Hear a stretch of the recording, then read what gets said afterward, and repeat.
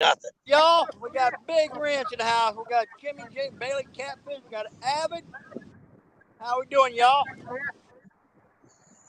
Just, man, you guys can We got can't Big tell. Ridge We're here. catfishing. Let's see. I'm gonna go all the way top. See who all's in here. All right. Hang on a second. All right, 351 Cleveland is in here. Of course, I said Avid. Jimmy James Bailey catfishing is in here. Waynesboro. Wayne's World. Wayne's in here. Lance McCougar, the cool guy of YouTube. You got Lance in here. Chris Everett is in the house. 351 Cleveland. I think I already said you. Dave Bozarth in the house. NJ, Fishing Maniac. What's up, Mark? Jimmy James Bailey. I may be repeating some of y'all. I don't know. Of course, I said Avid. Big Wrench. I think I'm at the bottom. Man, I think I'm going to switch over to snagging. Well, I'm sitting on the base of a dike, and there's carp jumping over the top of the dike, like jumping over the top of the dike. Dude, they're going crazy here. I got stripers. I got Asian carp. I've got paddlefish. Everything out there is just going nuts. And I've still hung up on one rod. It's got a fish on it. It's been on there for 30 minutes, and I can't get him off that streaking I-beam out there. He's stuck on the I-beam out there. Uncle Jeep, welcome in. Oh, God. Fishing Maniacs in the house. I have to hunker down like this to even see the screen. There's Jello, our brother. Jello, what's going on, buddy? Well, y'all, I don't know what Creole's at, but we were live on TikTok earlier, and Creole is carrying them. He's trying to find the link. I told him that Richard was posting it.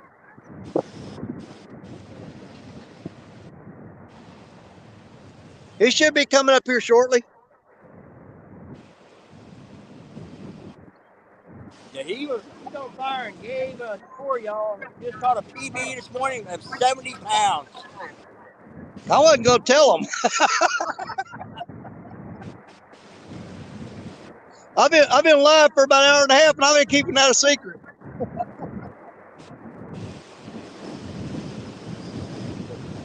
Yeah, guys, we're like in the middle of a freaking windstorm. It's like 40 miles an hour. There's Kelly Bullock, the Bullock Experience in the house.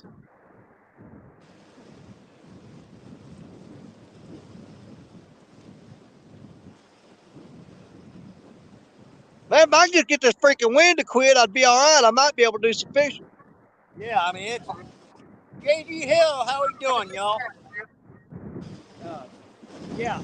You get any light bite fish like what? You're not going to see them. They're going to have absolutely smoke the rods.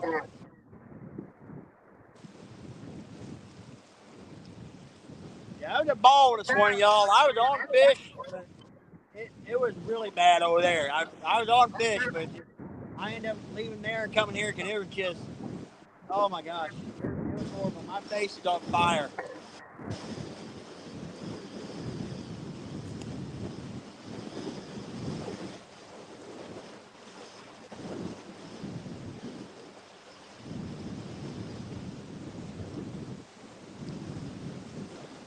Wow, it's typical early April weather, y'all. Yeah, it sucks. Yeah, it sucks, man.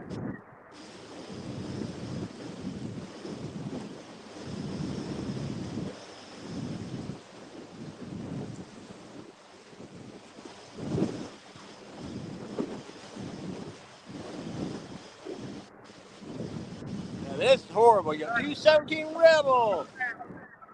217 said wind should be laying down about an hour. God, That's my little brother, 217. God, I hope it does lay down.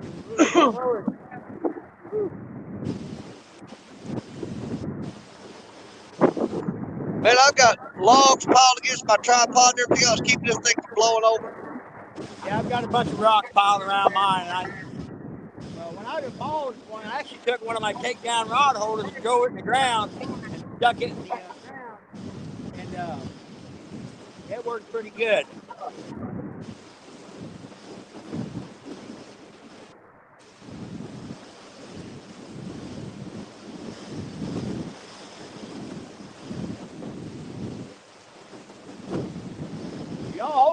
will pop in here shortly because, like I said, he's on fish.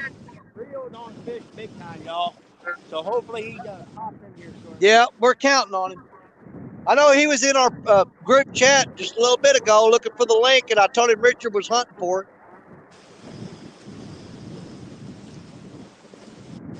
That's my bad, y'all. That's my bad. Oh, we know.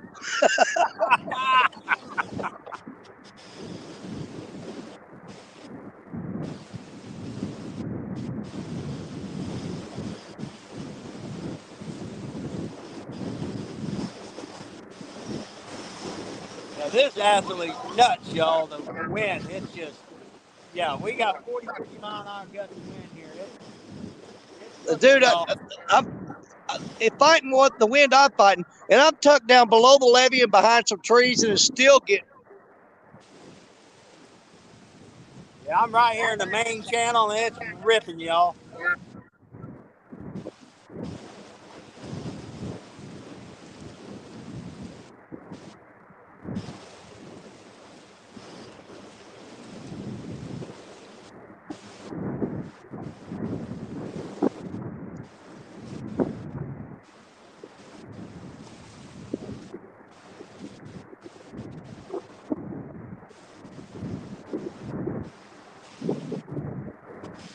Big Rich, I don't think so, buddy. You be down New Orleans about half an hour. Yeah, There's Fishing Freedom in chat. What's up, Richard? Man, I love Richard like a brother, but he's getting soft on us, man. Don't want to fight the wind. He said that Jeremy will be here as soon as he can. Good deal, good deal.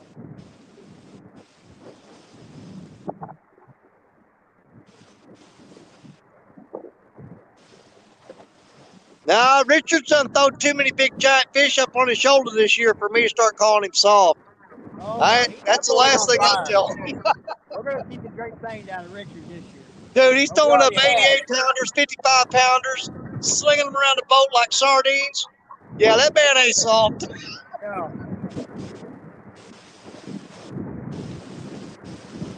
Oh, trust me, I got up this morning and I'm like, good Lord. Richard said the wind kept blowing the purse out of his hand.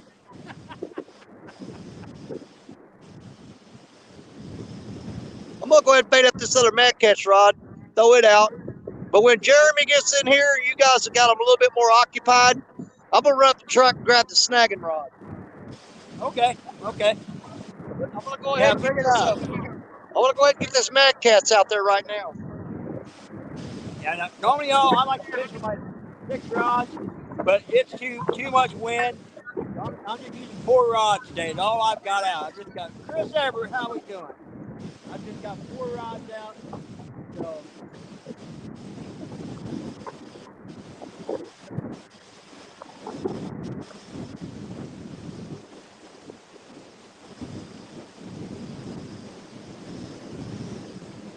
Annette, how we doing? How we doing, Annette?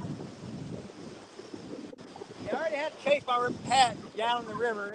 My hat's soaking wet. I had to chase it already.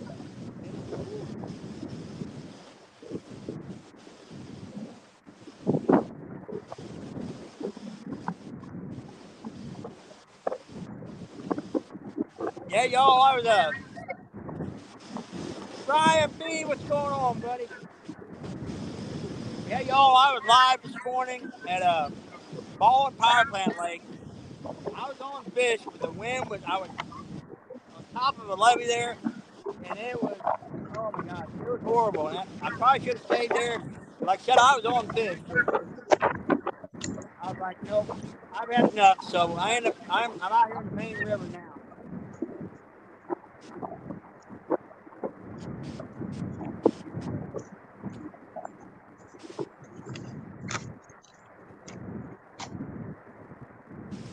Man, every time this wind dies down a little bit and I think it's going to be all right, then it just picks up twice as hard.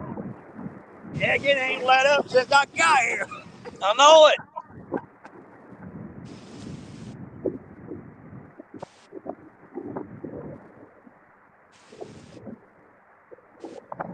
Well, the bad thing, I think it's supposed to be like this for the next few days. So. No, tomorrow's supposed to be okay. Oh, is it? Okay. Oh yeah. Yeah, I won't be able to fish tomorrow. We got a funeral tomorrow. Well, I got that sabotage tournament. I got to figure out what I'm going to do because all my plans have got holes in them right now. Well, I mean, it'd be a drive for you, but I mean, as far as that sabotage, is it numbers or what? Anything under 10 pounds is 1 point. 10 to 20 is 2 points. 20 to 30 is 3 points. Anything over that's 3 points.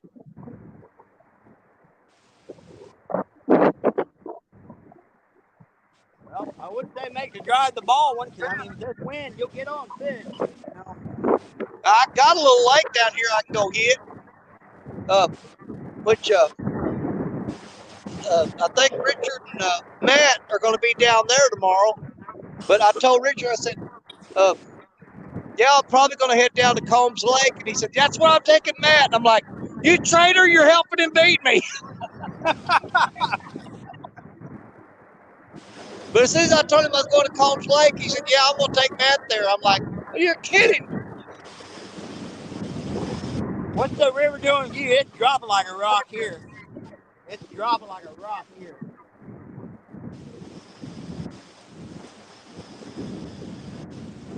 It's dropped about 7 foot in the last 8 hours here. Yeah. Man, he said Creole's working on getting here. We'll see what we can do. There's Brian B. Catfishing. I think, yep, Mike Greenwell's in here.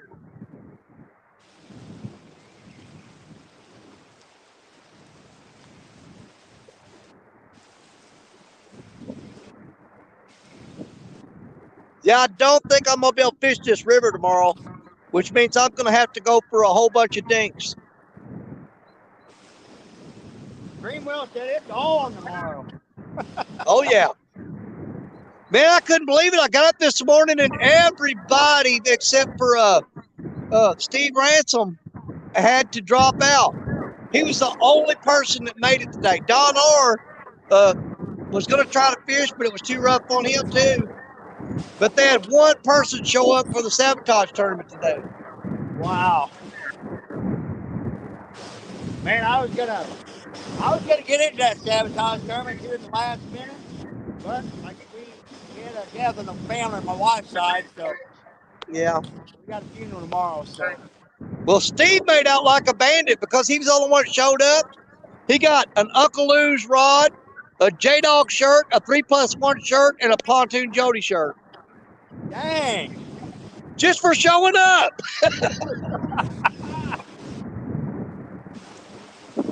That's an adult equivalent of a participation trophy. He did catch some fish though, so he earned them. Okay, well, good deal. Good deal. Yeah, I mean, there wasn't nobody else there. All he had to do was catch one fish, and he won. Man, oh man. That's my kind of tournament. Heck yeah. You're the only one in it, and all you got to do is catch one fish. Yeah, I think the next tournament I'm in is the Ladies' Choice Tournament, and then Brian's Midnight Madness Tournament, and then the Finesse Tournament. I'm in all three of those.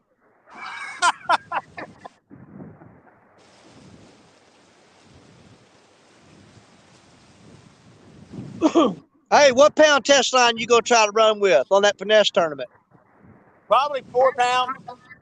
That's what I'm thinking. I got a brand new spool of 4 pound, and he said I don't know how many rods he said we could have, unlimited. Oh really? I'm probably just gonna run 3 ultralight rods. Probably want to do because I haven't decided. I mean, well, it's gonna depend on the wind. You know where I'm gonna be at. Well, yeah. That's why I think I'm gonna head down to Combs Lake, because I'm gonna do the same thing you're doing, only I'm going south instead of north. Yeah, I don't know if I'll be well, like I said, if the wind's not blowing, I don't know if I'll be in the boat or the kayak. So, yep. Well, I mean, you could always come down. We could, if I get the boat out, we can just fish together in the boat. Yeah. Because that time of May, they'll be on the upper end of that lake. There's a flat up there. There's only about 5-6 foot of water. Man, they a lot of times this time of year they're jacked up like cordwood in that flat.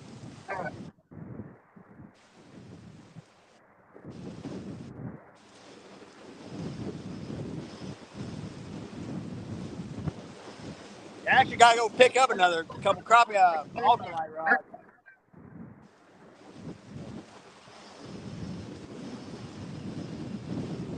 Let's see.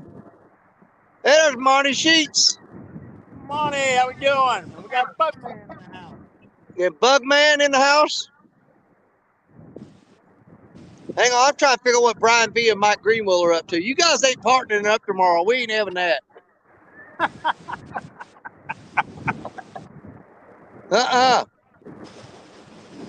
No. We're not going to have a Brian B and Mike Greenwell team up. That's not happening.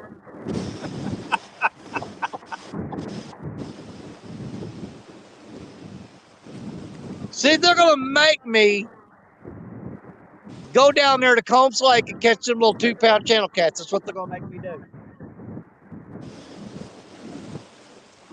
I can catch 100 of them in an hour. With a cotton picking wind, though, I mean, just dang, you know. I mean, Combs Lake is about as bad as Baldwin. Is it really? Oh, yeah. It's all channel cats, though. Well, like I said, I was at Baldwin this morning. I caught 4 blues and 3 hybrid stripers this morning.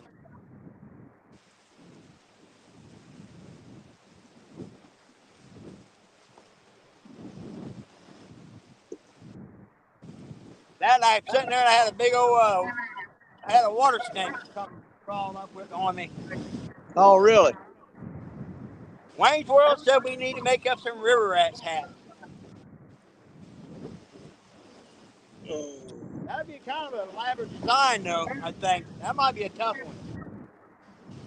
Hey, did you get your stickers in the mail yet? Yes, I did, Danny. Forgot to mention. How you like those? They're pretty good, aren't they? Heck yeah, they turned out awesome.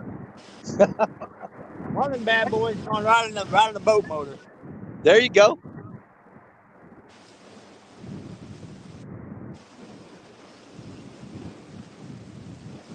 Man, I could be getting dinked. I could be getting dinked to death, and I wouldn't be able to tell the way these rods are bouncing up and down this wind.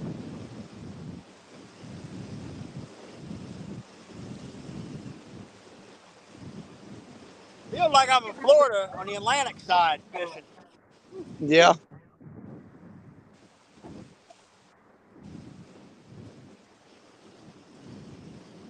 Hold on, what's Brian talking smack? What's he doing? Brian, you don't know, man. I may be your partner. Then what? Then what?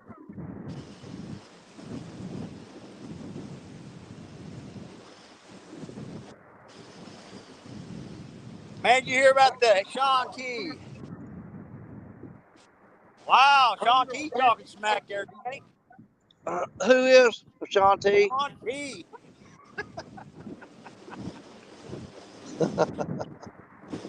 You know.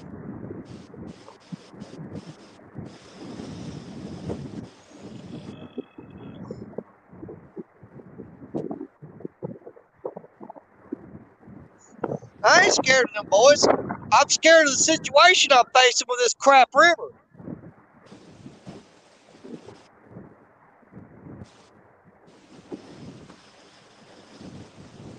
If I get my freaking river to line out and act right, I ain't scared of nobody.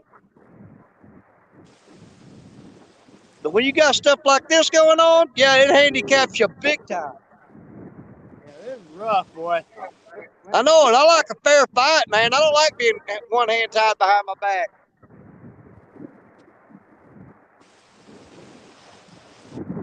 You know, man, the Mississippi's been really mean to us in tournaments for the past. Oh my God. You know, we go in there and what is it? It's drought. Now it's going to say, well, let's just flood it out and throw a whole bunch of timber in there and see how they handle that. Let's throw some 40, 50 mile an hour winds in there. Oh yeah, let's just do it. Pontoon Jody, how you doing, girl? The river has not been kind to us at all.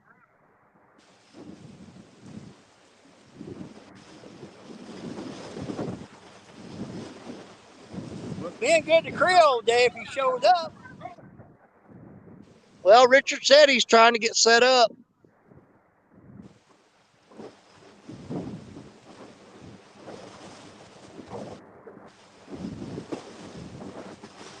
Man, I hate parking on top of that levee up there. Because, man, I got all kinds of rods and stuff back in the truck. It wouldn't be nothing for somebody to pull up there, jump out, grab all them rods, and drive off. Just drive off, yeah. Yeah, I've had like 5 or 6 cars stop up there, and I have to turn my head and keep my eye on them, make sure they ain't taking nothing.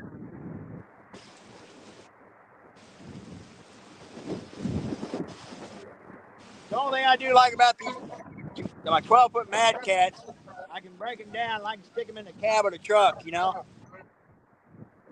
I've got my other one up in the truck. I wasn't even going to try to fish for 6 rods today. Not in this crab. I just got 4 rods out today.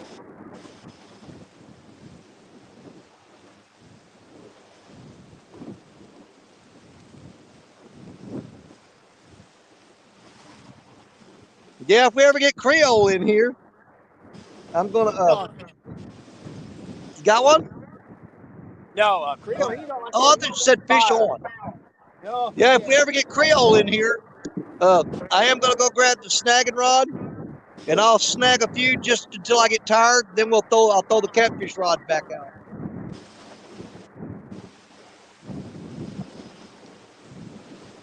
I got a second rod down. I got a piece of skipjack. It got popped pretty good when I first got here.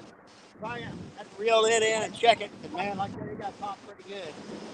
Hey, you know, I brought back the skipjack and those big giant gizzard shad from Kentucky Dam. The only thing I've had them hit on today was the gizzard shad. Like I said, I'm not crazy about the skipjack until the water temperature gets in the upper 50s, you know, 60s. And so Creole, he's only got 58 degree water temperature down where he's at. Yeah.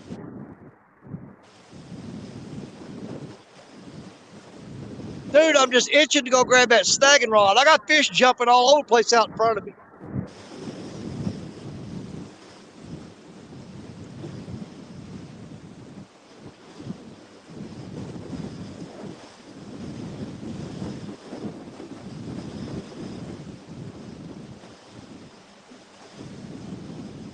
Yeah, this morning when I first was that ball, when I first got there, I set up kind of right there at the by the pavilion, and I had a balloon tied on, and I was using a balloon to get my stuff way out there.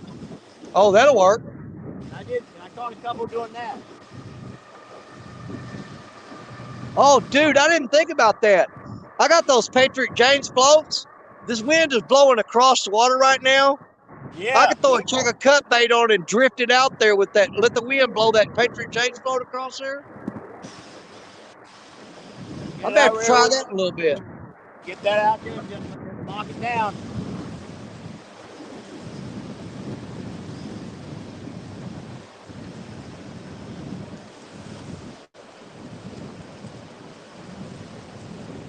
I'm going to check this one rod. It got popped pretty hard earlier.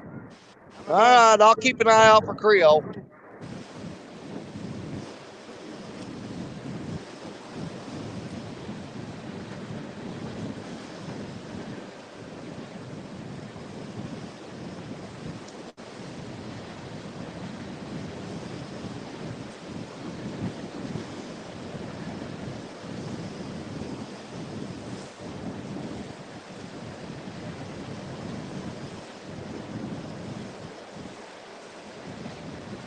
Oh.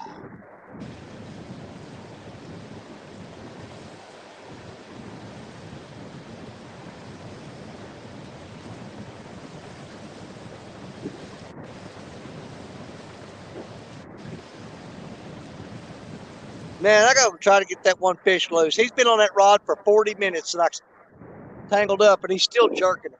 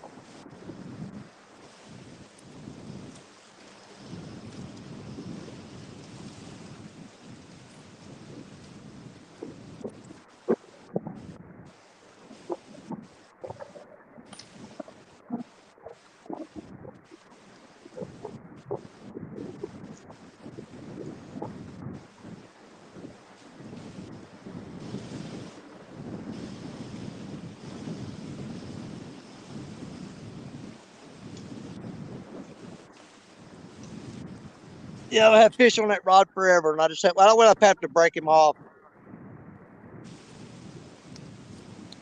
He's gonna lay out there and die.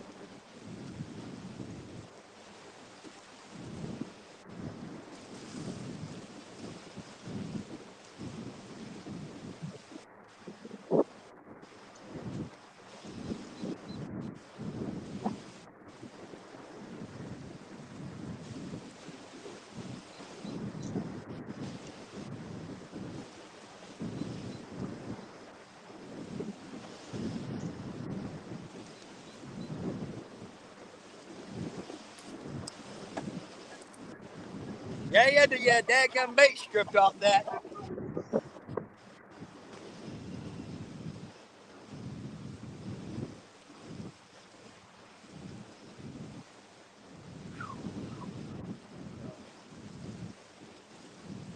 Yeah, I had a small, one of those smaller skipjack I had a small little body section. They ripped it off, so I got a headpiece. I only bought one skipjack with me. I'm thinking not next weekend because it's Easter weekend, but the weekend after I might make another run. Yeah, I got a couple guys wanting me to take them over there, so I'll probably be going back. Because ideally, I'd like to get about another 100 or so. If I can get another 100 or so, I'd be good for a good portion. But I think ideally, if a guy could get about 300 of them, he would be good for most of the summer.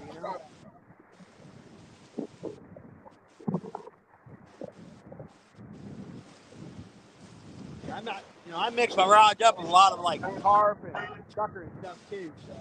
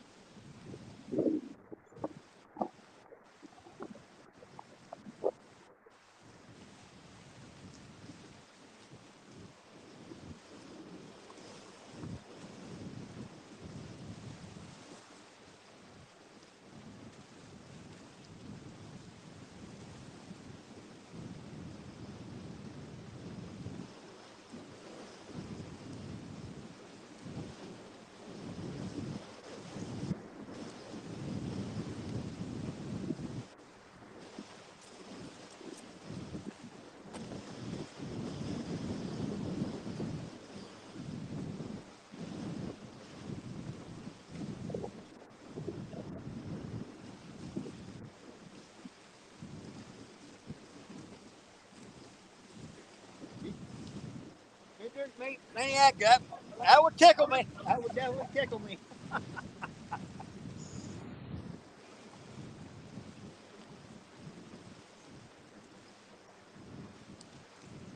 Yeah, I just got to hit it with one rod. It popped it once and good. Then, well, Wayne, yeah, let me know. Like I said, here in a couple weeks, I've got a friend of mine that's for sure going with me.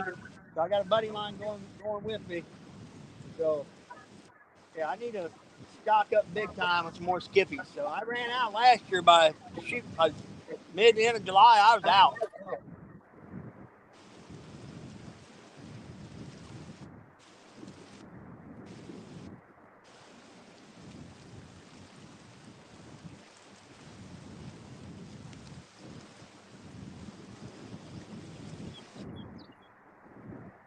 Miller time fishing. How we doing?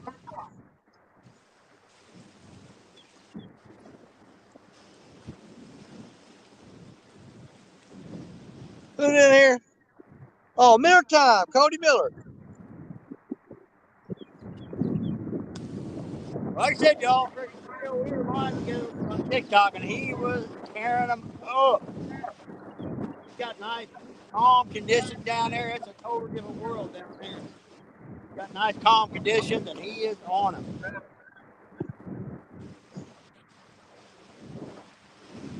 It'll be nice if Richard come up in here and read chat for us since he's sitting on the couch.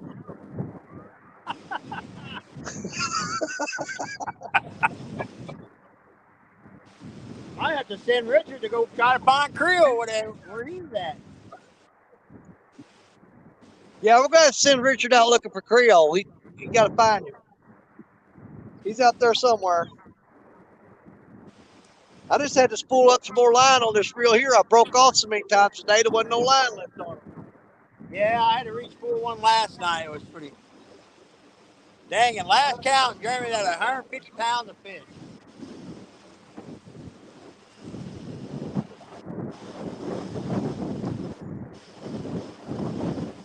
Yeah, that's why I've earlier I actually come to the point where I thought about picking up the camera and going into the woods, going hunting for morel mushrooms.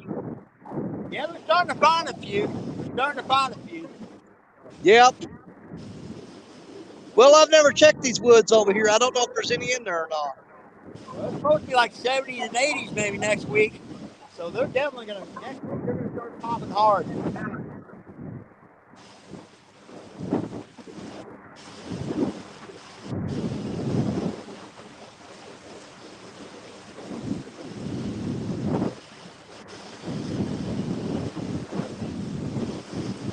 Well, my back is getting freaking wet. I got this overspray that's hitting the back of this dike, and it's just spraying over the top of this dike.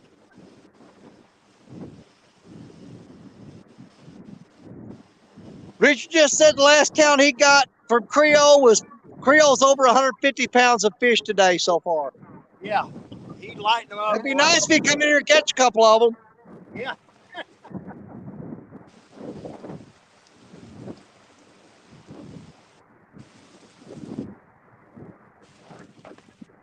I can't take this anymore. I gotta go up the truck and grab a snagging hook. I'll be right back. All right, buddy. All right.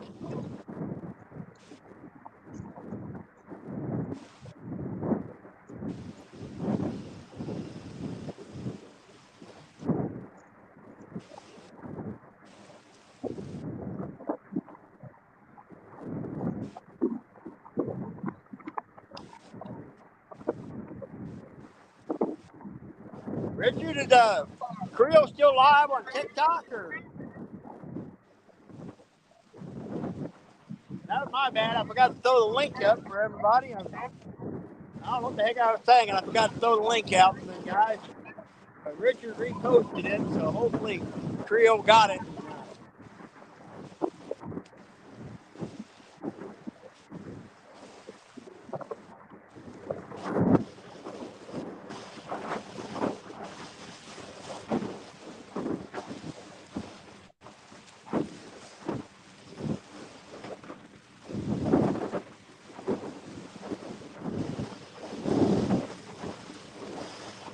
Ooh, there's wind, y'all. Good Lord. There was a soccer ball down the river. Sucker be in New Orleans by tomorrow morning. Well, didn't see him live. Okay. Like I said, he may be repositioned. He was moving he was making a lot of moves and stuff.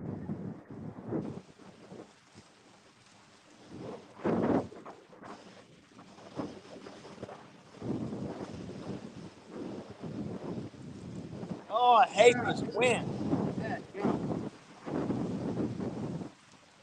Just make it tight, tough, and these fish are biting real light. No, he's not live anymore. All right. So hopefully, like I said, he may be relocated. He made, like while we were live, he made 3 or 4 different moves. So.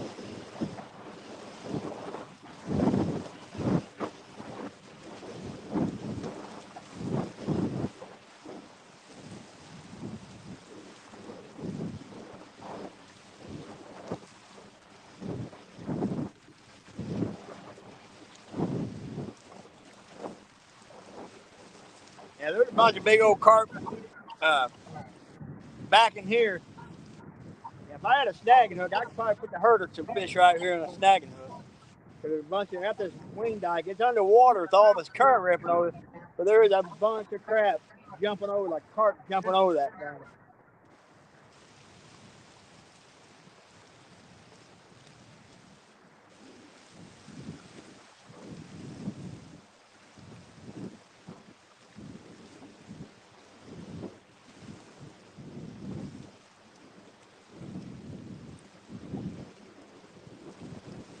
That's supposed to be in a. I imagine that's exactly what he's doing. He's scanning and trying to find a hundo, man. He's trying to find a hundo. Me and Creel got a little side bet we made. I guess it was last year on who was going to catch the first hundo. But yeah.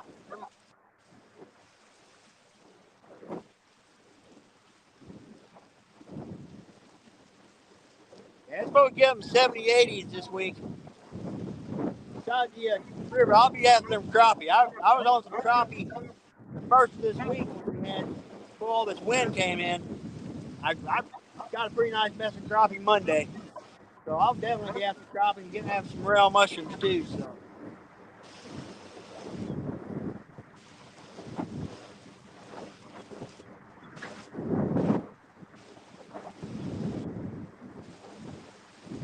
Yeah, Richard, believe it or not, I was sitting there with an old boy that actually put his boat in there at Baldwin, put it on, and he tried to go out in the middle of the lake. And boy, he was getting spun around. He ended up coming back, but he was still kind of back in that one back bay when I left.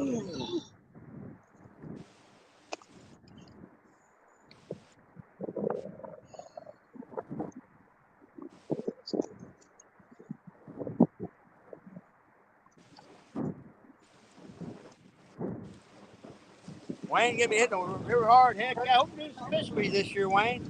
I know we never got to hook up. Wayne, y'all, he actually lives in my hometown, so has anybody caught a confirmed 100 on live? Man, I don't know. I mean, I know Epic caught that one, but he didn't put a scale on it, but they did it by the girth and length measurements. But actually, one 100-pounder actually weighed on a live. I don't think so. Y'all gonna see it this year on the River Rats. Somebody's gonna put a hundo on the bank this year.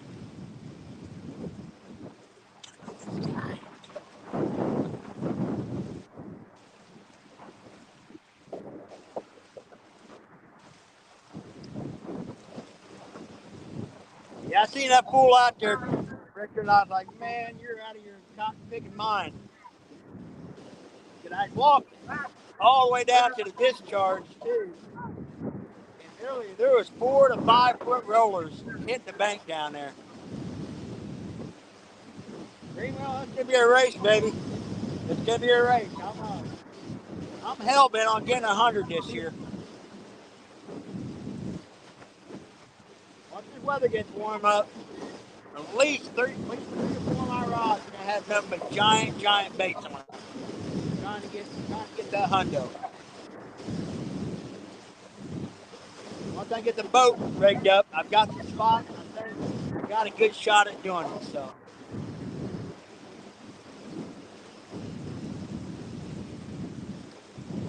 Don't get wrong. I really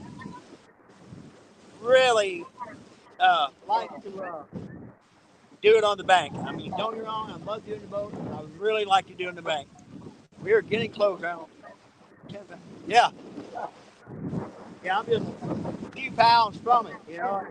Gosh dang, man. And I've hooked a couple fish that I feel confident we're in that 100-pound range, just snapped off. But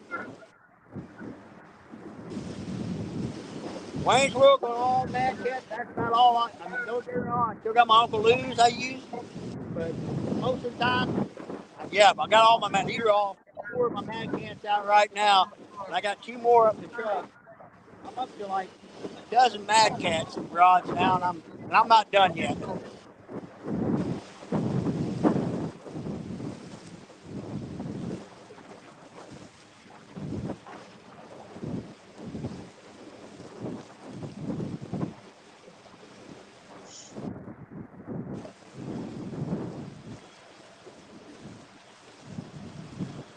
gonna have to pull a couple rods here and rebait. I think I'm gonna have to put more lead on two of these because this wind and the current.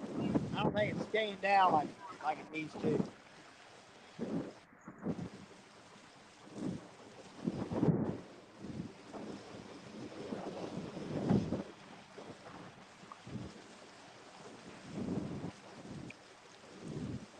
All right, so I actually reel one in. I'm gonna put a heavier piece of lead in this one.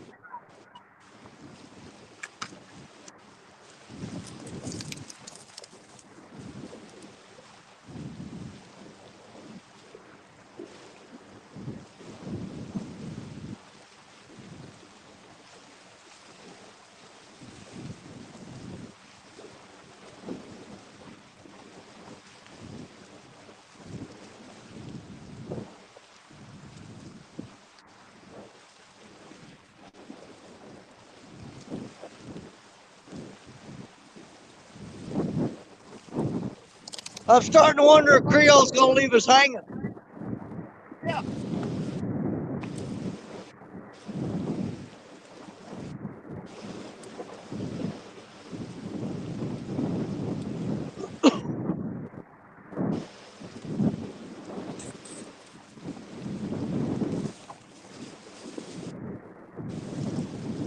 All right, I'm gonna reel these 4 catfish rods in and snag for a little bit. I'll get tired of that real quick and then I'll go back to.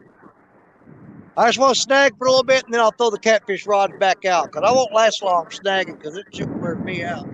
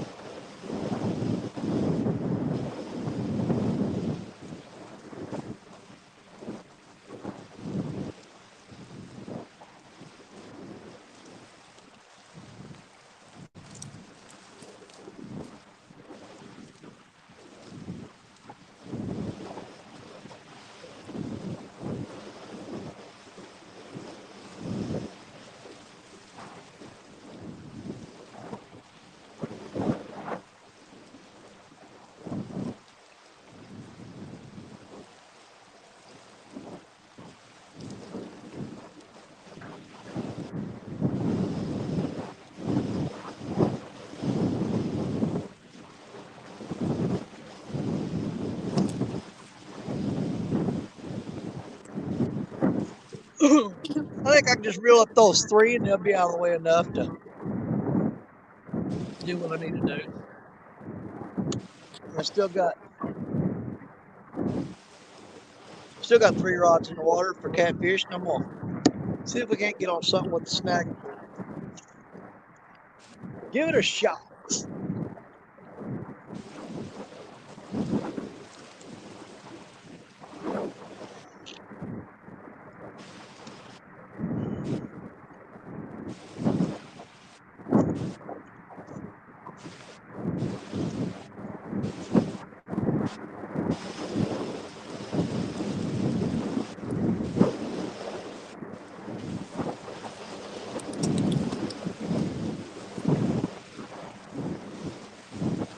All right.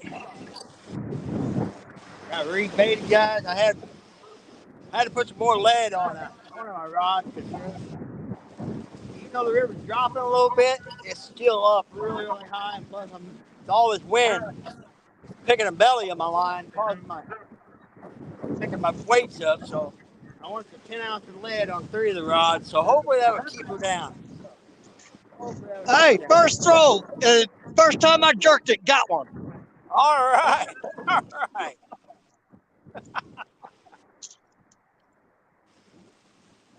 Probably going to be an old Asian carp, y'all. I just about bet it'd be an Asian carp.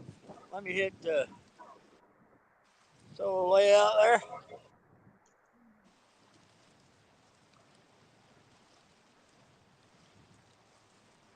Let's see what he's got.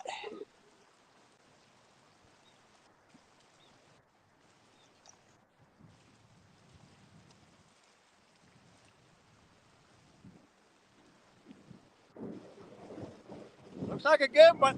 Whatever he's got, it's a good one. Have a heck of a time. There it is. Mad, whatever you got. Mad. Get one of the big old snagging hooks in there and do it to you. Yep, old Asian carp.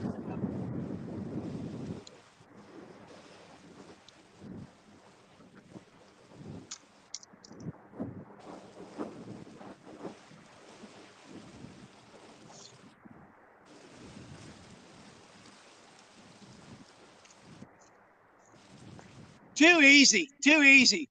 Threw it out there on the first jerk, hooked up. Man, they're probably packed in there like sardines.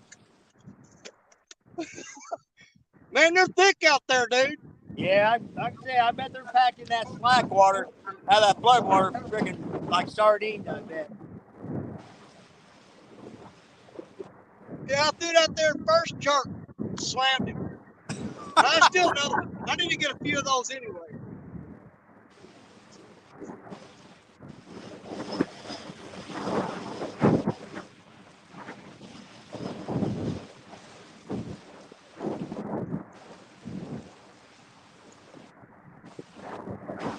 Woo! Yeah, there you go.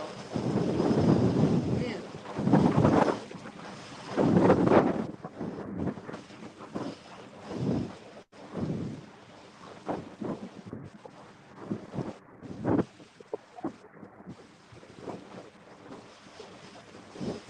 You'll probably have another one here real shortly, y'all.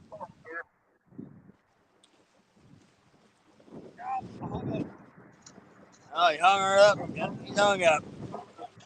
I hung up that time. Man, these hooks ain't cheap neither. No. Well, when we was down in Kentucky, I picked up about 3 of them out of the rocks. I know it. I've got one snagging hook left. I'll have to break this one off. If you don't hook them in the first 4 or 5 jerks, you need to reel it up and get that line out of there because you're heading toward them rocks and you'll lose it. Yeah, I don't think those Asian carp were down. We're up in there. Yeah, when we was in Kentucky, good heck. I don't think any of us hooked into Asian carp the whole time we was skipjack fishing. Yep. Well, let me break this one off and I'll tie another hook on and we'll try it one more time. Then it's back to catfishing.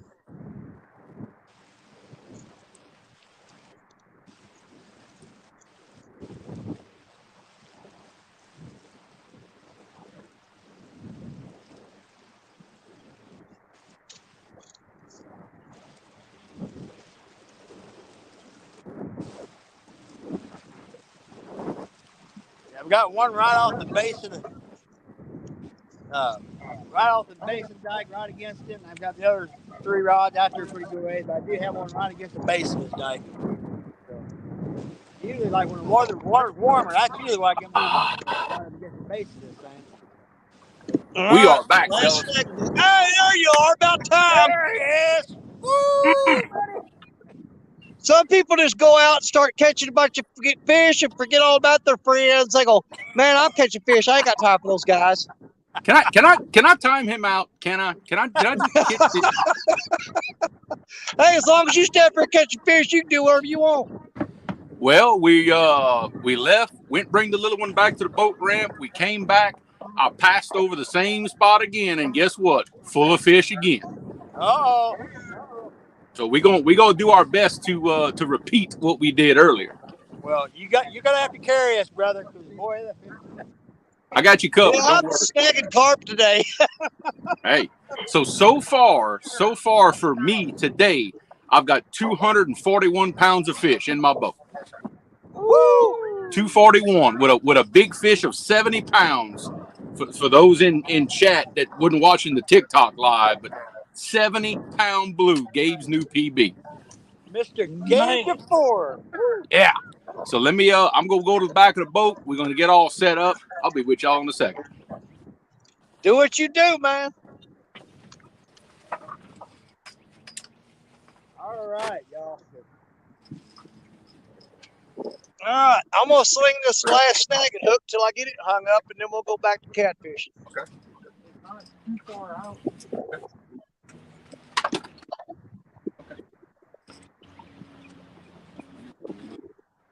I think for now we just the boat kind of wants to act like it's acting. Yeah, throw that one. Yes, you maniac. Yep, I've done that before. Yeah. Using like them and mullet and just letting them drift. We don't like down Florida. We don't catch stripers there, but we catch the bluefish, the big jackerel, big reds and stuff. That's a good time. All this now. We're gonna grab it every now and then and don't just let it pull line because it can fall down the river. Grab it. Hopefully everybody. I don't know what's laid down there, Richard. Man, that sure the crap ain't. Well, actually had laid just down a smidge, just a smidge. Take that one. Go ahead and bottom right behind. And when it does lay down, that sun feels good. Oh my goodness, it feels good. This morning, y'all, it was 60 degrees when I got up. By the time I got to Baldwin, that's where I started at this morning, it had dropped down to 45 degrees. So it's in the 40s now. And it dropped that much in just a few hours. And the second we get set up, look, the boat turns side. Gotta love it.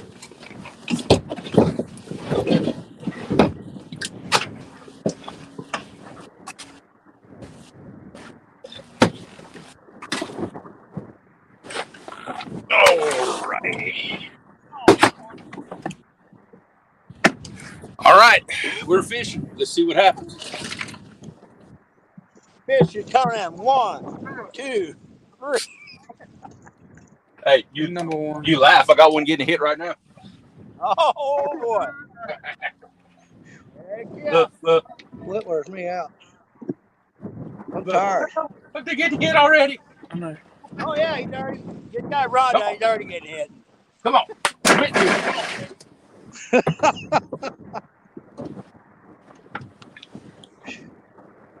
All right, I'm out of snagging hooks. I hooked into one and I got out there and I went right back in them rocks. So we're gonna bait up and get the catfish rod back out. I got some fresh carp back here. I'm gonna cut up though. On the plus side, he's still flopping, so he's gonna be good bait. Hey, that's not one of them rare golden carp, is it?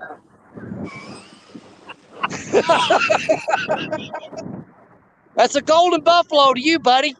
Yeah. That's right. Yeah, golden buffalo. That's right. Golden buffalo. It's a golden buffalo. Welcome in, Fisher. Gabe, you might want to go stand by number 2.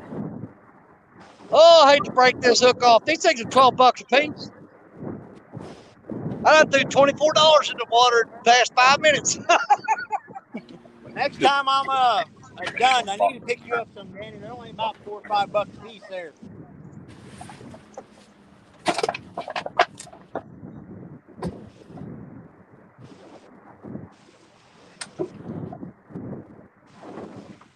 All right, we got rods getting tapped. I hadn't seen they don't want to commit just yet, but they will. Don't worry. Well, I could be getting dinked to death right now, and I'd have no idea the way this wind's whipping these rods. Oh yeah, the wind finally picked up over here. It's probably blowing maybe, I don't know, 12 miles an hour maybe. It's not bad. We got some gusts going up to 40 to 50 to here. You know, it completely quit blowing while I was stacking for the carp. As soon as I said I'm gonna throw a catfish rod back out, it picked up again. Yep, that's for shizzle. Thank you, brother. I appreciate it. Like I said, that was Gabe's fish. That's Gabe's new PB. That was all him. Yeah, y'all. Creel was bumping. He caught a couple and anchored up, and he wasn't anchored up. You weren't anchored up 5 minutes. It wasn't long. Well, the thing is, we bumped. Gabe caught one. I got a bite, but it was real lazy. Like they just. So I told myself, I said, no, bumping ain't the way to go. So we anchored up on him, and man, the first one we caught anchored was that 70, and he railed that rod. I mean, like a freight train. Brian, I love sunken barges. I absolutely love them, especially for yellowcat. What's going on, Cujo? All right, I'm gonna get some carp cut up, get these rod baited up. Yeah, I'm waiting when the water temps come up. I haven't got a flathead yet this year. Yeah, me either. NJ, what's going on, brother?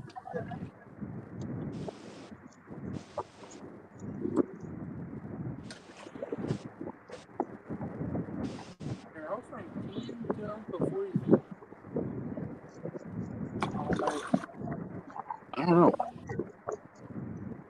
Yeah, I saw the picture you sent me. I hadn't had time to really look at it yet, but I saw it in my messages.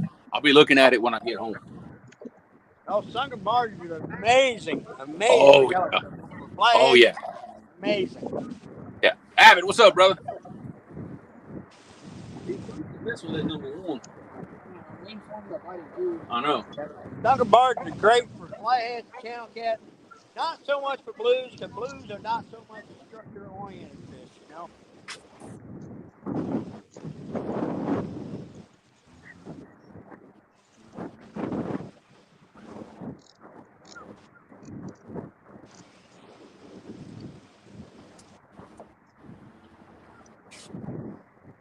Big Rich, if you're thinking fishing a sunken barge, like if you're going for flathead, I would definitely be throwing like some fresh bluegill, live bluegill. Yeah, very, I think so. very fresh mullet. I think so. Don Johnson, what's going on, man? Good to see you.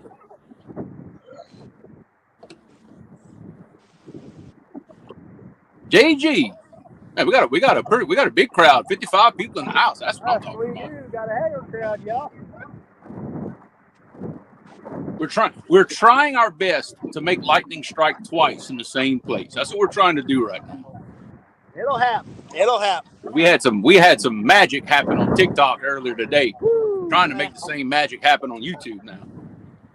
Well, like, I was over ballin', I was in the fish, you were in the fish, but man, I just could not handle it. The wind was blowing at my side.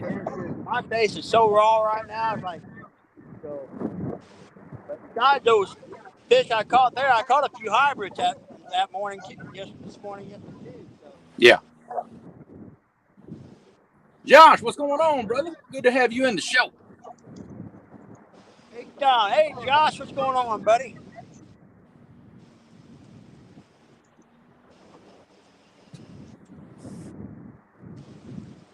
Yeah, I think 3 rods is going to be the way to go. I mean, I'd rather have a little more bait out, but they ain't gonna get all tangled up. We fought them tangled lines way too much.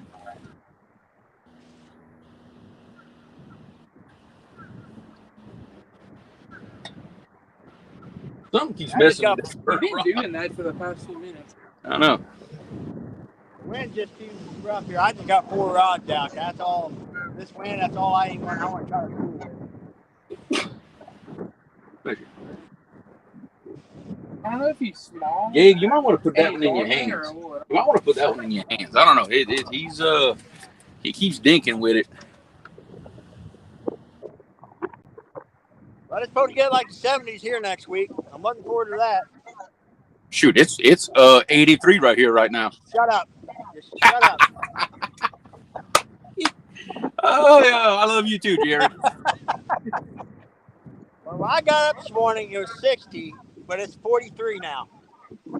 43. Oh wow. Yeah, like that, it was 60 degrees this morning, but it's dropped down to 43. Ooh.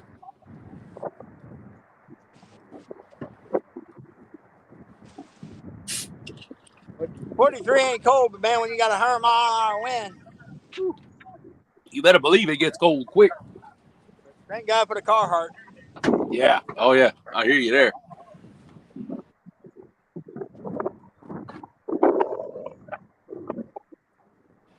Put it back if you don't want to. You feel him or not really? Okay. Well. As soon as I picked it up, he stopped messing with it. I got the rod holders ordered for the boat last night. So, Yeah. Okay. Which ones you go with? the takedown rod holders. He makes the boat ones too. So Yep. I got 6 of them coming in. So Okay. All right. Cool. I'll definitely. I want to take a look at those whenever you get them. I want to see how they're designed. well, like I said, he's got them designed. You can put your rod in 3 different positions in them things. So Okay. Sappy, what's going on, buddy? What's going on? Scotch Prim, good afternoon. Got a piece of Let's trash get in that this. one. Yeah. Yeah. Well, this man here at the bottom of the screen, that's the man you're going to want to watch today. Let's see. Oh, you got out? Okay, you good.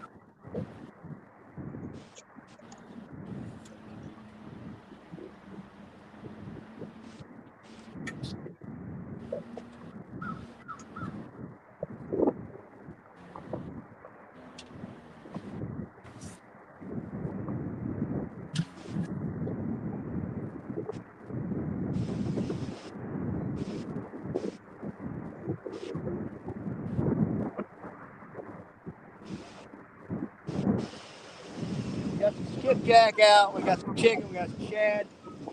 We're gonna have a couple fresh bluegill on the tour. I'm thinking about maybe putting a piece of bluegill on one of these rods. See what happens.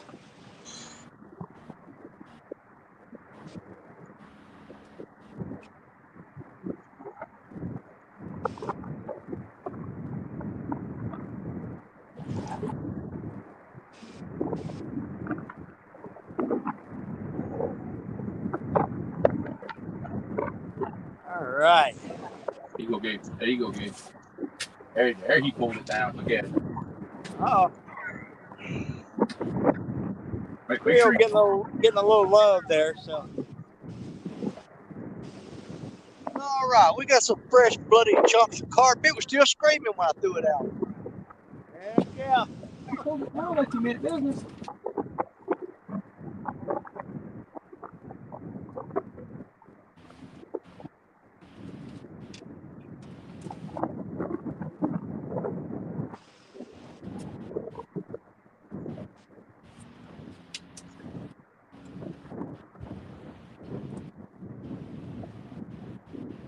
Grill, did you catch that 70-pounder on a Mad Catch rod? No, sir. Blue cat rod. Oh, okay. Wayne, Yep, no, that was you don't have any clamp on one. You'll have to get like a multi-bar set up for the boat. Hey, was that you that did that?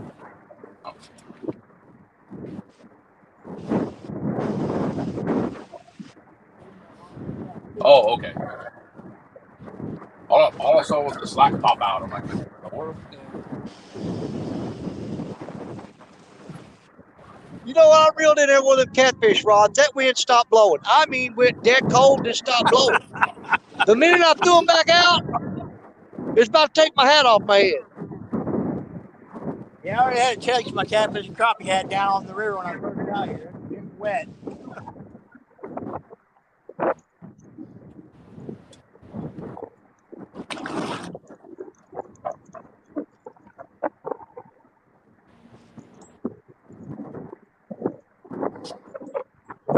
Look, there he goes again. He's hooked. He's hooked. Reel down, reel down, reel down. Get him. Get him. Got him. Got him. I don't know. He's either very small or we missed him. I don't know. Is he? But you do have him? Small? He's a small one? Nope. Oh, Oh, Jesus. Would he shoot that bait up? Lord, have mercy. Look the bait. Look at this. He destroyed that bait. Look at this. got gnawed all up. You would hook it like that? No, I had to go get the Really? You can just put another bait on it. Wow. All right. I'm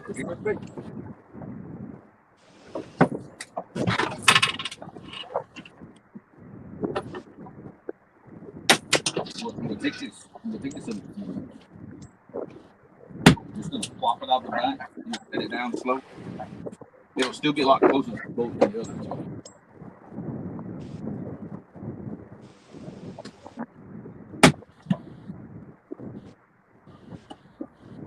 Yeah, I think you boys got to have a talk with Richard. Why is that? Well, since he caught all them big fish this year, he's just sick of it. He don't want to fish no more. I don't blame him for not fishing today though. It's kind of ugly.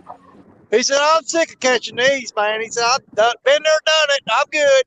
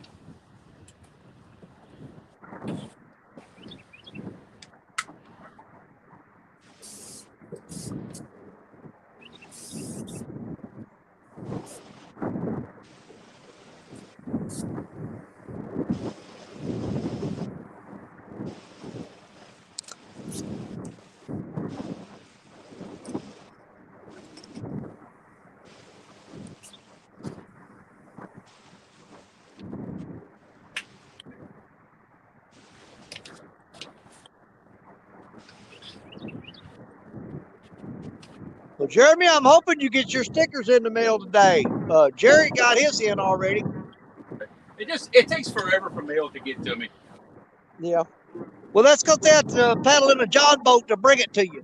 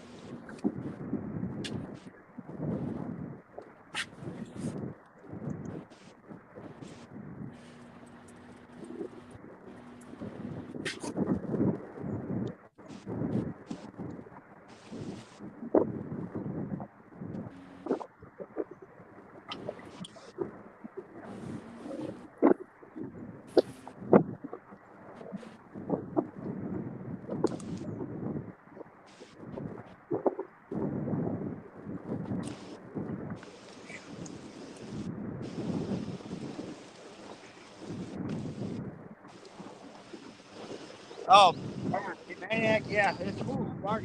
Yeah. This wind it's rough. It's frustrating.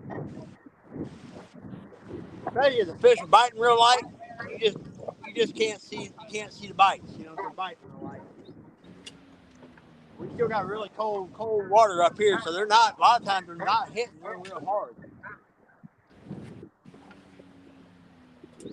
But now the power plant like I was at this morning, they were smashing the rod. So, but Middle Tennessee hog catcher, what's up?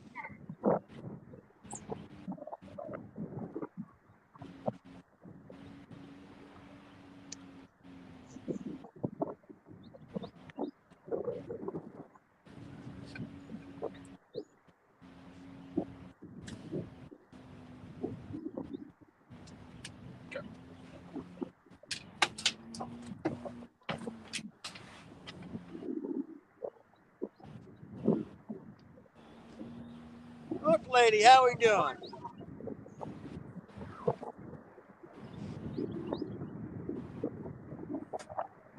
Boy, that daggone wind's got a bite to it.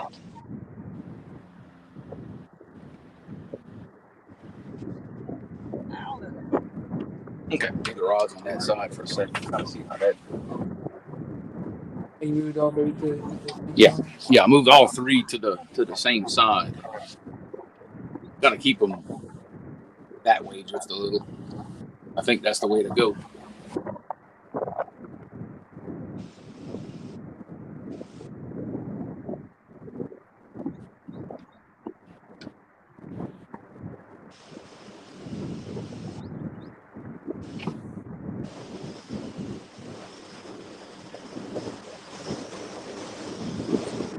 Lord.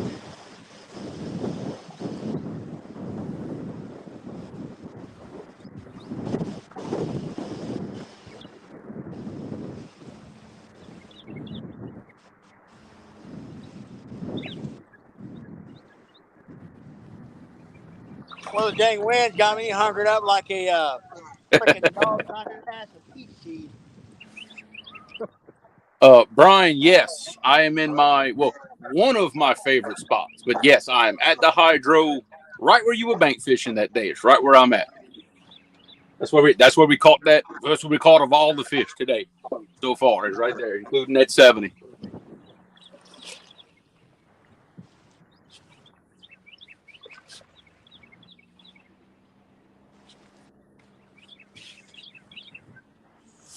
Mike Turner, what's going on, brother?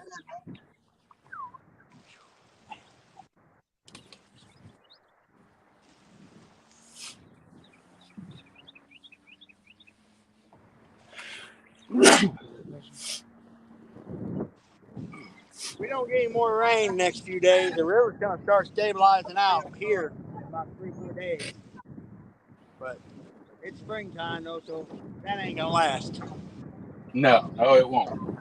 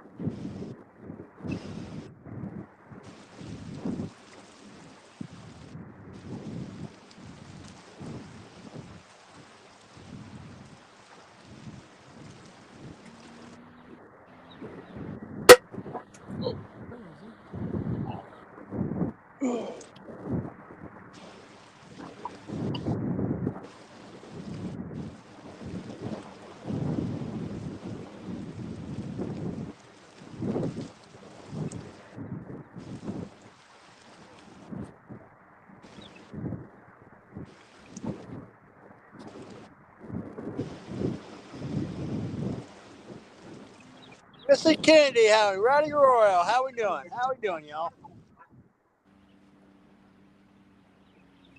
Me and Danny are fishing a freaking typhoon. Wind blowing 1,000 mile an hour. Creole, he's down there and got some beautiful conditions down in his part of the country. Shut up, Jerry. Yeah. I don't know. I couldn't help it. It was a reaction. It was a reflex. I ain't gonna lie, I'm definitely looking forward to getting back out here in a pair of shorts and my tennis shoes. Yeah, no kidding. Oh.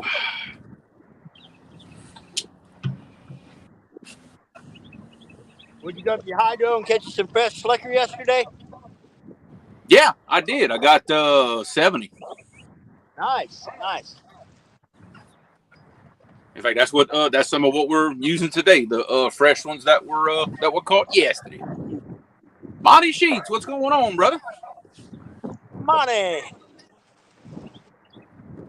I'll probably make not next week because it's Easter and everything, but the week after, I'm gonna make another run and try to load up with some more. Try to get me through for a while. Cool. Okay, two rods bouncing. I don't know what.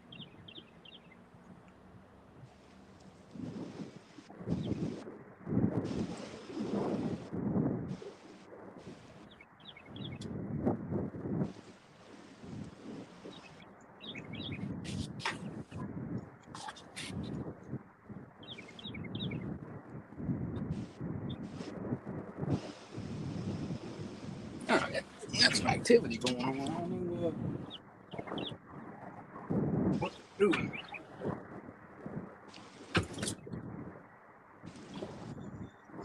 Y'all just coming in.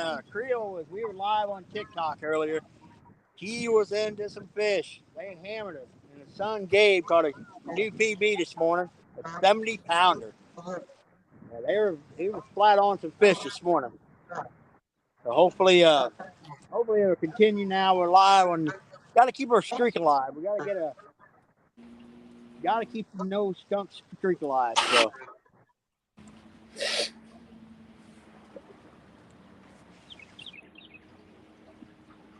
Okay, we'll give this about 15 more minutes. If we don't get bit right here, we're gonna let the boat fall back. We're gonna put the boat like over where the baits are. All right. And go back. Remember, we marked some kind of back there too. Yeah.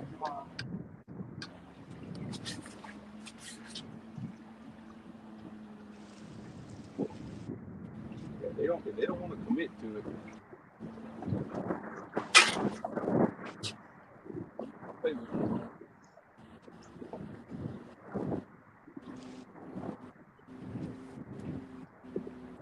Was that Sammy Brooks? Yeah, we were live on TikTok and Creole was bumping this morning and he caught a couple fish, caught one about 24 pounds and another one, and then they anchored up and they weren't anchored up not even 5 minutes. Rod got slammed and Gabe caught a 70 and he got about 200 something pounds of fish he's caught. So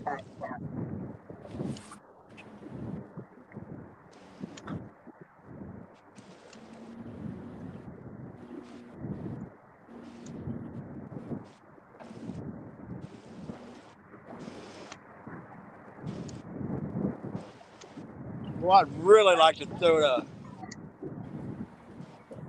QC Veteran Outdoors. How we doing? I'd really like to throw a bait upstream. I got this massive pile of drift this wind. If I hook one, I don't think I'd be able to get him out. Got him. Fish on. Oh, there we go. Big Fish one on. or what? Huh? Big one or what? There we go. There we go. I'm out of that other line. I'm trying to do. I want it going in that pond. What's it? He's a decent fish. He's a little big. Just got to get this fish in for the streak continue.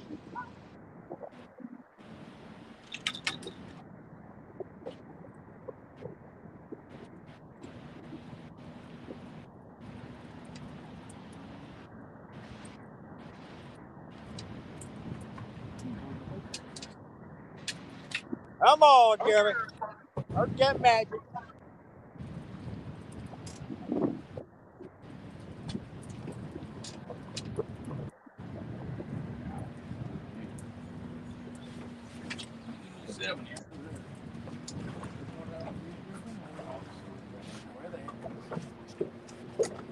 Angel, how we doing?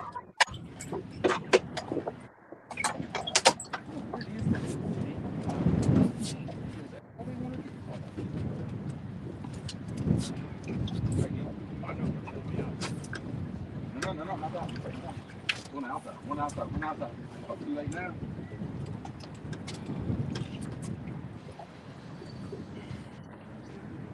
Well, I know, but what's the name?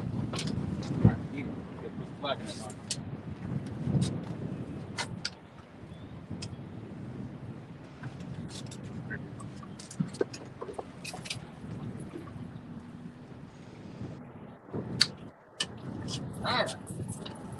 All right, skunks off the line, boys.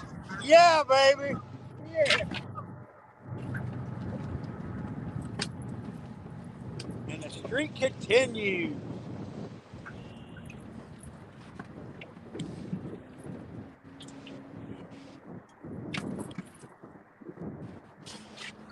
Okay, drop that. Just go ahead and weigh him, Gabe.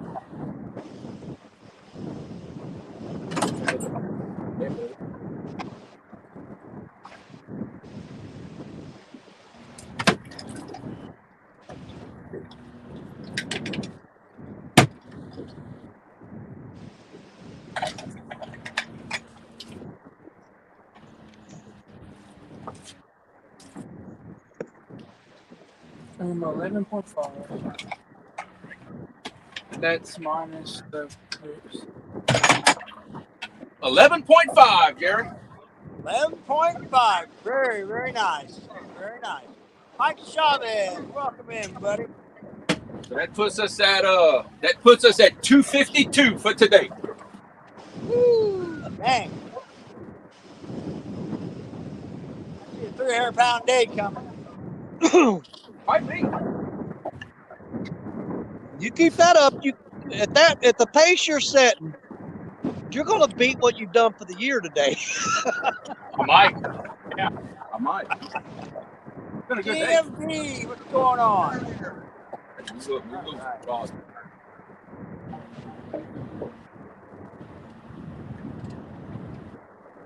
All right.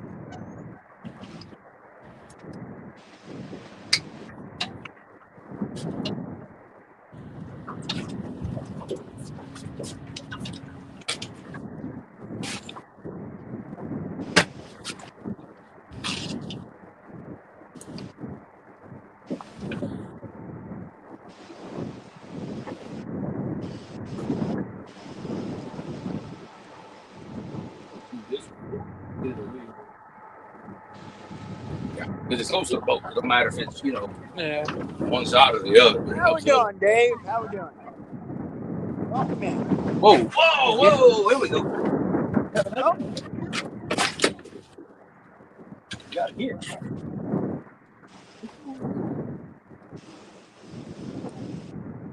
I was getting pulled by the current. This one got smacked.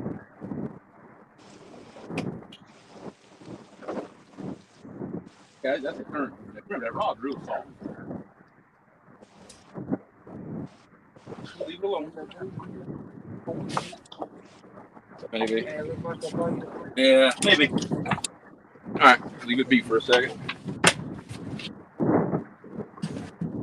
Oh, all right. all right. Let me exit the solo here. Whew. Attaboy, Jeremy. Kept the streak Yeah, alive.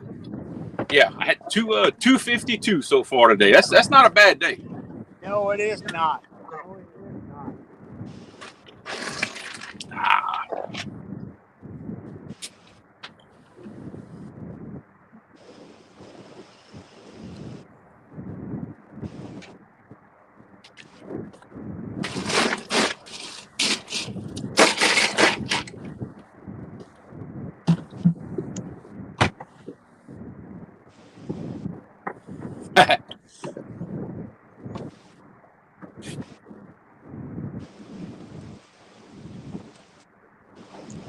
Come on, Bo. Don't do that to me. You don't want to do that to me.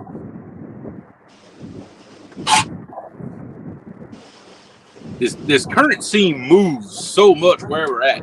I'm constantly having to jog the boat left and right to keep it where I want it. It ain't easy.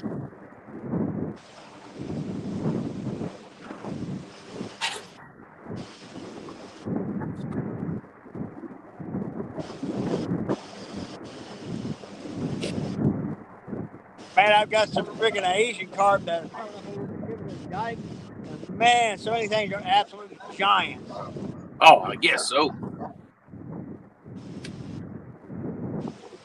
Well, Andre, how we doing? Fishing Fever, how we doing? How we doing? Guys, welcome in, welcome in. We just got the first fish of the stream, Mr. Jeremy Cohen. So the streak continues for another week. But we ain't gonna let that streak go nowhere. Heck no. Look, everything is sideways now. Look, everything seems way out there now.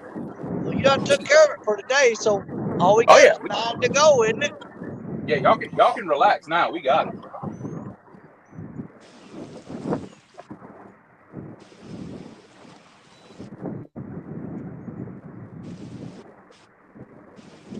Pull the boat over there.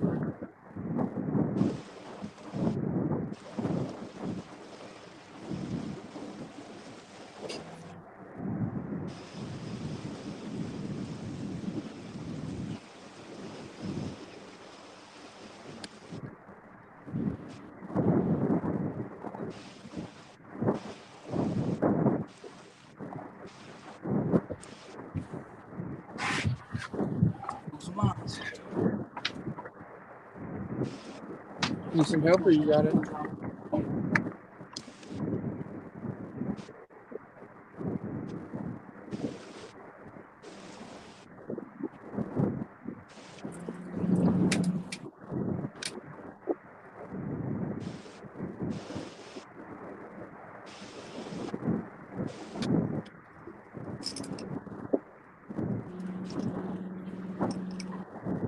Power trolling motors on.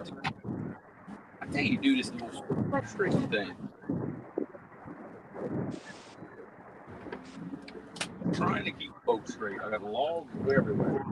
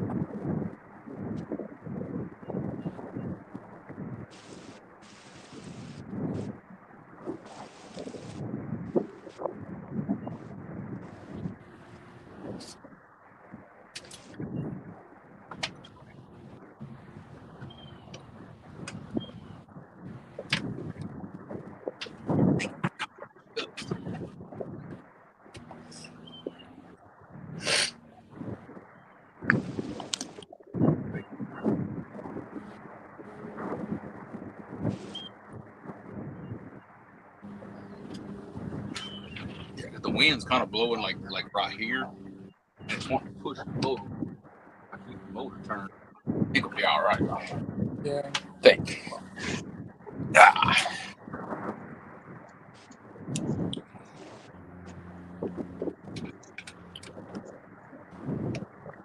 DMV, what's going on? Long time no see, my friend. What's been happening?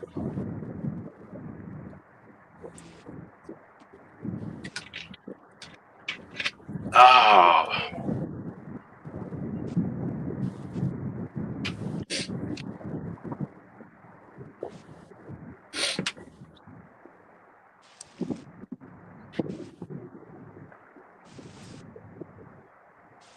$2,500 miles on the e-bike. Wow. That's a lot of moving around.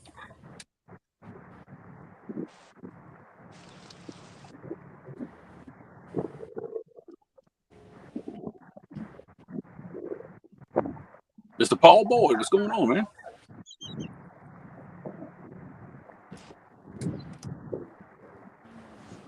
Yeah, we're basically trying to fish right about in the same spot where we caught those real big ones this morning. It slowed down a little bit, but we still got some activity. We'll still put a few fish in the boat.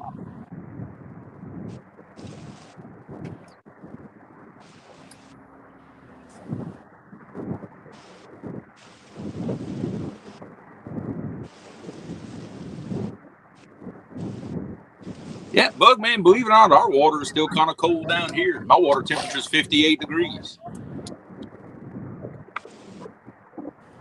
Freddie, I like them. They almost work too good, to be honest with you, because I had to put a whole lot of lead this morning to try to hold that big bait down and everything because it kept wanting to float it up. Too much line trash though where I'm fishing to really use it. But they definitely do the job. I mean, I had a whole slicker, 14 inches long on that thing, and yeah, it floats it no problem. But a little too much line trash, so we went ahead and we parked that rig because it was a little too much. Freddie, how we doing? Paul, how we doing? All right. But we did manage to catch a few fish on Caleb's little Freddy rod.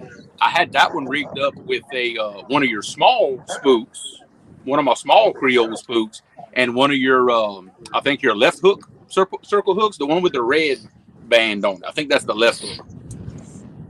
We did manage to catch a couple fish on that, and dude, those hooks work really, really good. So we did accomplish that. We did test out the hooks, that's for sure.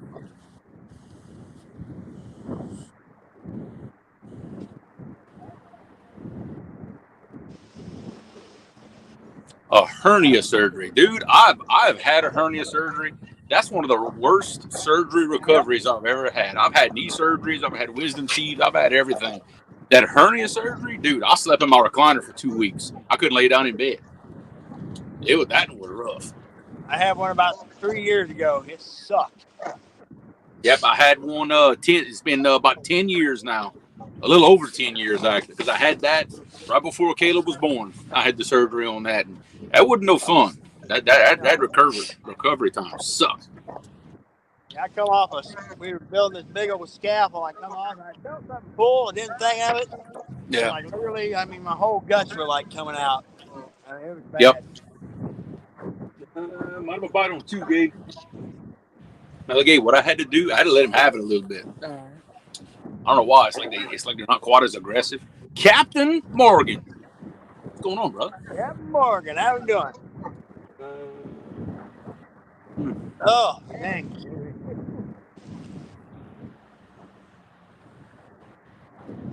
You gotta watch them thinking, boy, there's some hernias, they can get septic on you too. They can start leaking, you know. Yep. And actually, that's what the doctor told me. The bigger the hernia, actually, the better off you are in a way, because it won't get. See, mine was like the size of my thumb. Very high risk of getting pinched off, so I had to see about mine real quick.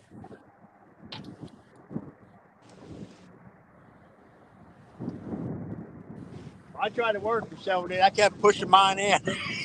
Yeah. I kept pushing mine back in.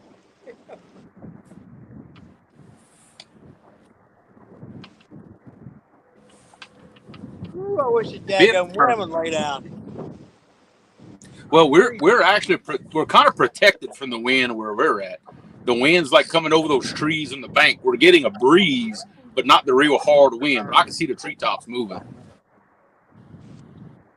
which is basically why I decided not to go to my honey hole that I like to fish at that confluence, because the wind would have harassed us too much. Yeah, I'm trying to think of some place I can go to get out of this wind, but there's just nowhere. I don't think anywhere I can go to get out of it. Yeah, exactly. Nowhere to get out of it.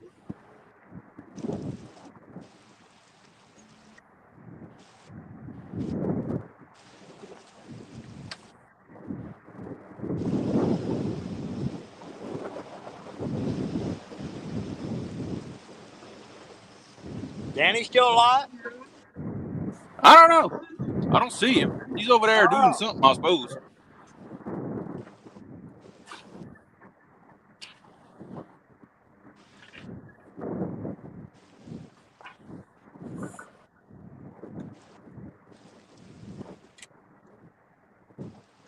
the river, I mean, it's still super high here and it's dropping, but there's still a lot of debris in the river. God dang, DMB, you're having a rough time.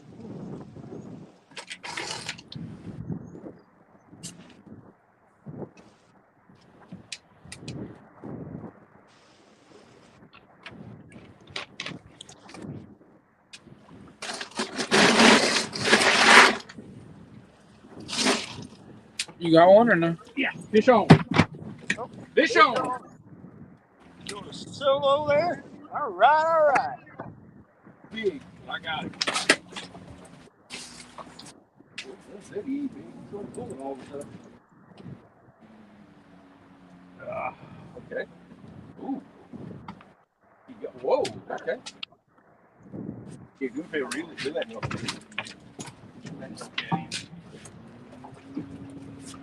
Did he come off? Yeah. Outdoors Otis, how you doing? How we doing?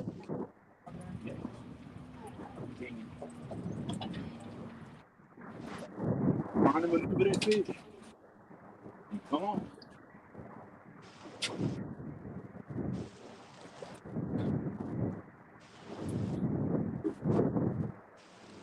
Nope, he got off it. Ah, Yeah. it happens. It happens. Yeah, it happens every now and then. Hook's still sharp. He was a pretty decent fish too. Yeah, I heard you kind of get excited there for a second. So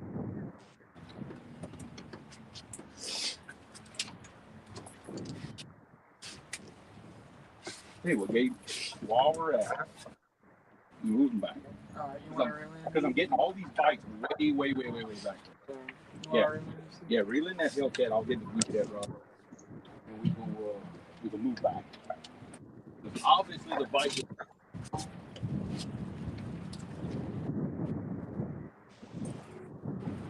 Bite's behind us back.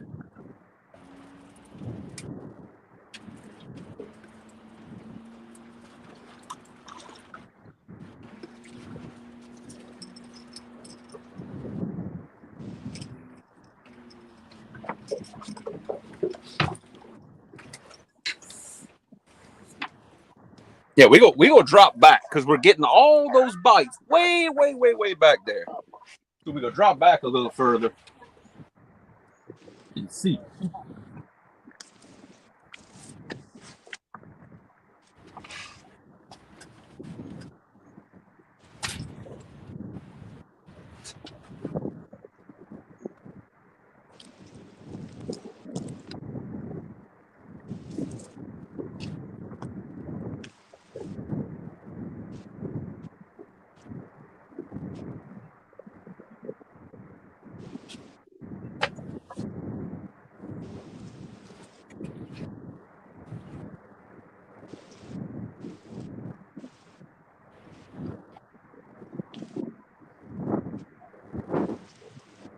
We can put the nose of the boat almost even with that tree right there.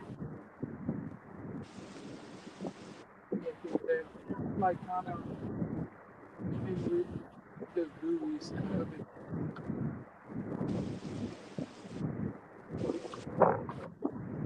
Boats will turn sideways. Case.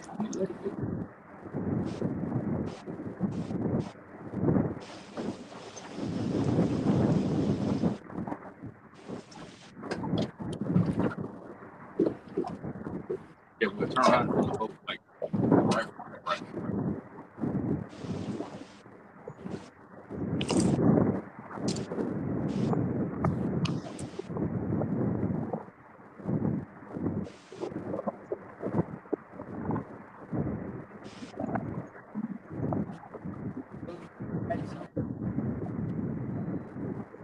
Really?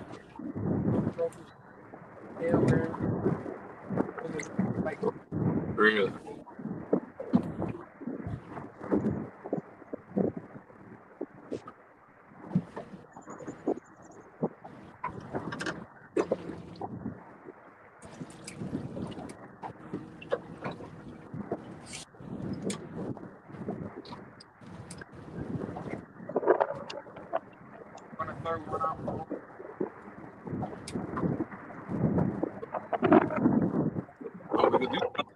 thing. I'm just trying to get the boat where I need it to get.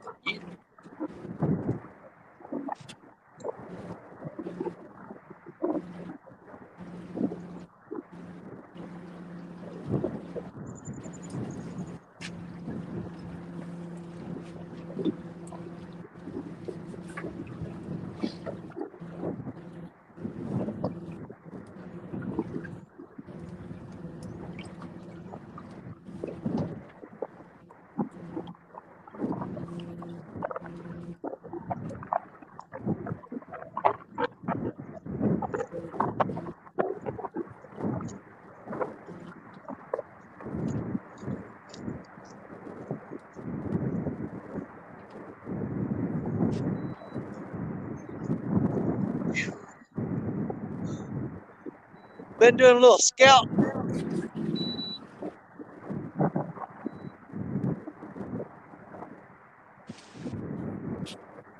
Oh man, I came up with a different game plan. I might pull the truck and get a few more pieces of equipment. But if I can wade across that over there and get to that island, I think I can get to a better spot. But it's going to take me a little bit of work to move.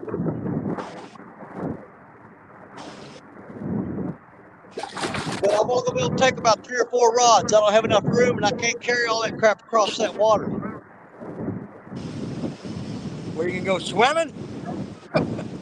Yeah, I'm going to that island over there. You think I'm kidding, right? No, I don't. But I can only get across there with about 3 or 4 rods, so I got to figure out what I want to carry across there. Then I'm going to wade across there to that island and set up on it, but it's going to take me a little bit to get set up, so I'm going to be in the process right now. I'll be back.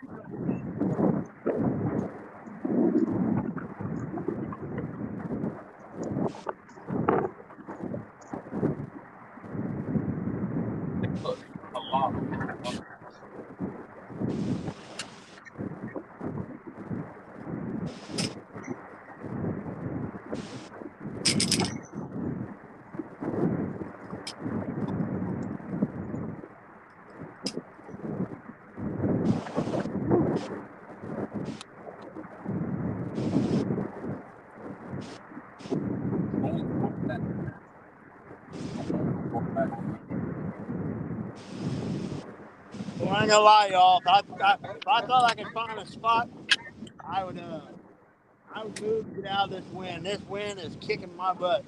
Otis, the fishing was great earlier, but it's kind of sucks day now. I was at a power plant like this morning. I did really good there, but in the wind, it was brutal. So I made a move. I'm out here in the main river now. To be honest with you, it ain't much better.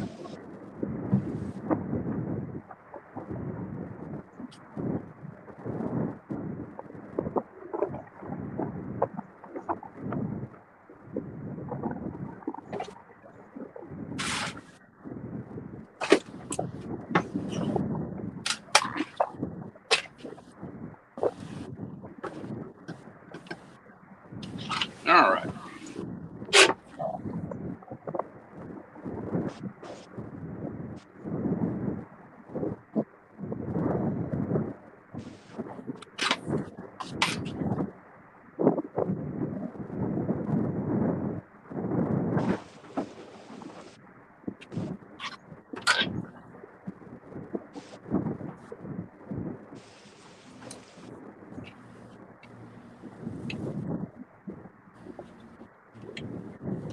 Why is Richard in chat instead of in the show? I guess the wind was too bad. He had to stay home.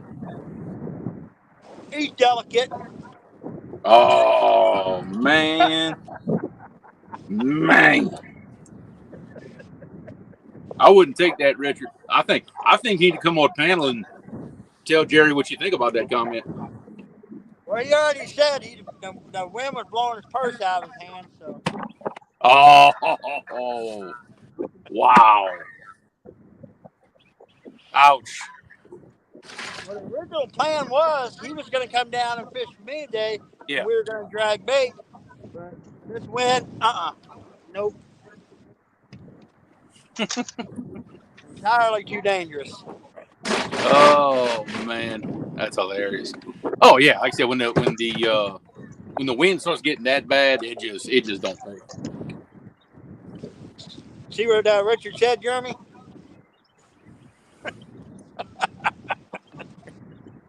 I must be. Oh, here we go. Oh, it kept low. Oh well, that is a good reason. That is a good reason right there. Because we can't have all that live on camera. Because that'll turn into a whole different type of live, different websites for stuff like that. You know. Richard be out there looking like Marilyn Monroe. Except with a chandelier. Ouch. Lee Evans, that's how it is here, buddy. We got 40, 50 mile an hour wind. Yeah. Down in the 40s here. Yeah. Lee Evans, what's up, brother? I'm racking my brain actually right now, trying to think of a spot I can maybe get out of this wind, but I'm just not. I don't know.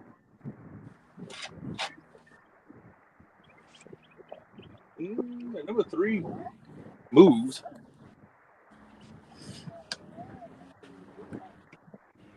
It didn't move the way I want it to, but did something.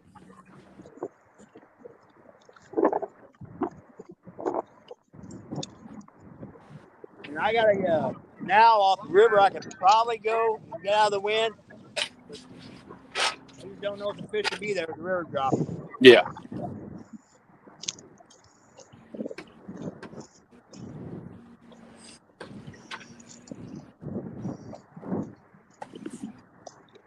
Oh, this water's gonna be cold.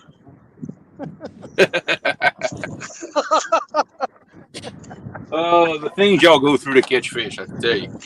Yes, sir. Oh, Jesus. Oh, that's cold. Oh. Back on Gregor. Well, did you at least strip your boots off? Huh? Did you at least take your boots off? You should have told me that 5 minutes ago. Oh man. Nothing like wet feet.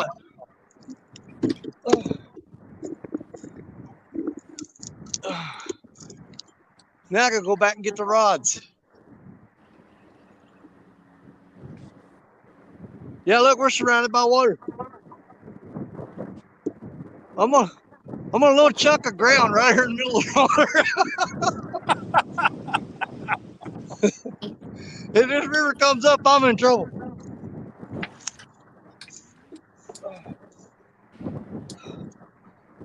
Yeah, but man, there was some. It was rough. That weather, it destroyed a lot of stuff last night. There's some casualties. All that weather. There's a freak storm just all over the country last night.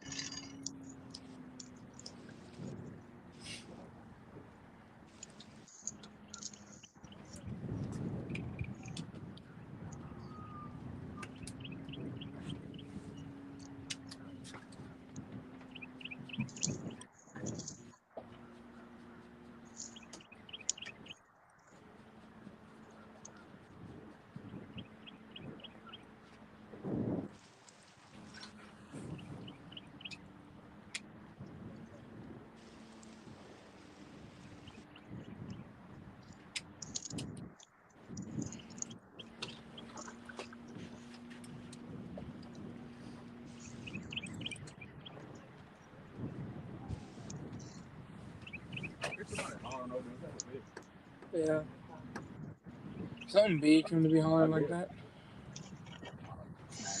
For all we know.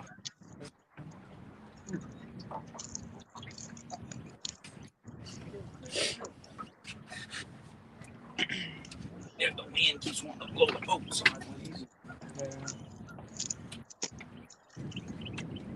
Take down, get some action going again. It's action.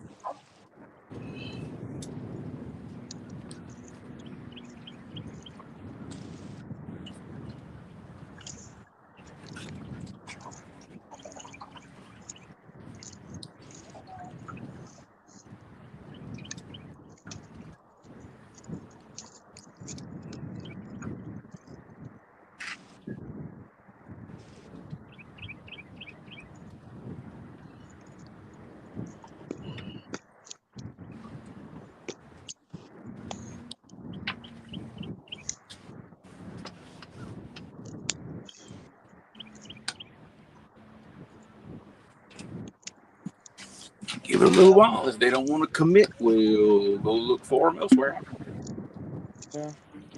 Yeah, I've reeled a couple out then and bait's been gone. I guess they're hitting really light, and I just can't see the bites to the way the wind's ripping. Yeah.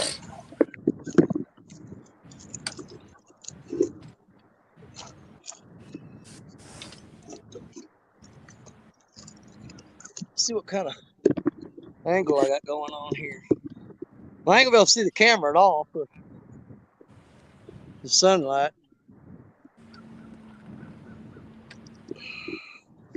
Yeah, I can't see nothing.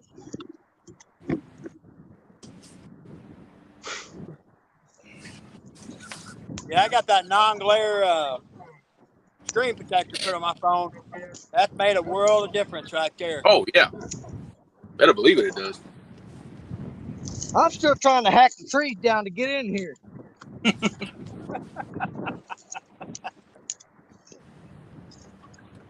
Well, at least if you catch a big one, it'll make all the trouble worth it. Yeah, definitely. All right, I gotta go pick which rods I want to bring across here. We'll get something going here.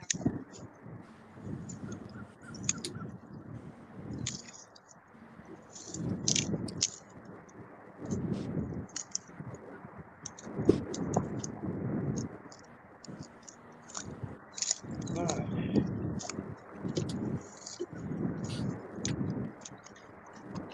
Yeah, 15 minutes. We don't get bit right there. We go freshen the baits up, and we go run this seam forward, see where they're at.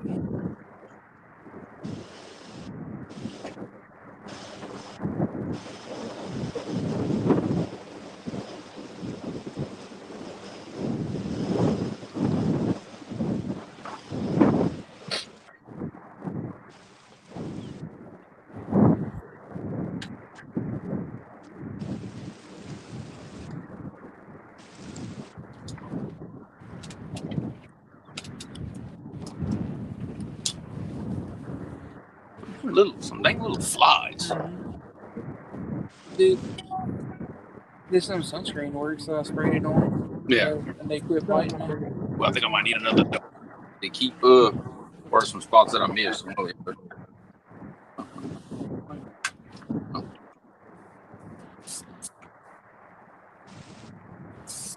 that stuff is cold. I know. Ooh, smokes.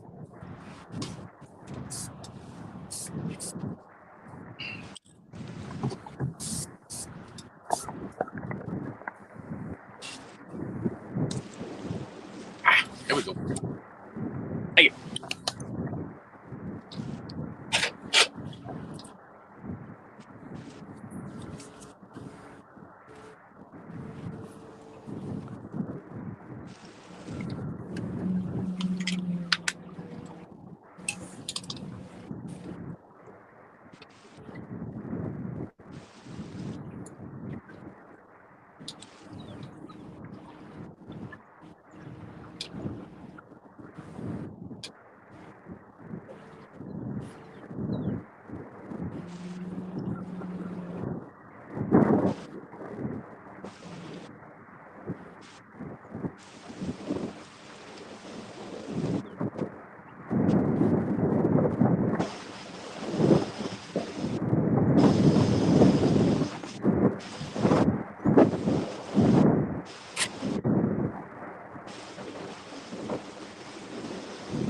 Yeah, I think it's probably Jerry got all the.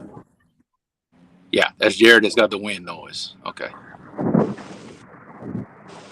He'll fix it when he gets back right here.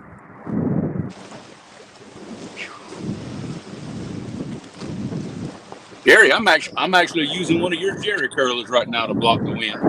That's what I've got on mine. It's making all the difference, even in the gale force wind. Yeah. Yeah. Oh, it makes a little bitty hiss every now and then, but it's not bad at all. Like your voice is coming in good. It definitely makes a big difference. Yeah. Alvin, how we doing, buddy? Alvin Lewis, what's happening? Yeah, Fishing Fever. I went to a beauty shop right there next to the town I live in, and I bought me. Man, they had big old packs of them for $1.99. I said, "Give me that." That's what I got on my phone right now. And yeah, I mean, y'all tell me, y'all hear my audio. I got a wind blowing right here in my face, 15 miles an hour, and I think it's doing pretty good.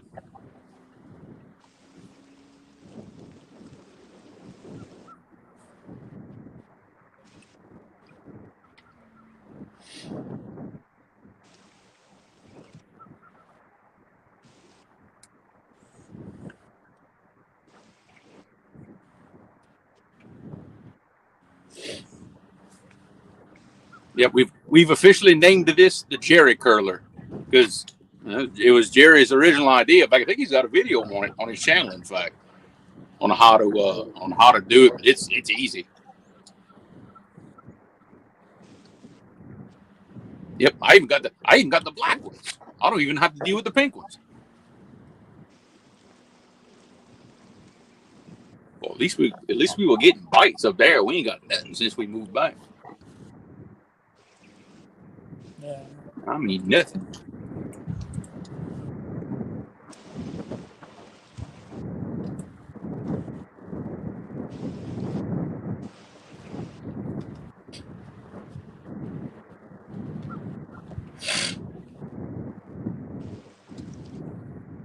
And we ain't gonna give this much longer. I ain't gonna sit too long with a bite. I get antsy too much.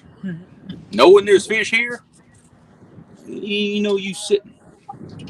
They're here somewhere.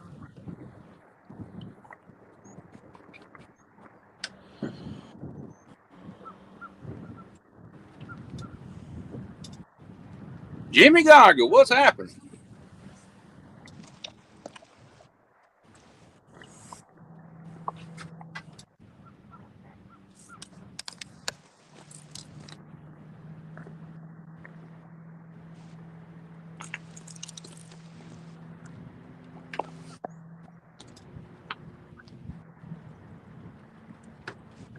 It's been sitting here too long with nothing. You want to move up or what?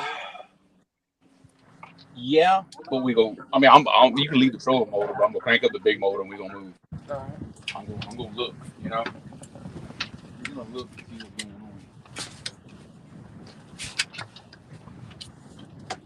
on. You were doing too good.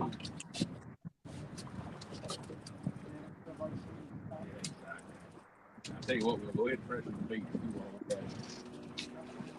Yeah. Man, we can bring it home.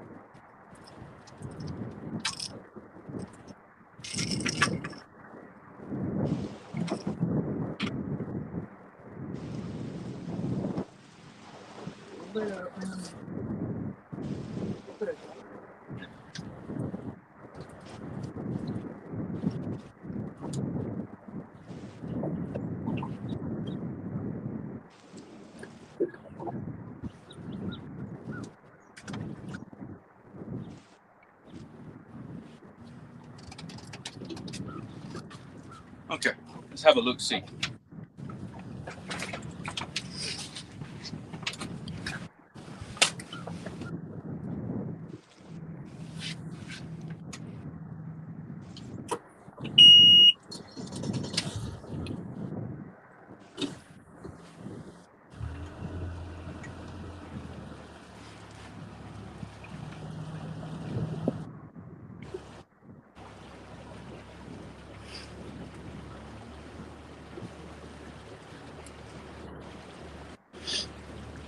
Look, who knows? That bite window after that we usually have after the rain might be over. Yeah, it could be. We might have caught everything we could get. I'm not gonna I'm not going to concede to that just yet. We gonna give it our best effort. Yeah, try and see all right here.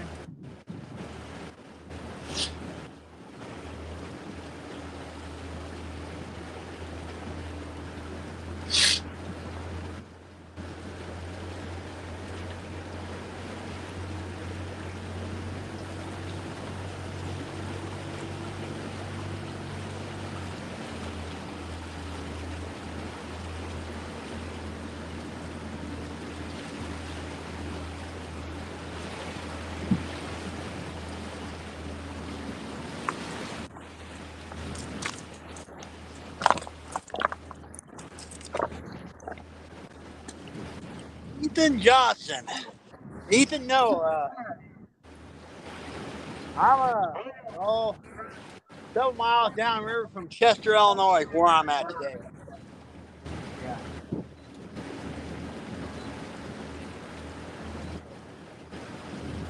Not 76 today. Yeah, we're a few miles downriver from Chester, Illinois today. Where we're at. So it's actually one of my good spots when the river's not falling. So river rat's going on. What's going on?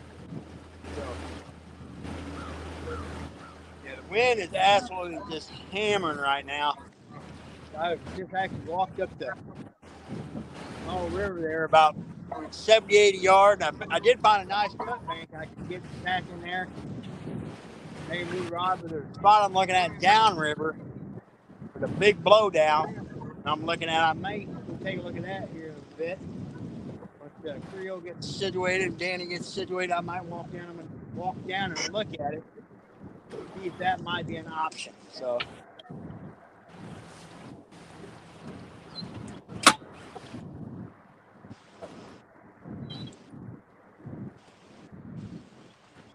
This wind is kicking my butt.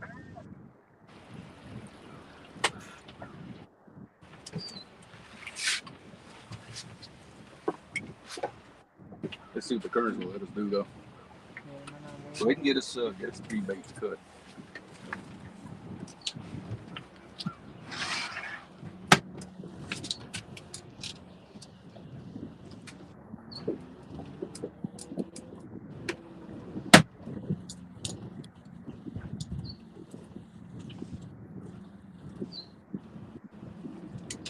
It's actually decently straight out here.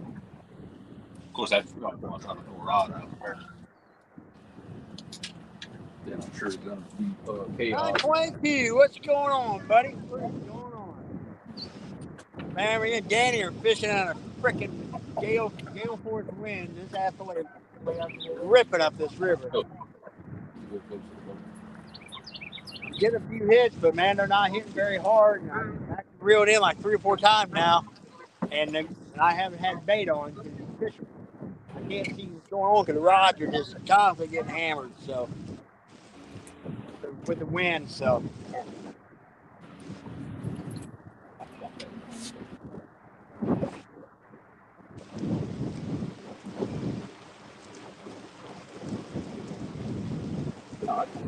Let it go.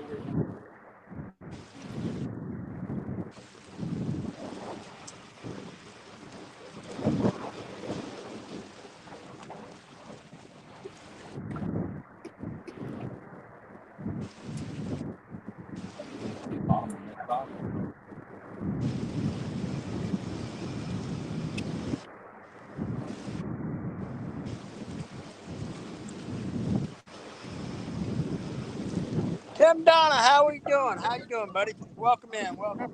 We've got 59 wonderful people in the house. And we've been able to keep the streak alive yet for another week. Mr. Before, today with Miss Jeremy landed the fish a little while ago, so we're keeping the streak alive.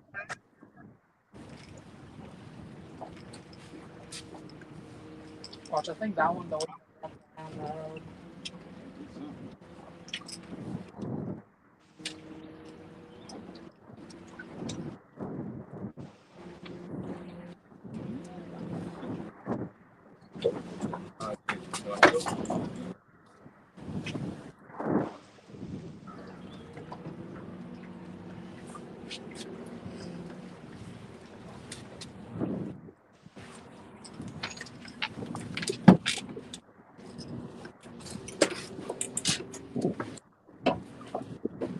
Danny gets situated and everything, I might take a little walk, guys. There's a big blowdown. I'm looking at about 80 yards downriver that I might be able to get back in behind it out of the wind. Just take a look at it real quick here in a little bit. Dallas, what's going on, buddy?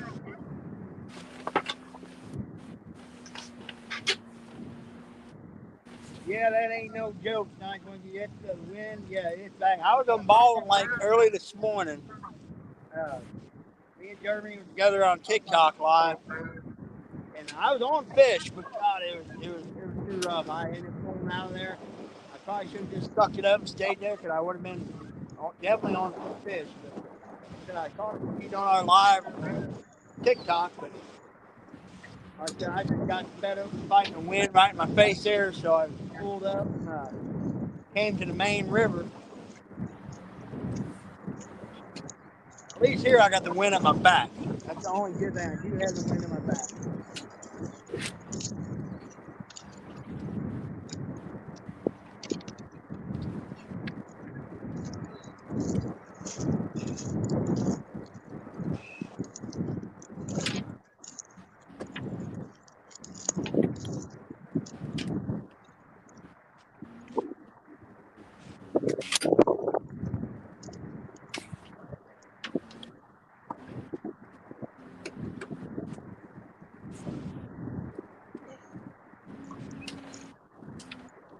Joe Ziegler, how you doing, buddy? How you doing, Joe?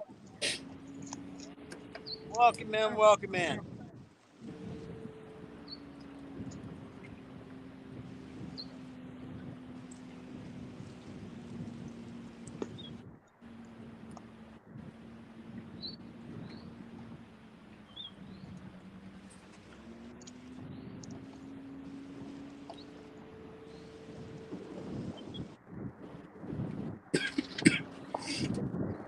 All right, let's see if we got any hungry ones out there.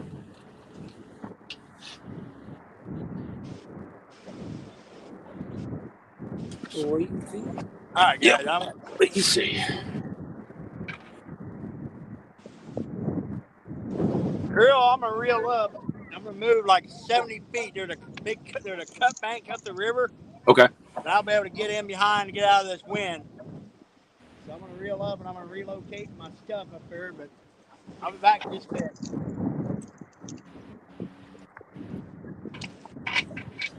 Tim Donna, Jeff Beal, what's going on?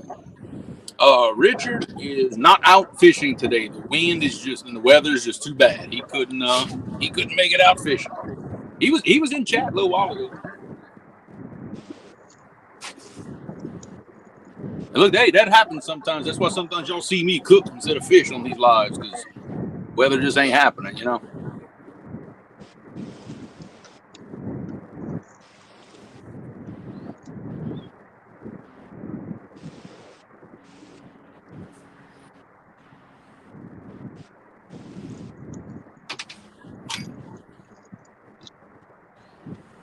River Rat 3030, what's happening?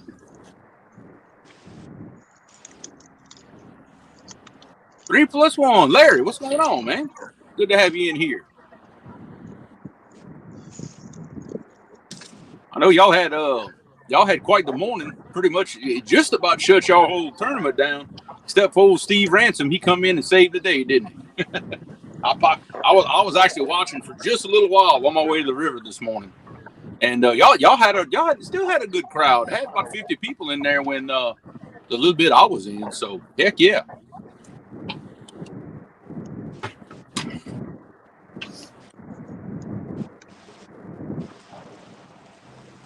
We just trying to locate the fish again. We were on them this morning, and I don't know. I guess we hit the bite window for as much as it was worth, and they decided it was over. And it's pretty much over with.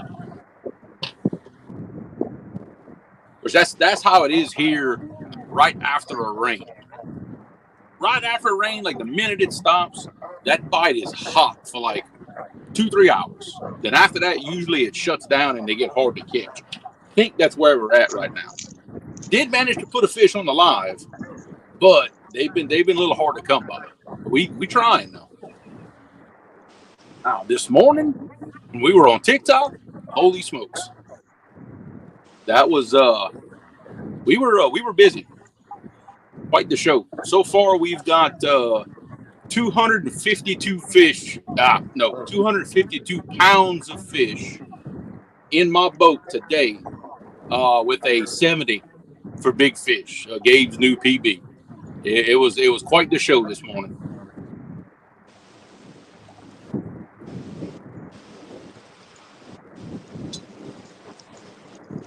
Jeff Beagle, what's going on, man?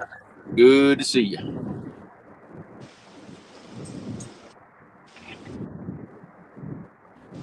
In fact, that 70, that was because we made a couple of bumping runs, caught one fish, and then lost the fish. Bite was real lazy, bumping. So I said, well, I think we need to anchor. Get those fish a little more time on that bait. First fish we caught on anchor was that 70. And it was some good quality fish after that. So it was quite the morning.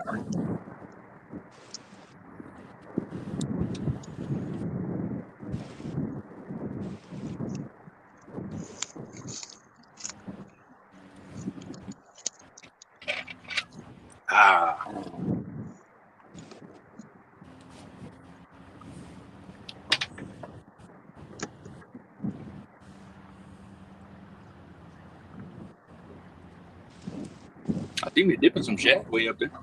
Yeah. I saw them earlier. Mm-hmm.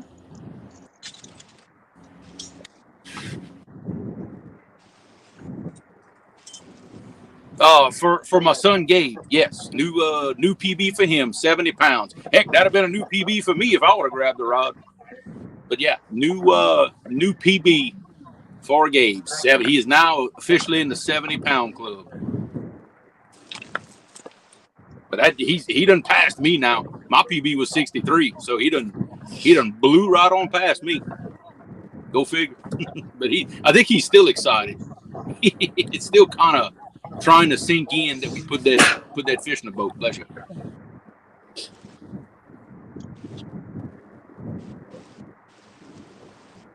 And actually, that's the biggest fish that's ever hit the deck of this boat since I bought it. Is that 70? The only other fish we've caught bigger than that 76, that was actually caught in my dad's boat. And that was before we ever started doing YouTube. So in this boat, you'd say 70 is a boat record for this one here.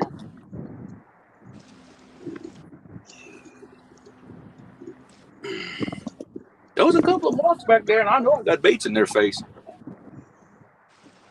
It might not be wanting to bite no more. Look, we might have, hit our bite window. You never know, because usually that happens. Like after that rain, it's hot and heavy for like 2 hours, and then that's it. Because you notice how the wind started picking up and everything slowed down. Yeah, could be what's going on. We'll still try though.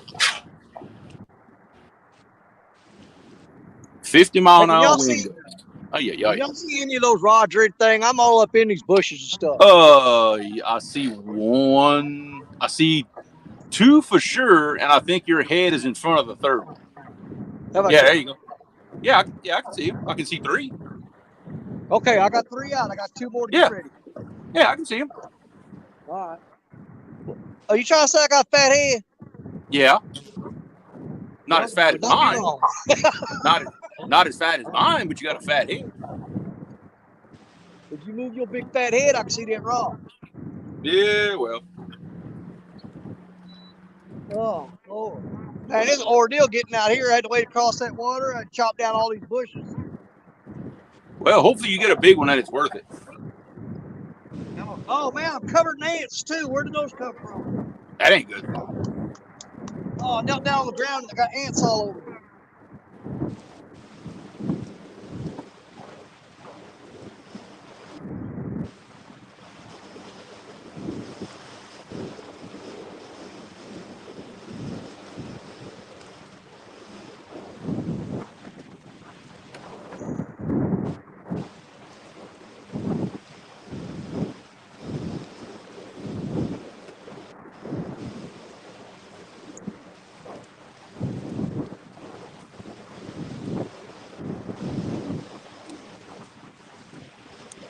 Yeah, Joe, that's right. Whenever you get sustained winds for hours on end like that, your house will start making a noise. Like it's almost like a resonating noise. You'll hear it like a hum almost, and you'll feel it. You'll actually put your hand on the wall, and you can feel the whole house kind of vibrating.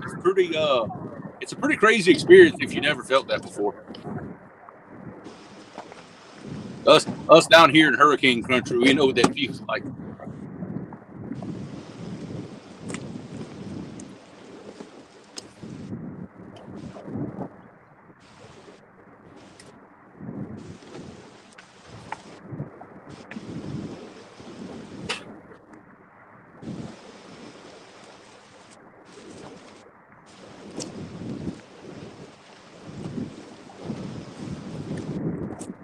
Move this over a little bit. Look, the boat's wanting to turn all kinds of directions.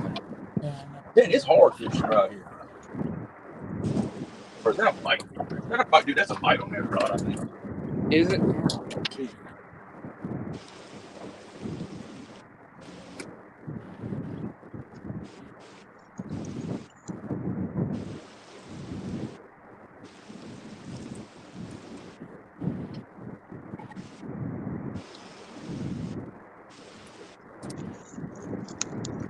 Bite. Let him have it a little bit. Give me a little power.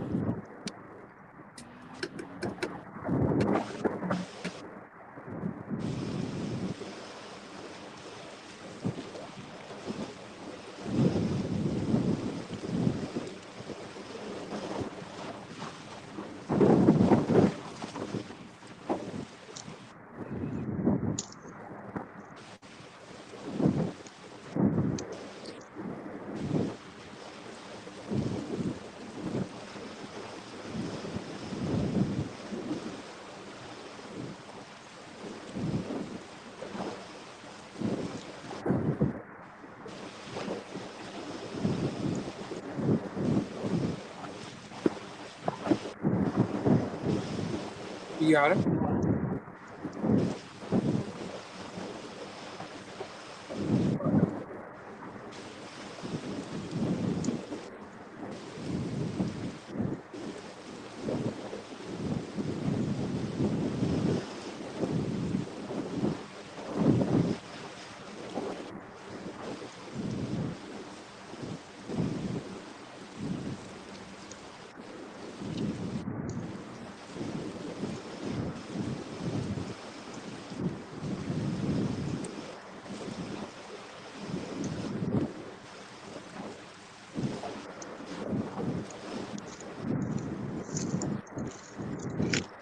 Got it.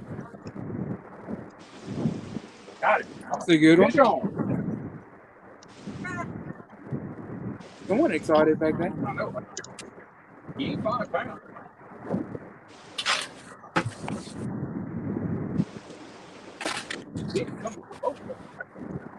I just chase it. It's like I have to chase it.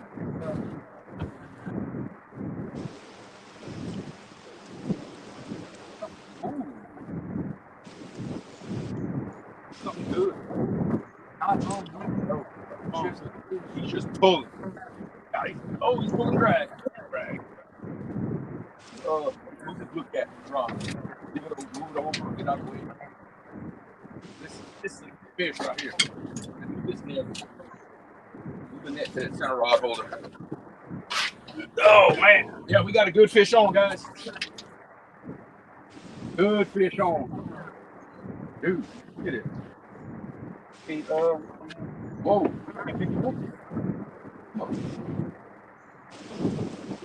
Whoa. Wow, dude. I can't move this fish. He's got this Hellcat rod absolutely buried. Whoa, and he's ripping drag. God, he's ripping drag. Wow. Don't rush it. Wow. Hey, we'll stay here till midnight if we have to. Oh. God, he's got this Hellcat buried, Danny. Oh my God. Oh. Yeah, that's a good fish right here. Oh, wow. Yeah, that's a good fish. Really good fish. Come on, baby. Man, I don't care how long it takes you. Don't lose that fish. No. We ain't losing this one, baby. We ain't losing this one. We got all day and all night if we need it. He's got, let's fucking turn the camera. God, he's got this Hellcat rod absolutely buried. Look at this. Woo. Maybe That's a PB medium heavy Hellcat, and he's just railed this thing. Oh, I think I'd see a new PB, baby. I don't know. That's what I'm thinking. Oh, man. Come on, baby. Come on up, big boy. Come on up. Come on up here, big boy.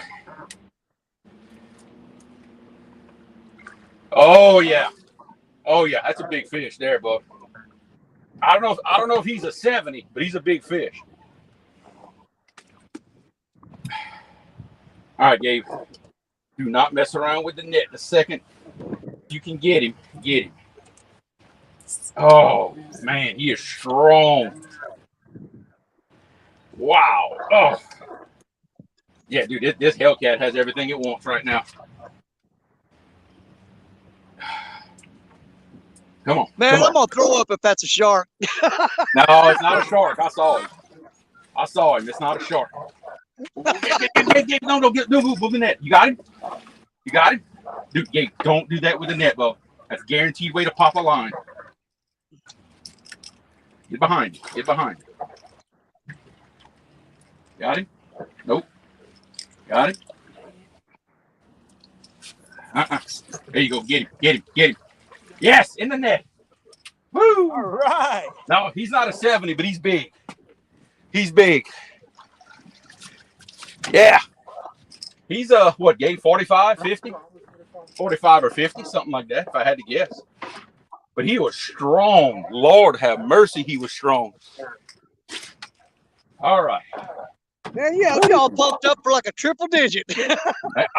Danny, I thought it was for a little while. That fish is just strong. Well, I'm going to get my gear, and I'm like 10 foot from the camera. I hear all commotion. I'm like, Lordy, what we got going on here? Oh, well, that's the first big fish I've caught on that Hellcat, and it's not as stiff as some of my other medium heavy rods. It made that fish feel a little bigger than what I thought he was. Yeah, and a lot of people don't realize you're not just fighting that fish, you're fighting that river too. Well, that too. Got it?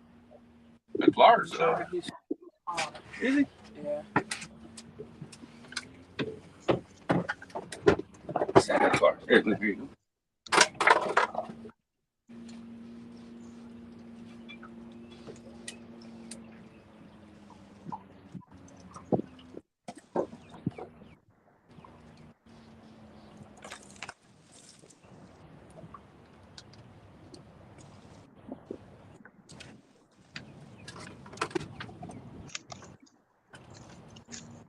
If you pull it up, you'll never get that hook out like that. You gotta pull this.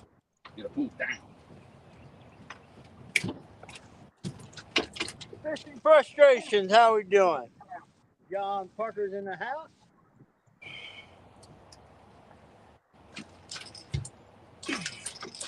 What? I know.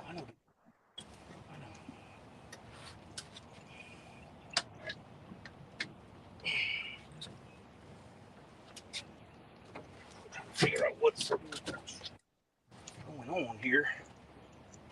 We could get him to open his mouth. Yeah, I know. Yeah, so I can see what I'm doing to get that hook out.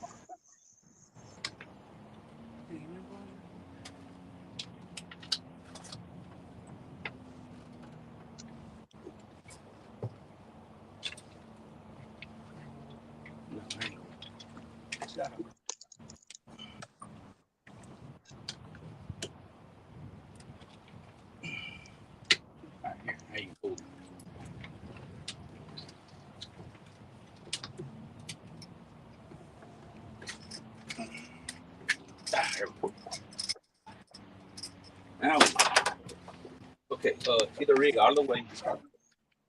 Get it.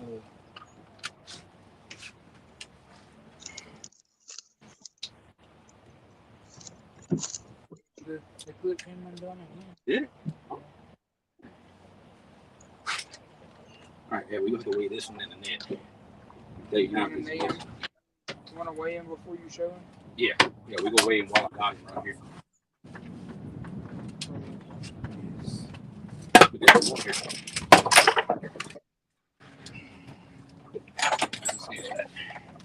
All right, fixing to get a weight on him. Let's see what we got.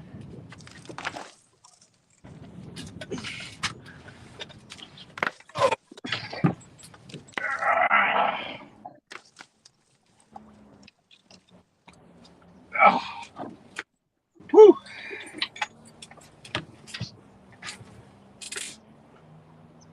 $40. Let's see. Wait, hang on. I gotta do math. He's 44.8, and my net weighs 4 pounds, so he's 40.8. There you Nice, go. very nice. 351 we had before? No, we had 252. 252, so that's 292. 292.8. You can say 293. Yeah. 293 pounds of fish so far today. Very nice. Yeah. No, that ain't bad in one day.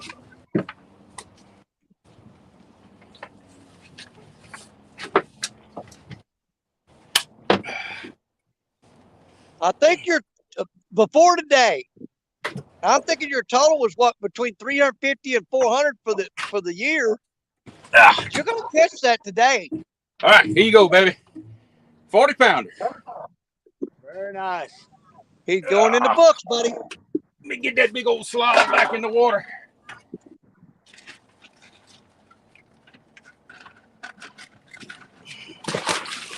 All right, there he goes. Woo! You know, it's pretty bad. I've caught 4 fish today earlier, and it only come up 17 pounds. That was that come on one of the Triple City cat daddies with that big Triple City hook. So that's the second nice fish for a cat daddy today.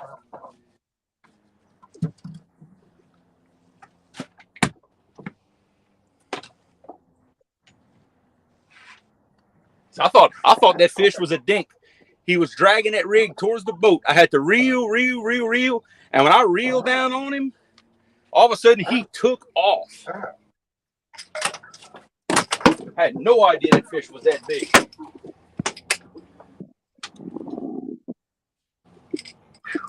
That's a good one.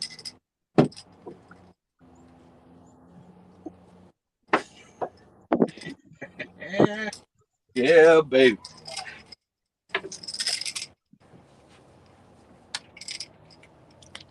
You know, I'm pretty sure we're well over a dozen fish this year already, over 40 pounds so far in the lives. Yeah.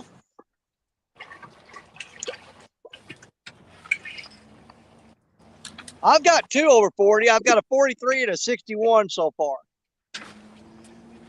Yeah, I've got an egg. Let's see, I caught a 72 a while back. Got a 40, a 58, and a 54. Then Richard's got that 88, a couple 50s, a couple 40s. So Creel there, shoot, yeah, we're well over it. You know, 40 is a weird number for me because here's the thing. Fishing all my life, I've caught, for blue cats now, I ain't counting flatheads. For blue cats, I'd caught 20s, 30s, 50s, 60s, even a 70. But, man, I went almost all my life without catching a 40. And just Really? this year, I got a 43-pounder finally. So I finally got that 40 mark. I couldn't find one that was 40 pounds. I'd go from 30 to 50, 30 to 50. Not a bad problem to have. Yeah, but I wanted that 40, and I got him this year. Oh, yeah. I don't know how many fish we have over 40. I'd have to sit down and think about it. It's a lot. I know that.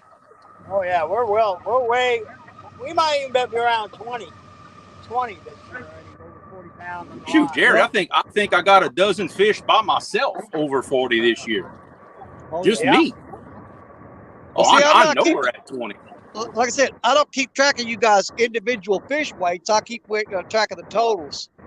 I've got them saved in my phone. I have like a note that I keep in my phone of all the weights I've been catching.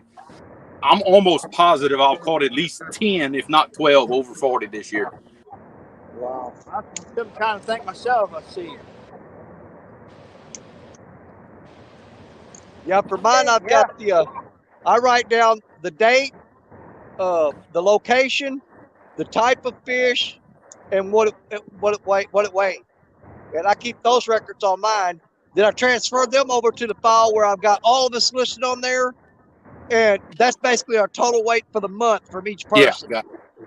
Yeah. Like I said, today I lost track of the numbers and the weights. I just remember the total for the day. I'm gonna have to, when I download the TikTok live, then I can go back through and kind of see exactly what I did. You know, that's what I do every time. I'll go back Yeah. to when I get home. I don't worry about writing those numbers down. Yeah. I go back and watch the live stream, and I fast forward to it. I'll see my, pulling a fish up, and I Yeah. stop it and play through, write the weight down, and then move on to the next fish. Yeah. Well, we go see today if I can't put over 300 pounds of fish in my boat today. If I get one more fish, we're gonna do it. Between the TikToks, TikTok lives, and YouTube, yeah, I'm up around a dozen, 40 plus. Yeah. Fish. Oh yeah, exactly. Well, I got a crap load of 30s. I mean, 37, 38, 31, 35, 36. I got 30s out the butt. Hey, ain't nothing wrong with that.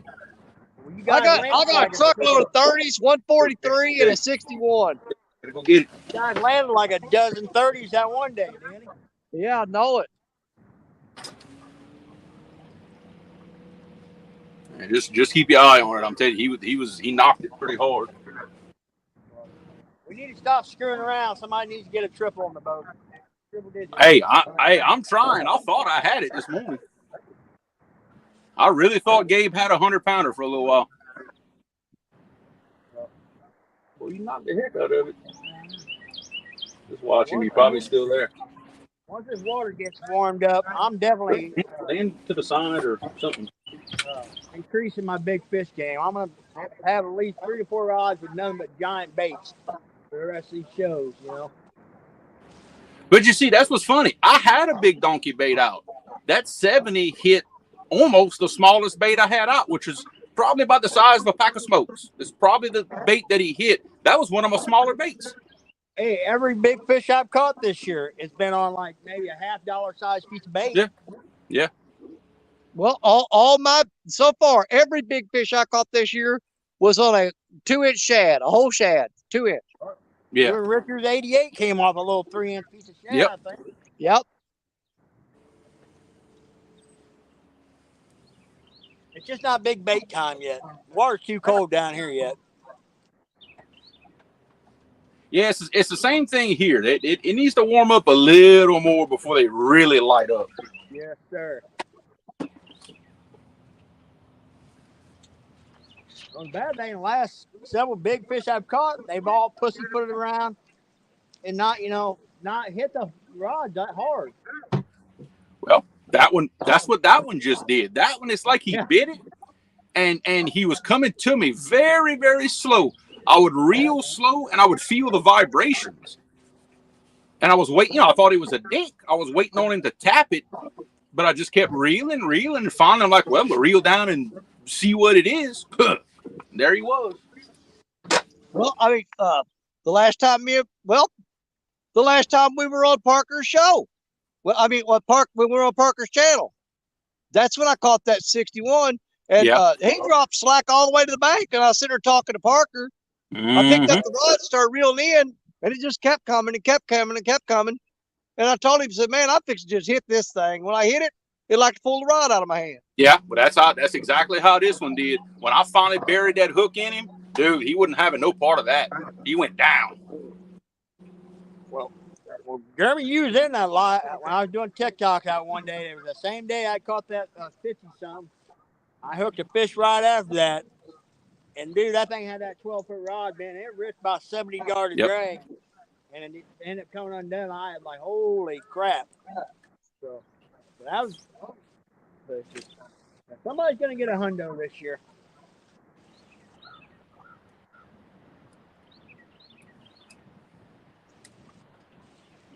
I'm not exactly in the ideal spot to catch fish, but man, I'm out of the wind finally. I'm tucked in, and basically I'm sitting inside of a root wad. Same here, man. I had to walk out onto this island and just chop down a bunch of trees and get up in this brush, and it kind of got me out of the wind. Yeah, like I said, I'm tucked in behind this root wad. And it's, oh my God, it's so much better. Fishing frustrations. What's going on, man? All the way from the UK. Sean T, my brother, Sean T. What's happening, man? Yeah, we need to get you back out here, Sean T. That 25-pound that 20-pound PB of yours, that just ain't gonna do. We got to do better.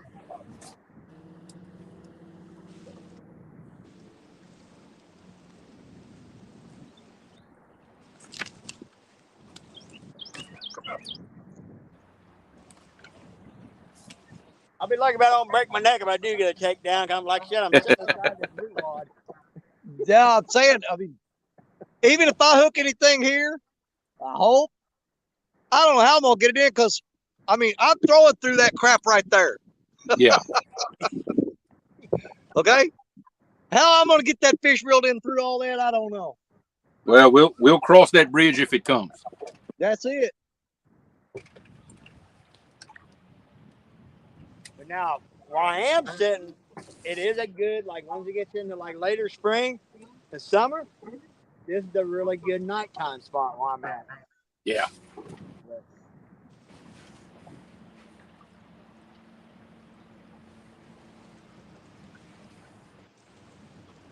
Yeah. Look at that. Can you catch that with the net? Catch that with the net.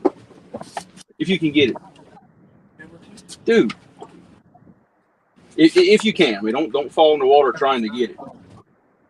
If it spins around one more time, Yeah. Guys, I'm going to try to catch something with the net here. Gabe's going to try to catch it. Y'all got to see this. This is almost scary. Can you get him? Ah, nope. It's not a dead body, is it? Well, not a human body. Okay, you got my answer. I just had the head of probably one of the biggest Asian carp I've ever seen float by us, and something bit the body clean off of it, and kind of like an arch-shaped bite. That ain't good. Well, we pretty much know what that is. I'm pretty certain I know what did that. Yeah. the net would have been a foot longer. Yeah, the net would have been a foot longer. Gabe could have got it. But it wasn't cut. Something bit that. Sean, maybe a gator. Maybe. I don't know.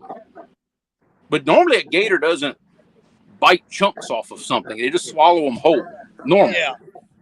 Normally. But I mean, who knows? Oh, yeah. You see, yeah, Bug Man. Like I said, he just about got it with the net. Yeah, I ain't swimming down here. Heck no. But that head was this wide because it was floating like mouth down, you know, and yeah, it was this big.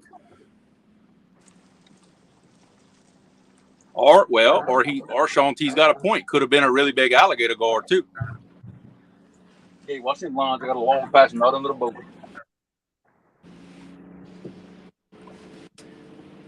well, I mean, even alligator guard, they just kind of mouth it and punch holes all in it, though. I mean, I don't think they really rip off chunks, do they? I don't know. Whatever it was big and it was hungry. I've seen them big alligator guards swimming around with a fish in their mouth for 30 minutes before they just sit there and chew on it and never get it. They won't swallow it until they've held on to it for a long time. Well, because what they're doing, they're killing it. They're making sure it's dead. That way, when they maneuver it to swallow it, it doesn't get away from them. I gotta highlight this comment. Sean T says, "Has J Dog been down there?" Oh, I think that's a little too much for J Dog to bite, I believe.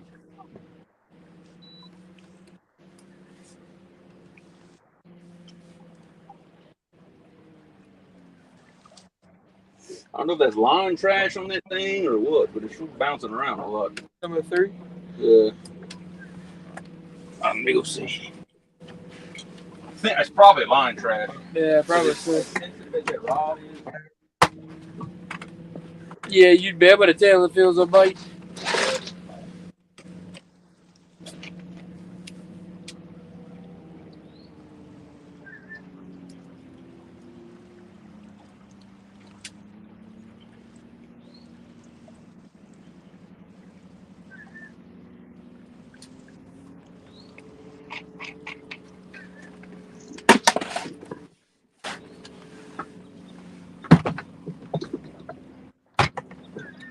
Yeah, Mid-South, it's pretty rough. I had to move up into a root wad just to get out of this wind. It's horrible. Now I'm out of the wind, basically sitting inside of a root ball. 46. Got a rod in the sun. It's We really feels can't pretty stay here. nice right where I'm at now. So if you want, we can stay until 3. Yeah, we'll give it till 3 o'clock. We gonna have to. Yeah, guys, in about 15, 20 minutes, we gonna have to roll out of here. So we're gonna give what I think might be one more fish, one last shot at that rod. That looks like a bite.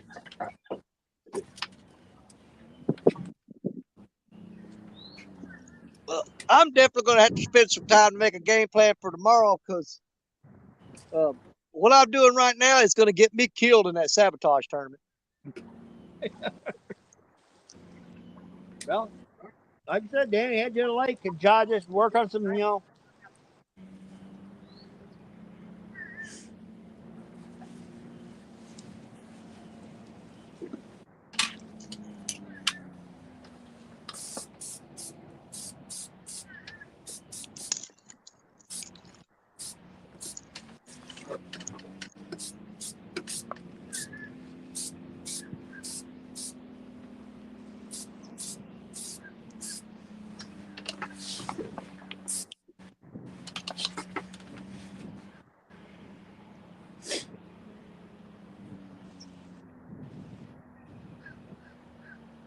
Yeah, Danny, if I wouldn't have had a funeral came up, I would definitely be on a lake somewhere tomorrow if I was you.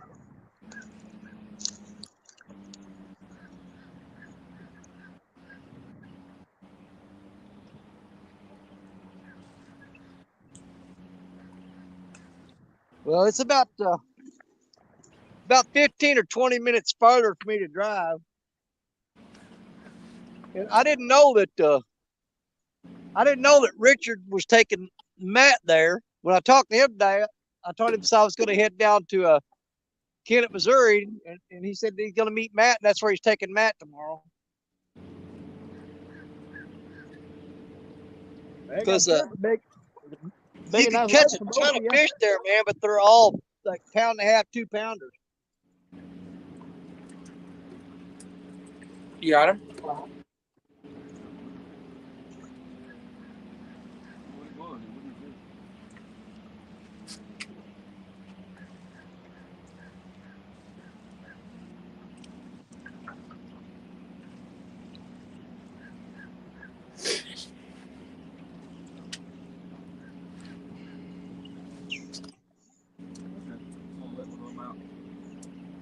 There's some line trash on it, isn't it? Maybe so. That's possible.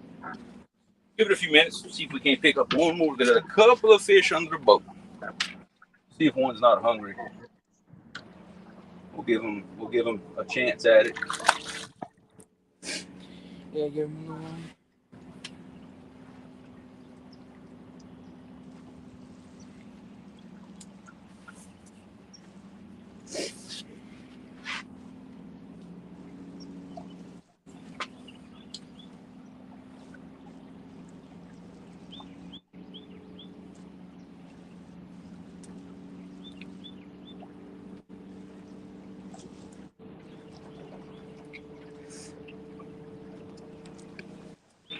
Half Century, how we doing? Half Century Fitness. Haven't seen you in a while, Half Century. Good to have you come in. Still got 54 wonderful people hanging out with us.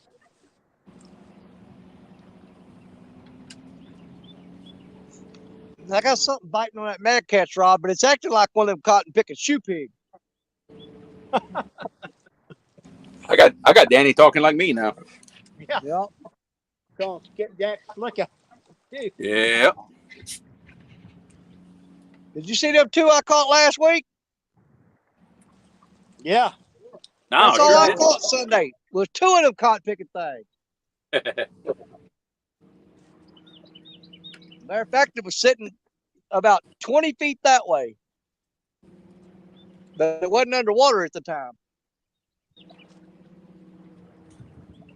But now that I've got this, I've upgraded my service. I may try to do go in that little oxbow where we had our first little meeting before we did a river raft where I was catching on dadgum carp. Yeah, That thing's full of them grinnell and stuff like that. I might go over there one day. The thing about that too, there's some big old crappie in there, big old crappie. So I might do that one day. Can kind of give everybody a taste of what's all the oddball species we got. Yeah. Yeah. I tell you what, Jerry, ever since you've upgraded your service and your phone, dude, your audio has been good. No more having to come in and out. It's been excellent ever since you made that change. Yes, it was well worth it. I needed to do it a long time ago. Oh yeah, dude. Hell, you got it better than us now. You sound the best out of all of us. Oh, that old phone he had? Man, we were calling him Popping Parker. All that popping and clicking. Yeah, whatever you did, it was a good move, I promise. Yeah, every time he was on stream with that old phone, it just popped and clicked and popped and clicked. Yep. Because look, I tell you, I was going back through all of our channels last night and looking back at past episodes, and I tried to figure out. I went back and listed episode 1 through 50, which I mean we ain't made it to 50 yet, but you know what I'm saying. I made a list 1 through 50, and was writing down who did each episode. Now, what surprised me was I didn't think that Jeremy joined us on the crew until about 3 or 4 episodes in. And I have to look at it and say, do you know that Jeremy did the second episode of the River Rats? Yeah, I was in. I'm pretty sure I was in the first show y'all ever did. I'm almost positive. Yeah. Yeah, you were, because we had Pontoon Jody came in. You were in. We had Coach. We had all kind of folks. Yeah. I'm almost positive I was in it, but yeah, I hosted the second one. I remember that. Yep.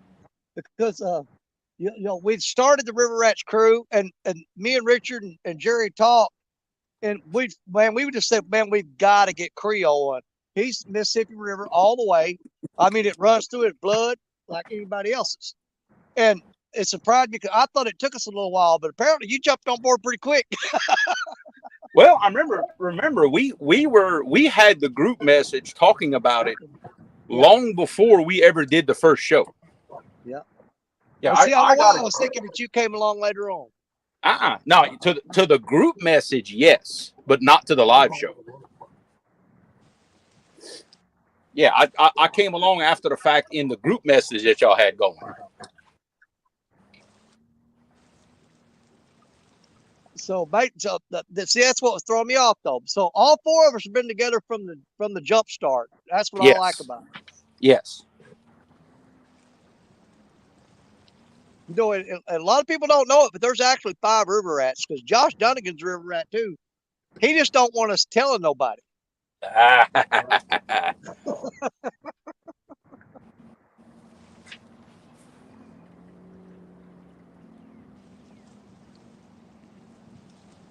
Okay, why is the boat turning? What's a good way to get some rods hung up? Yeah. Like all of a sudden, the boat just yanked over. The batteries are probably going low. No, it ain't that. It's the current that's doing that. It throws this eddy right here, and it turns the boat. It's a very hard spot to fish to keep the boat where you want it, but if you can manage it, you'll catch fish. The best spots are always hard to fish. Y'all notice that? Oh, that's a fact. Yep. Because this one is an absolute pain as far as boat control goes. Like when you're trying to anchor, that's why I like to bump through here because it's easier, you know. But when you're willing to fight it, you get rewarded, as y'all saw this morning.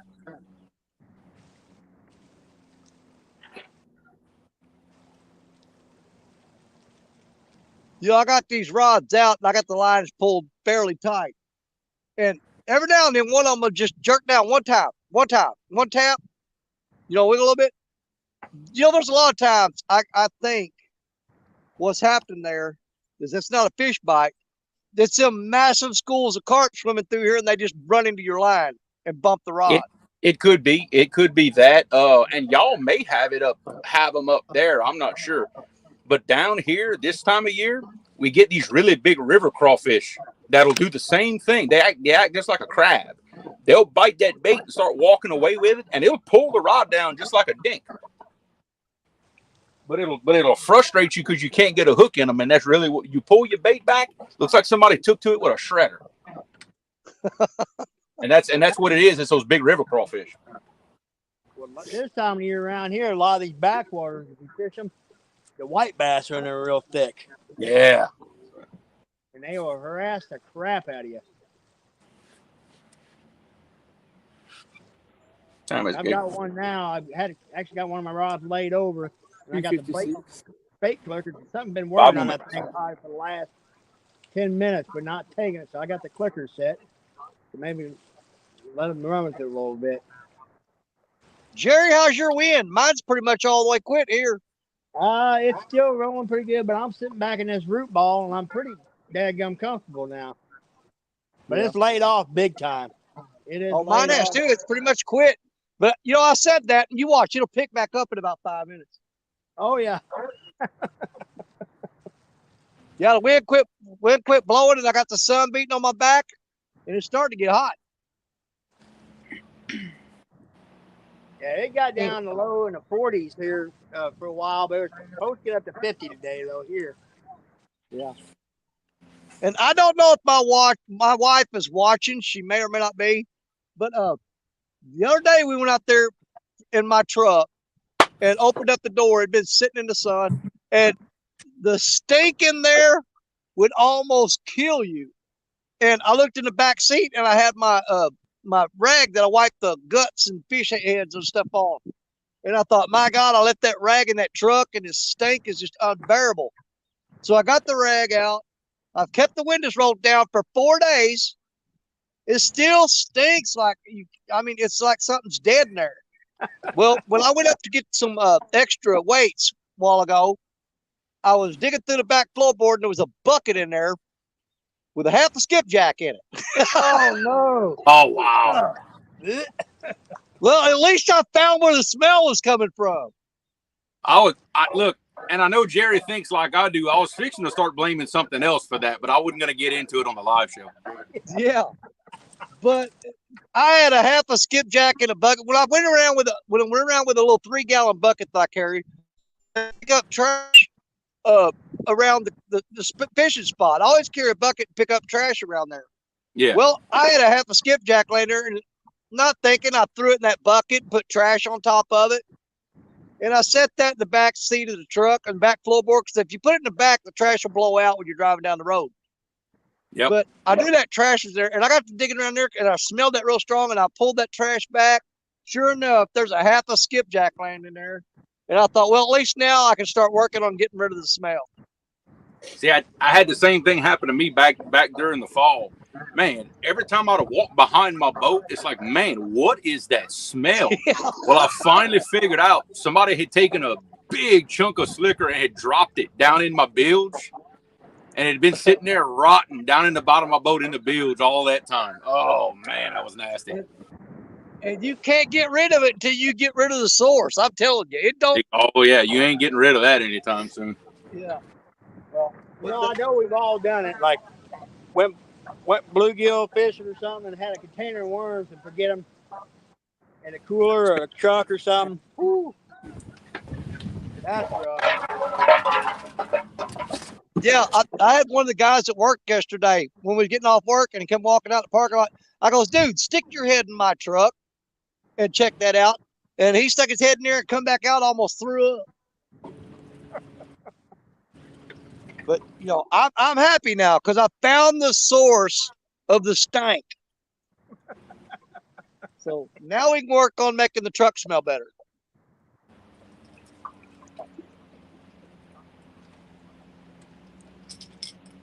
Years, I mean, it's been years back. Me and four of my buddies had went fishing, and there was a drainage tile. I mean, there was shad in there. I mean, just by the thousands. I don't know how many we throw netted. I mean, we had buckets of them. We were heading to the river. Well, my buddy had this little S10 pickup.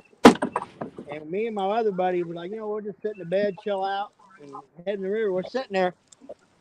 And my buddy had this slip-in bed liner on that truck. Well, my one buddy starts grinning, and he grabbed a handful of them shad and stuck him behind that bed liner. Well, we shoved about 20-something shad in that bed liner. Ugh. And this is probably mid-June.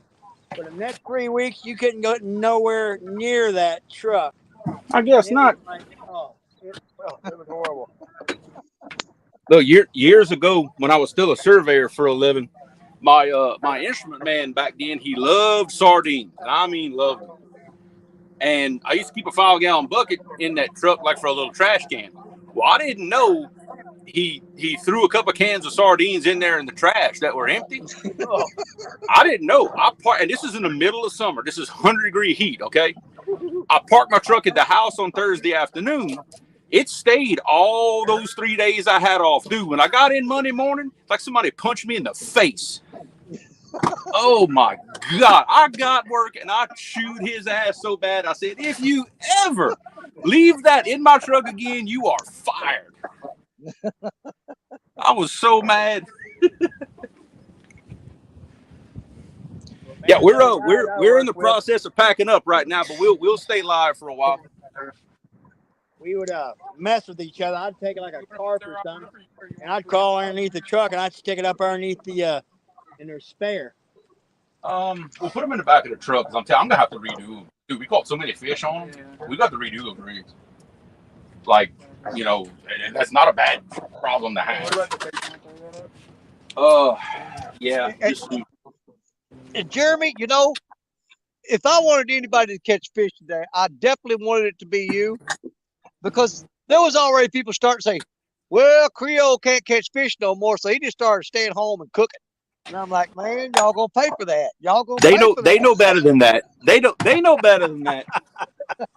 I said, y'all gonna pay for that. Let me tell you something. That bus stays full of diesel at all times. Yep. And I do not have issues cranking it up. Well, I'm gonna tell you something. I love the cooking episodes because there's still some of us out fishing, and it adds something special to the show to me. Yes, it does. Yes, it does. Let's see. See, I can't cook worth the crap. So whenever I've got bad conditions, I'm just out of luck. Well, I don't have a secondary skill to fall upon.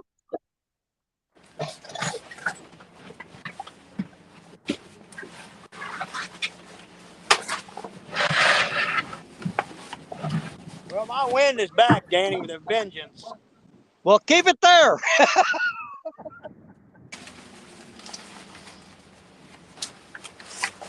All the bait's gone? Yeah, what about the ice and stuff? No, the ice is All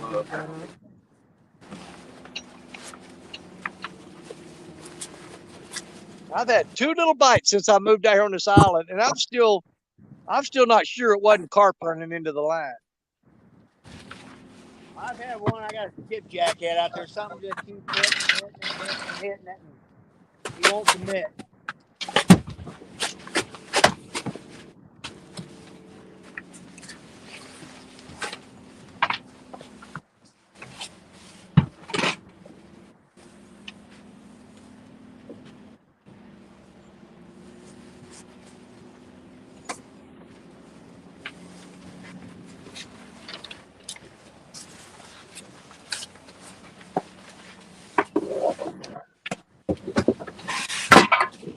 Yeah, y'all may think I'm kidding, but I'm gonna give you a 365-degree view here. But I'm out here. I'm surrounded by water all the way around. Back to where we started. I'm on a little bitty island that's about maybe 20 yards long and about 6 yards wide. Danny Stone Island. Got your own private island. Yeah, river will drop and it'll be gone tomorrow.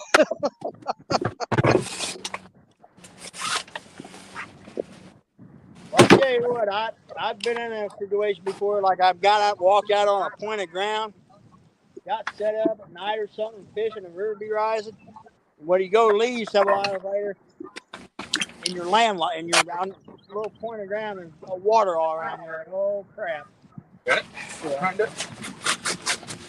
It just takes a little bit of working it around. Yeah. All right. Okay. So you want to leave the top up or put it down? And, no. We just gonna put it down now and finish with it. Huh? I don't know what I was thinking. It'll save us the trouble of doing it at the ramp.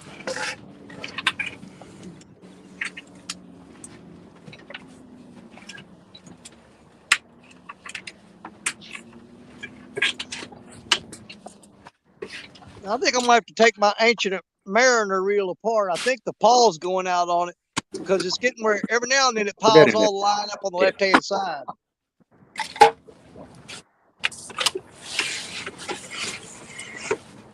Yeah, but Gabe, get it. It's not. There you go. There you go.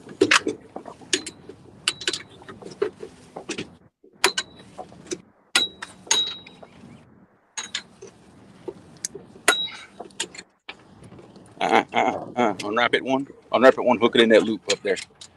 See it? See it loop up on the thing? There you go.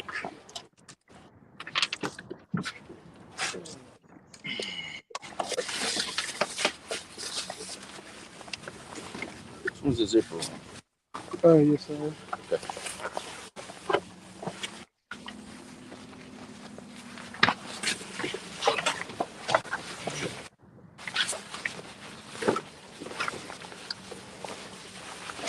Wait. Hang on. I get it.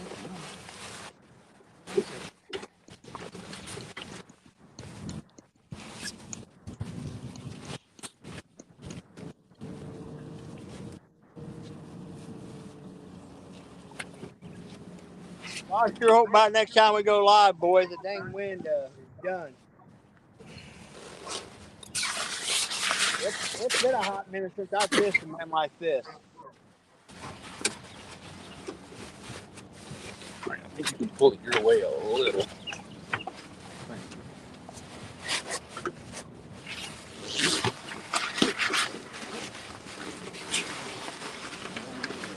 That's all you.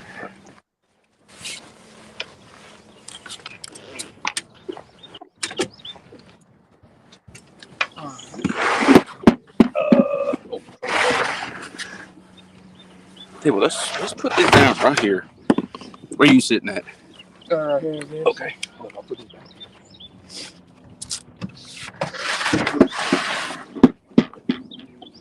Okay, that'll work. This can go somewhere. In my bag.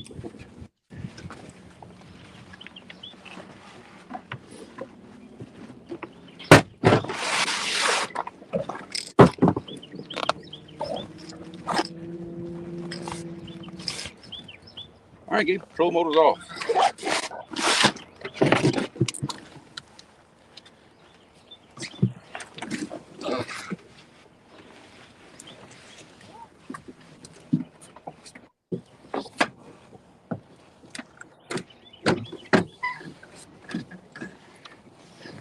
All right. Well, I tell you what, fellas, I'm just gonna flip my camera to the front. Y'all can stay live with me the whole way I go back to the boat ramp. How about that? That sounds like a boatload of fun. Let's see. Let me flip my camera around.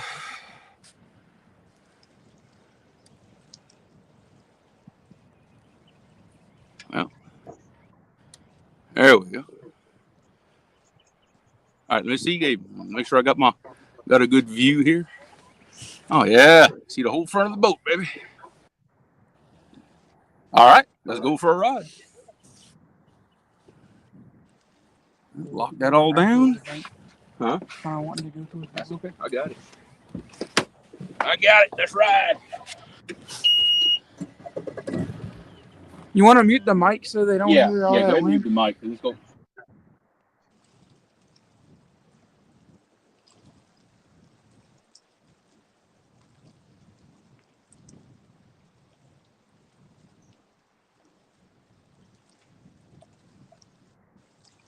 Yeah, you there yet, Danny?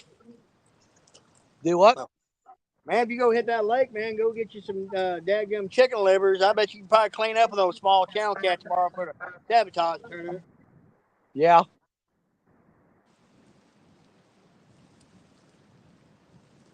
I went down there and tore them up on night crawlers before.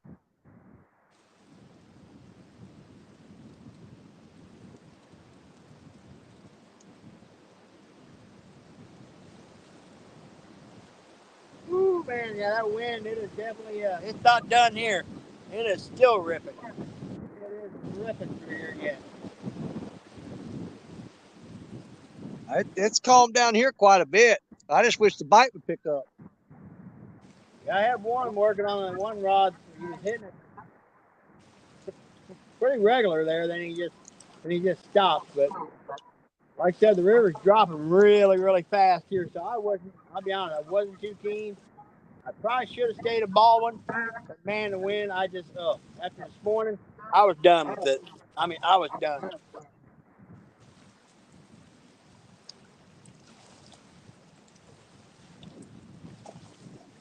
Yeah, when I got over here today, I mean, I seriously considered just going back home and letting you and Creole handle it. But man, I'm this close to the river. I've got to at least try to throw a rod out, try to do definitely, something. yeah. I mean, it's not a long drive for me, but it's still, I mean, like my wife says, every time you go over there, that costs gas money. And if you drive all the way over there, look at it, and drive back, you just wasted money and time. So if I'm here, I'm going to fish.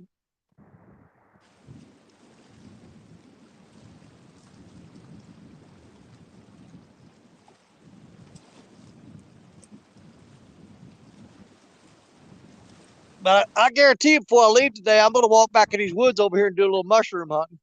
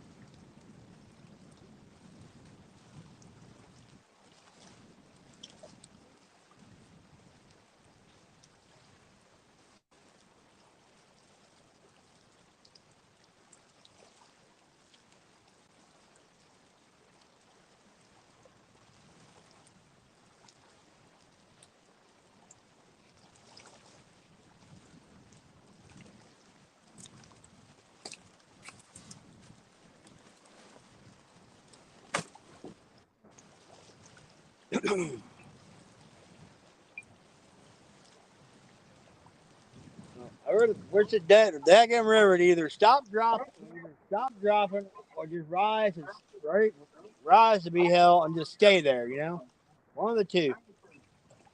That's part of what's killing us. There's been absolutely no consistency to it at all. Yeah, like it's dropped 8 foot in just since last night. Well, you know, the thing is, though, I mean, if the river keeps coming up and going down, for such a long period of time, at some point the fish are going to just have to not give a crap and eat anyway. So, oh, definitely, 100%, 100%. I mean, you just got to keep going out until you find that fish that says, you know what, I'm hungry and I've had enough of this crap.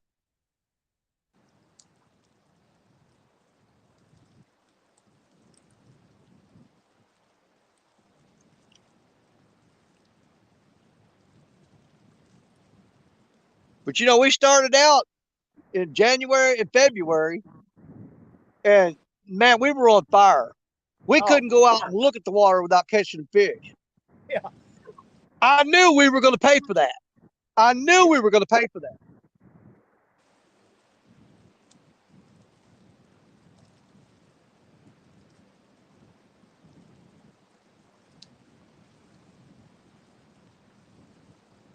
Yeah, cause during that stretch of time, the river was holding at about 8 to 12 foot on my gauge.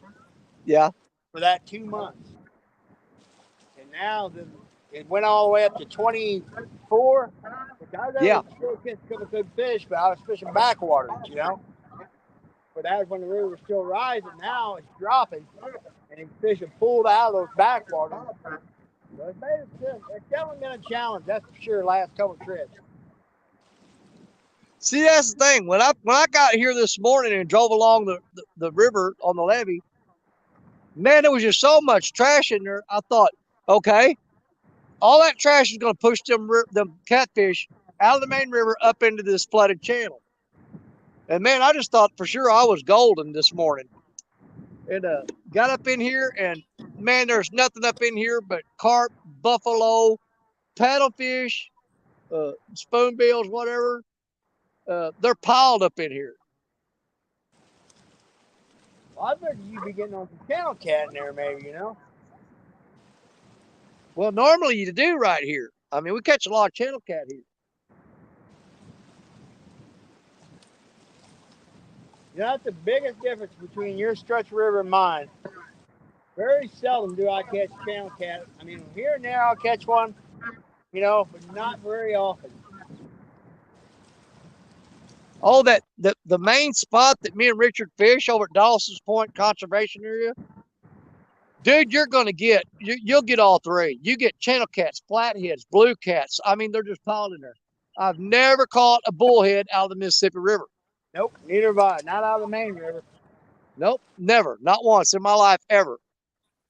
But now I've been on a creek channel where I can see the main river and caught bullheads. Yeah. But never, like I said, never out of the main river. Just like bowfin. I've never caught a bowfin out of the main river.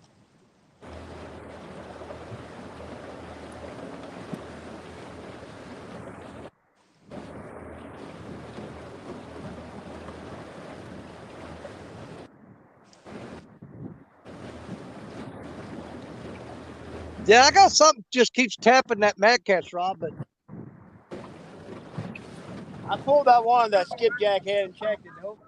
Oh, you had the whole interior of that thing just chewed up. Just chewed up. Yeah.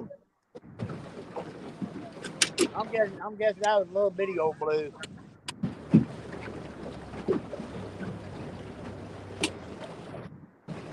You know, the one thing I am looking forward to with all this flooding is every year when it floods like this and it drops, you can hit the side ditches around here after the water goes down and, man, get 5-gallon buckets full of crawfish. I mean, you can fill the truck up with them. Well, it definitely helped restock all my bait holes. All the ditches around me, same thing. We got the crawfish, but it's definitely restocked all my bait holes with buffalo, carp, stuff like that. And plus, a lot of crappie will come out of the main river up in them ditches. So the next month or so, all the crawfish is going to be Excellent.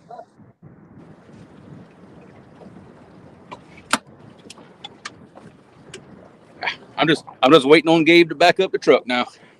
There you go. It's not a long trip from that spot to the ramp. I mean, it's literally took me 5 minutes? Yeah, probably about that. 5-7 minutes, It maybe. ain't far.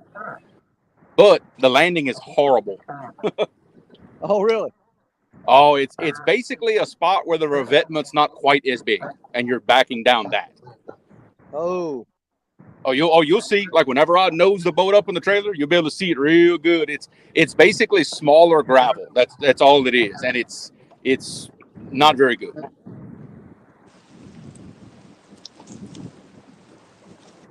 We don't have any good boat ramps with docks and all that fancy stuff like what some other people have. we ain't got none of that business. Yeah, we Man, don't have I got no real docks nice here. boat ramps here. Guess what they mean to me? Nothing. Because you ain't got a boat. They don't mean nothing to me. Yeah, in fact, this is the landing where I'm at. This is what we call the commercial landing, because this is where all the commercial guys come put in their big boats. Oh, okay. But they all have really terrible trailers, so they don't care if they tear something up. Me on the other hand, I almost cried to back that double axle trailer down there. I've got one good boat ramp about 30 miles south of here. That's pretty good. But most of the boat ramps in this area, they're pretty rough. And I mean, they're talking like straight up and down too.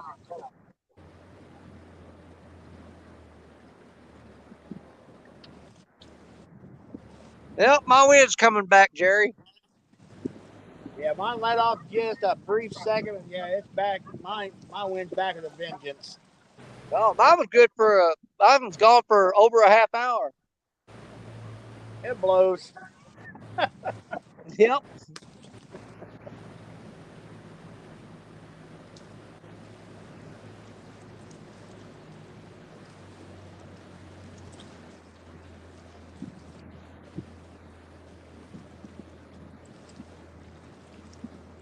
Yeah, that's another thing. If I go fish that lake tomorrow, dude, I don't have any small hooks.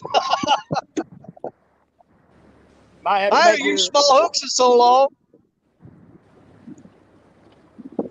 Well, I ordered. I got some Triple City 5/0s that I picked up for one reason only. That's when we go to Mendota. I think the smallest hook I got is probably a 9. You're gonna have to make a stop somewhere and get some hooks this evening. Good.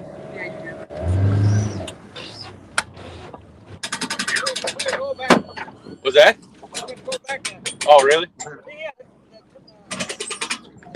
Wait, no. You're going to have to go back down. Why? It's off by about to the side. It is? Yeah. We should have told me that before. Oh, I didn't see it. It looks center to me. Let's see if I can. There we go. Parker's got fish on. Wait, hang on.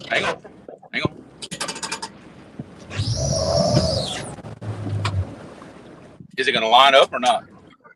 Turn your motor like this way and give it the gas a little bit. All right, you good. Good now? Yep. Got it? Okay, good. Okay. So it wouldn't off. It was just a little.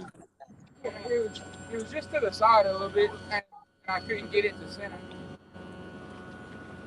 Yeah, if y'all go in there, going in on the left side where that bank like cuts this way and makes that big circle, that's where we caught all those fish at.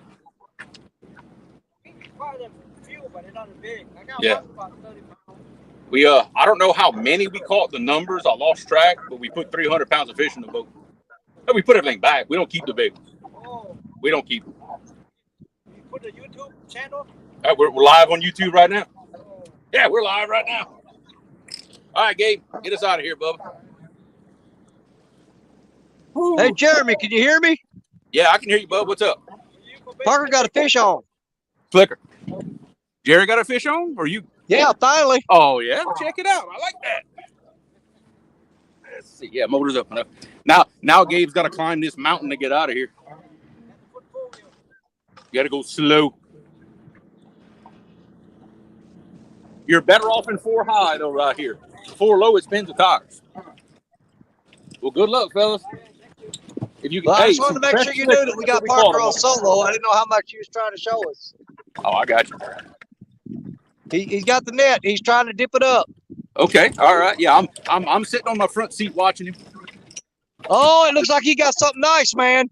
Heck yeah. He's dragging it. Oh, he's got something good. Yes. It's a big one, boys. It's a big one. There you go. Woo.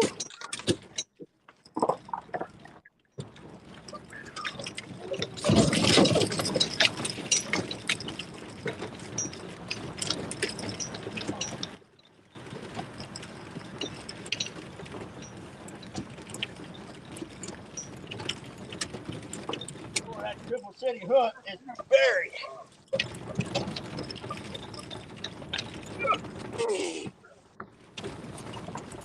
Here we go, guys. Oh, yeah, baby. Nice one. Nice. Oh, yeah. I'm gonna wait on her. Somebody want to give me a screenshot real quick? Hey, you don't need a screenshot. You got 100 pictures that look like that. Yeah. Well, if this fish is over 40, I'm gonna have to pull my laptop out and do my thing for Mad Cats. Yeah. You got the code?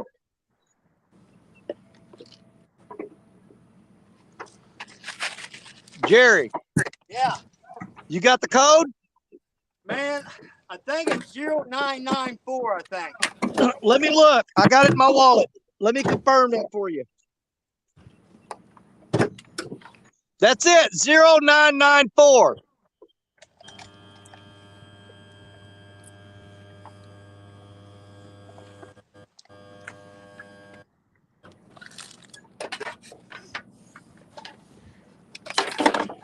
Boy, Jerry, you lucky I caught that fish on a blue cat rod. Man. Of course, it wouldn't have mattered because I don't have me like a Mad Cat hat or nothing like that. I need to get me one. I done lost out on too much money. I know it. Hey, I could have hit $500 3 times since January 1st. Oh, me too. Same Me here, too. brother. Same here. Well, I cashed in one time, got me a reel out of it. All right. I didn't get me a Mad Cat's hat until I went to CatCon. And I went to CatCon and bought this Mad Cat's hat. Guess what? I ain't caught a big fish since. Let's see. Let me. I'm going to turn my mic in my. Get in there, fella. All right.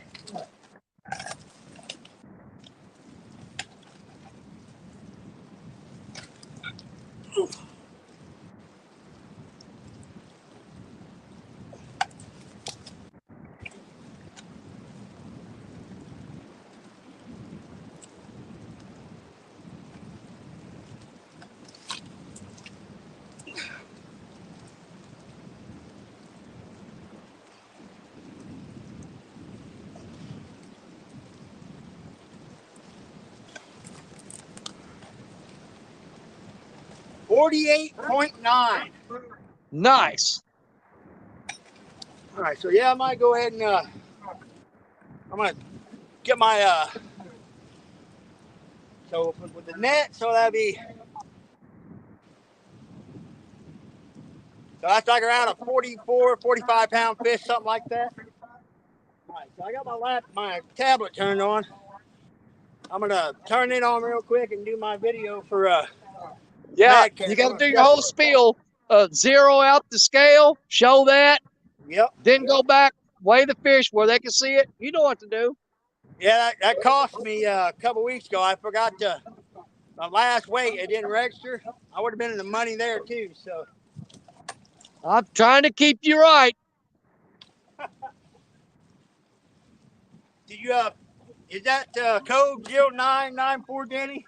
0994. 0994. Okay. All right, I'm gonna step off the side here, folks. I'll be right back. Oh, go do your little show, you little punk.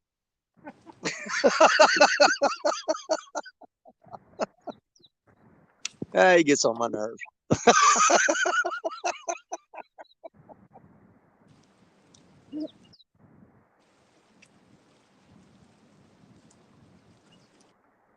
Man, I tell you what, these fish still pecking at that rod. I feel like, what's his name? Stop trying to hit me and hit me. Come on, Neo. Bite it.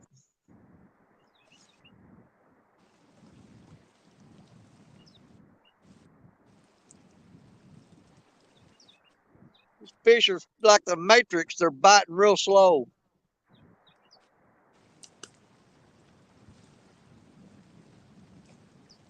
Come on already.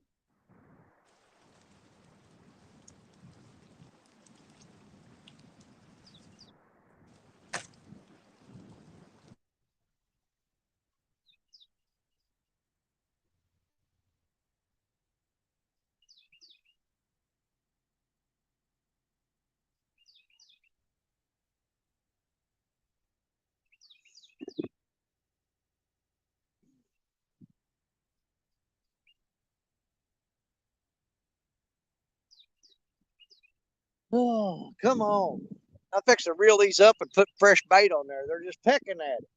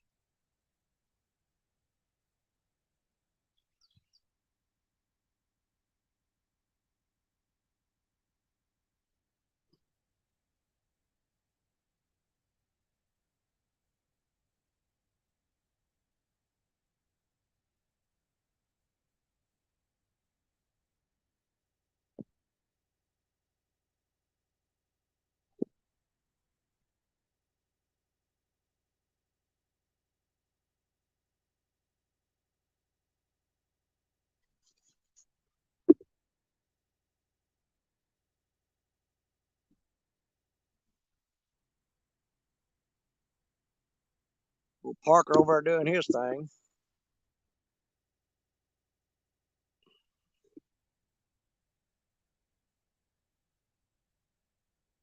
Every time I think about pulling these rods in and changing the bait, one of them will tap.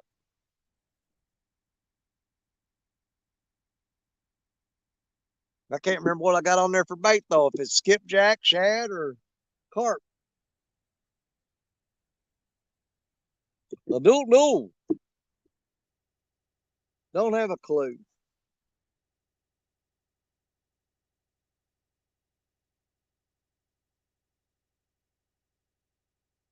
I know I dread getting out of here. Wading back across that water and crossing that muddy field.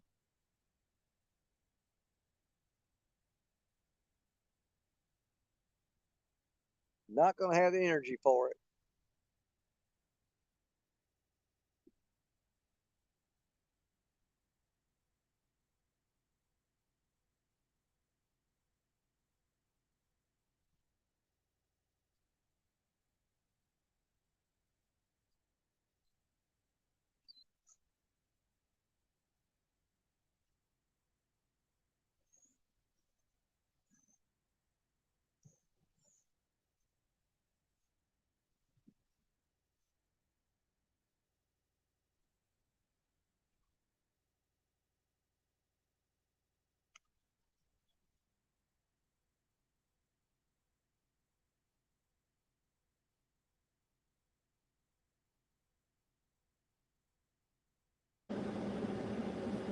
It's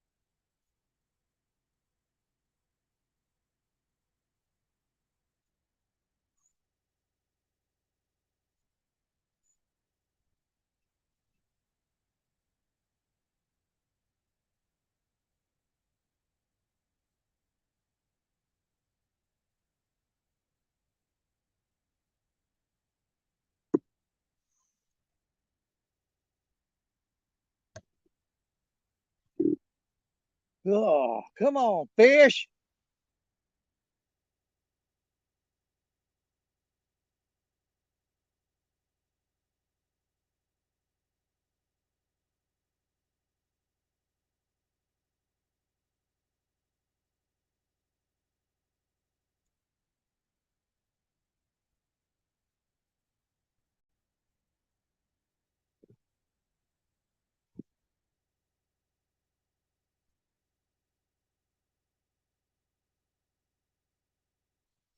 I'm gonna start freshening these baits up.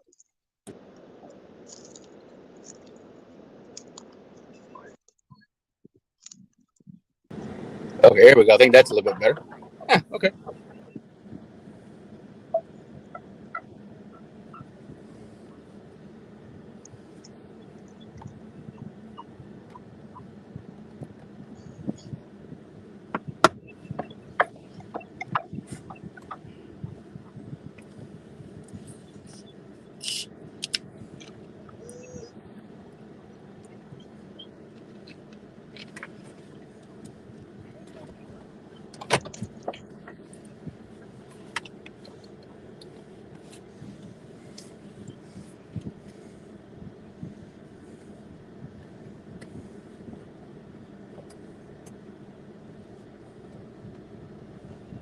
Oh, okay. Put it where?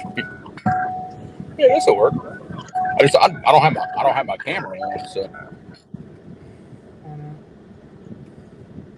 Or is it too close to your face to have your camera on? I don't know. Let me see. Cute. No, wait, no, I got the wrong hang on. Yeah.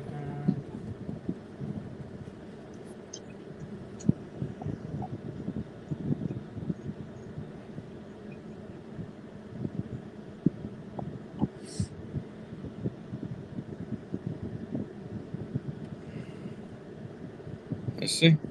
Ooh, wow, that's in the face. Why not, right?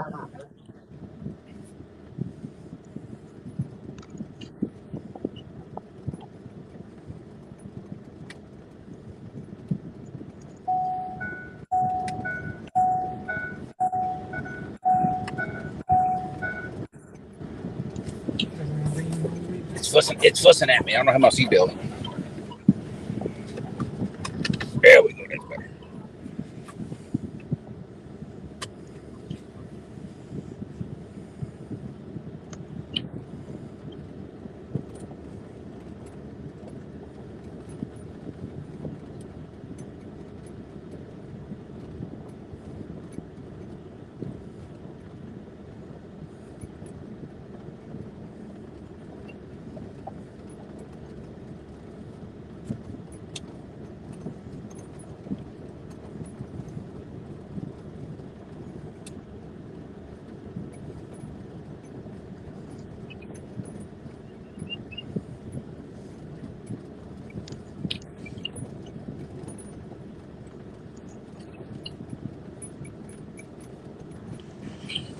Got that. Now, I just weighed that fish on the same scale you used, Creel. Yeah. 50.5, what it came up to with the net carried out Nice. on that cleaning Nice. scale. So that's with the net or without it? That is with that after the net was Oh. carried out. Oh, nice. Yes. 50 and a half. I like it. So I'm hoping the video turned out on my tablet. The sun was shining, so hopefully I couldn't see it. So hopefully it turned out. But caught I that on think a slickerhead. hey, Slicker getting it done today, baby. Yes, it is. I And tell you that what, fish hammered him. from what I could see, because you were pulling that fish in as we were putting the boat on the trailer, it looked like we could see it pretty decent. Well, like I said, I had to do it on my tablet though, off to the side. Gotcha. For Mad Cat. I'm gonna check it out here in a second. I got you. Okay.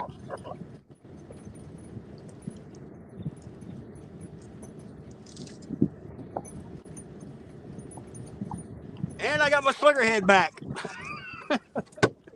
That is a win-win right there. All right, let's get...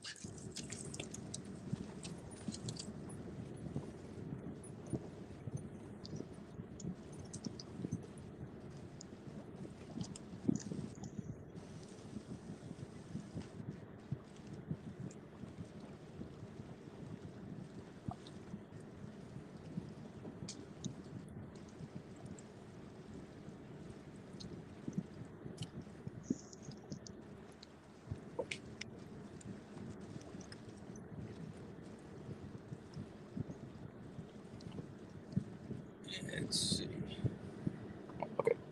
I'll check it, making sure. I didn't know you'd put it back into a drive. Yeah. Come on, baby, climb that hill. All right, here we go.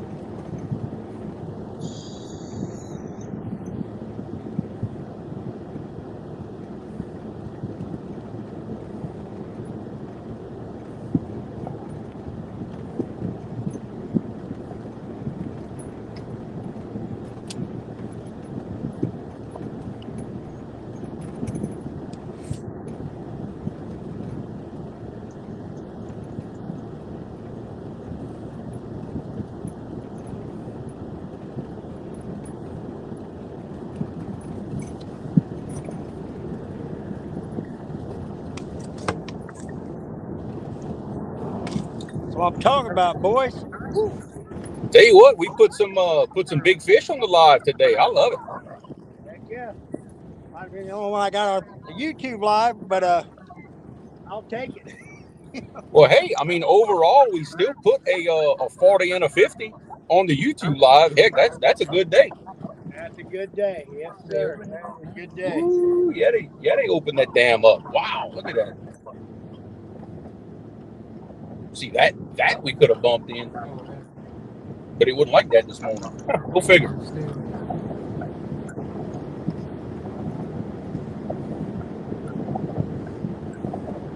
I got a dead spot coming up at some point. If something happens, I lose y'all. I'll get out of it and I'll pull over the side of the road and I'll jump back in. Okay. Just soon let y'all keep me company on the ride home. You know what I mean? Well, heck yeah. Well, tell Gabe, congratulations, man. I'm just wow. Thank you. Yeah, every time you talk about it, boy, he smiles from ear to ear. He don't ever get real excited about something, but I can tell he's stoked. Gabe's the man. He is.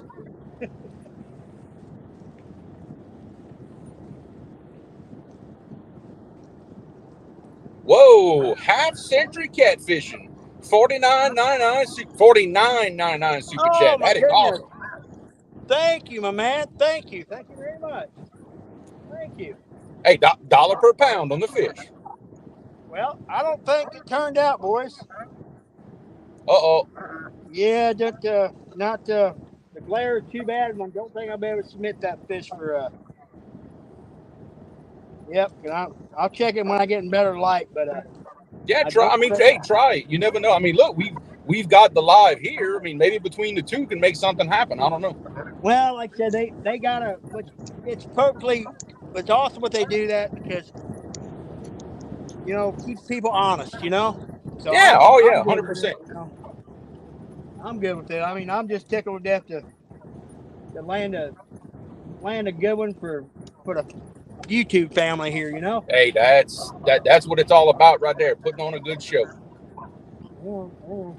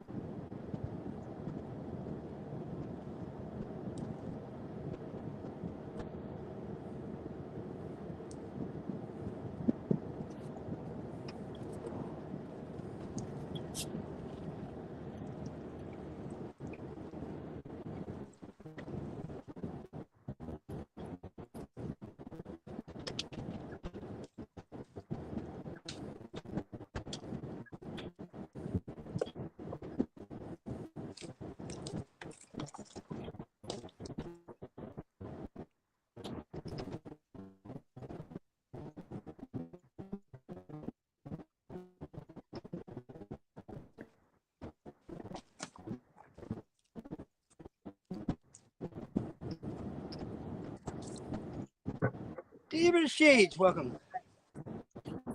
Well, half century, thank you so much, my man. Thank you so much.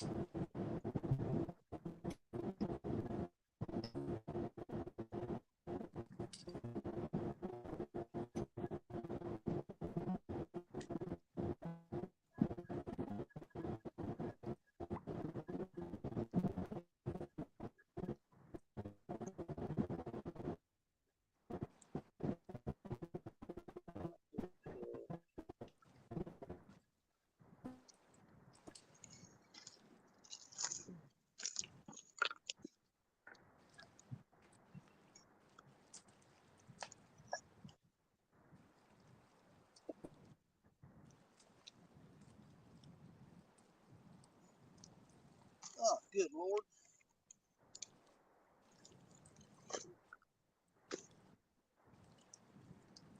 Set my tackle back down on this ground. It's full of ants.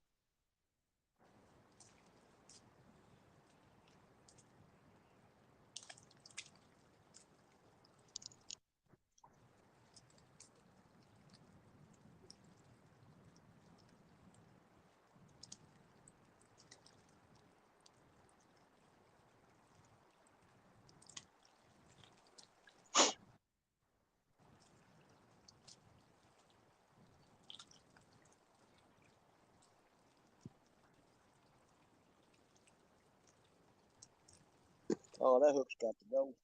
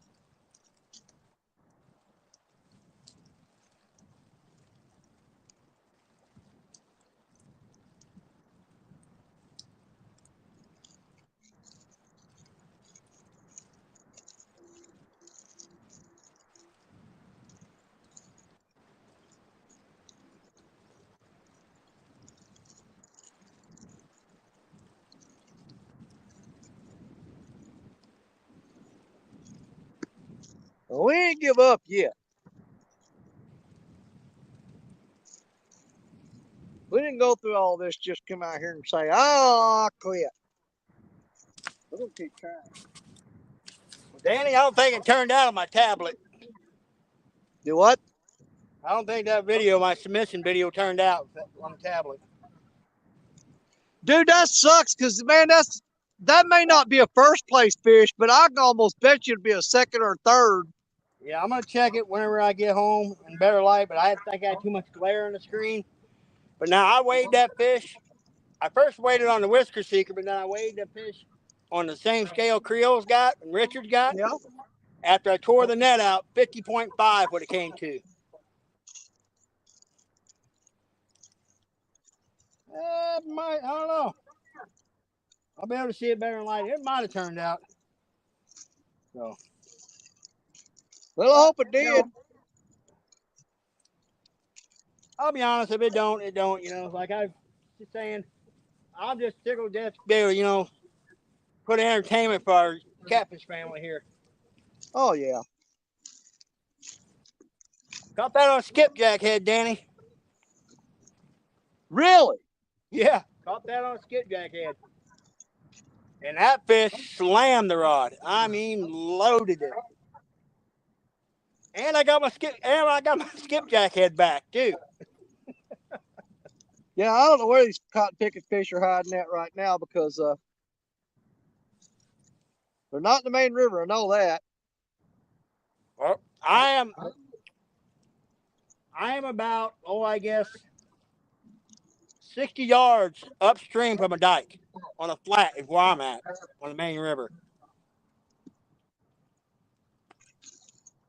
And this is typically not a good daytime spot for me. It's a good nighttime spot,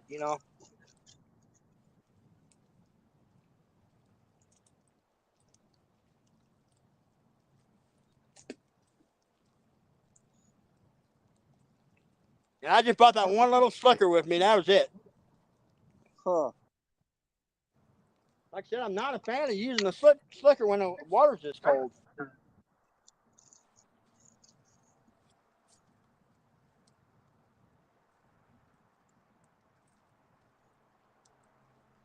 Well, this spot I'm in right now, generally it is a late evening spot.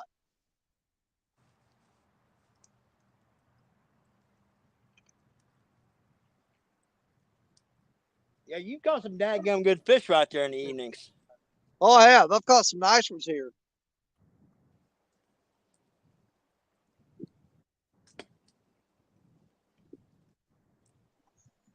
But I've come to know that for some reason it just works out that way. Dude, anytime we do really good for a period of time, we'll have a period of time where it just sucks. Oh, definitely. It's like you're paying dues or something. Well, Half Century said, come on, Danny, it's time for a monster. I know it. I need one bad. Man, I ain't had a big fish in over a month.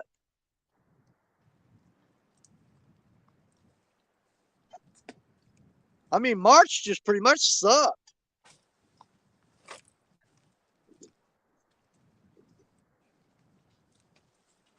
But hey, you know how like I'm like I said, I'm trapped on this little island. Not trapped, but I'm on this island. And when the water rises, all the bugs pile up in the middle of that island. And I set my tackle bag down. I would pick it up a while ago, and man, them ants tore me up. They are all in that tackle bag. That'll be riding in the back of the truck on the way home.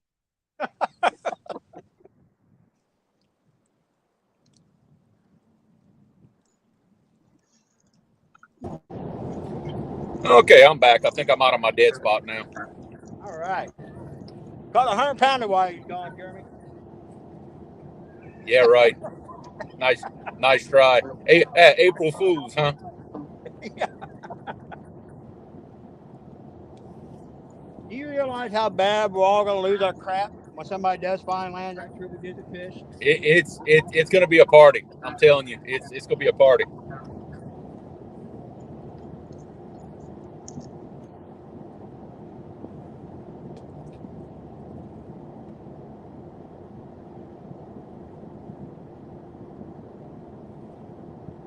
But I'm gonna call it though this year between all of us river rats. I'm telling you, we gonna be the ones to do it. I'm calling my shot. Oh, I agree with you, brother. I agree with you.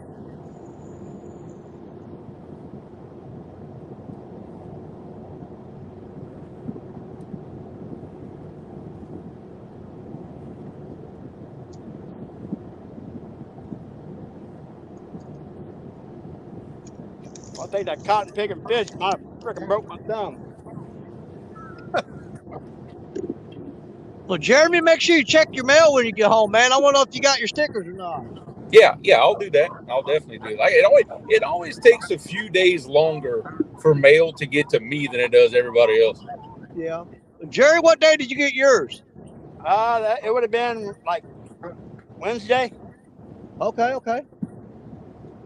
Oh yeah, it takes a solid week at least for me to get stuff usually. Okay.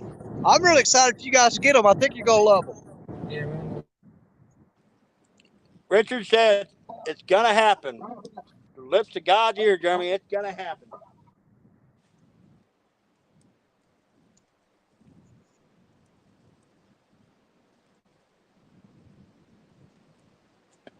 Well, I know I'll probably regret it, but I'm not willing to roll the dice on this spot for tomorrow.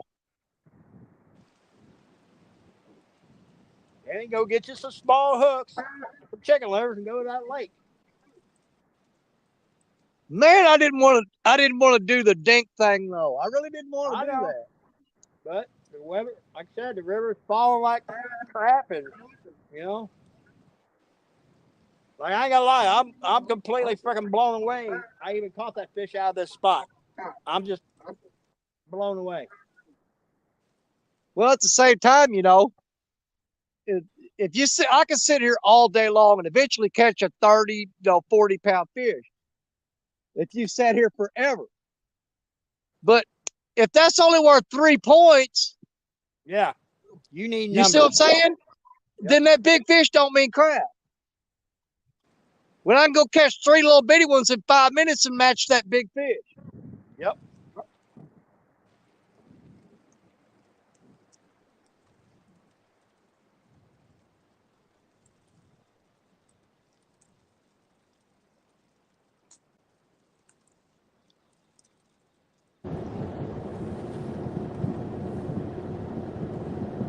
Yeah, I think what I'm gonna have to do, I'm gonna have to download that TikTok live and then cut pieces out of it. And I'm gonna end up posting it to YouTube in some shorts or something like that. I'll figure something out.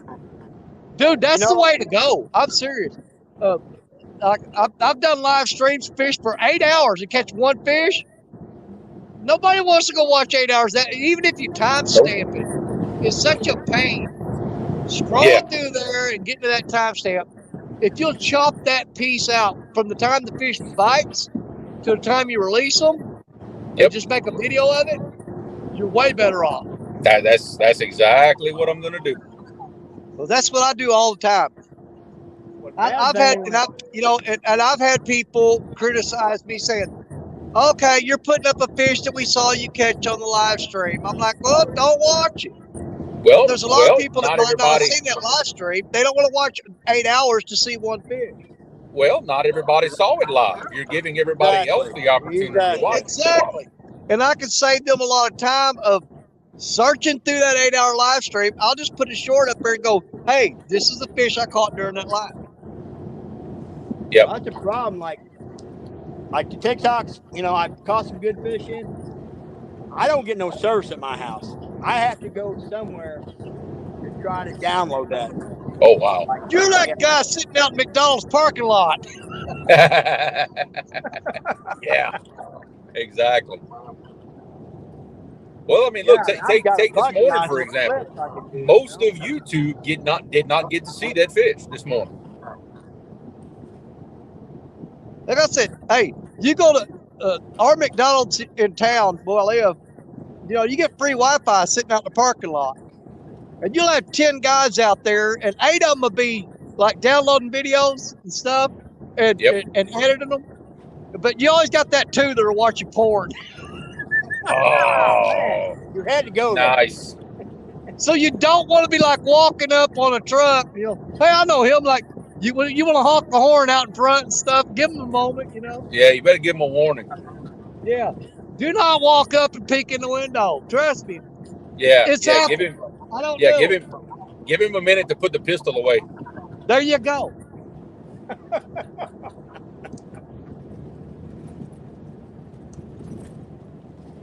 Oh man, we've lost our minds. I'm Yep. just telling you life. This is Dominic facts. Hollis, how you doing, buddy? Dominic, you missed a good show, buddy. Creel caught some dandy fish. Gabe caught on TikTok, Gabe caught his PB at 70. And right before Creel pulled in, he caught a 40-something. And then just a little bit ago, I got a 50. I snagged a carp. You know, I'd Now, still okay. like to know what you hooked last year about this time. You were live on your own, Danny, about this time last year. And you had that little piece of drum. You hooked something on Black Betty. Yeah. That just, holy crap. And that rod, I mean, it was bent like the tip was almost in the water. I know it. And that was right over there. But I can't get to that spot now. It's underwater. Even the spot where I sit is about 6 feet underwater. Well, it's like the spot where I've been fishing most of the winter. Yeah, it's under about 10 foot of water right now. Now I just freshened up them baits on 4 out of 5 of them rods. And 3 of them have already been hit since I threw it out, but they're just tapping it and dropping it. Yeah, I was getting a lot of that earlier too. Crap was just, tap, tap, tap, tap, tap. And now, Yep. you're not stopping. That'd be it. Now I just had a thought, and this I mean I don't think it will, but this may or may not upset a few people, but it doesn't really matter to me because I'm on Jerry's channel. But I was really thinking that as far as the river rats go, we are the donkey department of Triple City Anglers. I would say so. We are. Yeah. But that's what's great about the entire group as a whole is we've got the entertainment segment covered, we've got the numbers segment covered, and then we've got the donkey fish covered. Everybody in the entire Triple City group, we got something for everybody to watch. You know what I mean? Exactly. I bet, because I think like blue cats are a fairly new species to like the Potomac River area. It is. That's kind of what Epic was saying, is that the Potomac still has some room to grow as far as quality of fish is concerned. Yes. Where we're fishing, we're fishing the only waters that the blue cat is actually native to. Yeah. Yeah. Yep. The Mississippi River is the only, and its tributaries, it's the only place where blue cats are actually native. Everywhere else, they've been introduced. Which I know a lot of the crab fishermen and stuff around the Potomac area, they hate them. They hate the blue cat with passion. Oh, yeah, they want them gone. And they're just absolutely decimating the crabs, the white perch, Yep. everything. I mean, there's videos, I guess it's the Chesapeake Bay area. There's like somebody at night. I mean, it just looked like Asian carp out there. Yeah. I've seen that.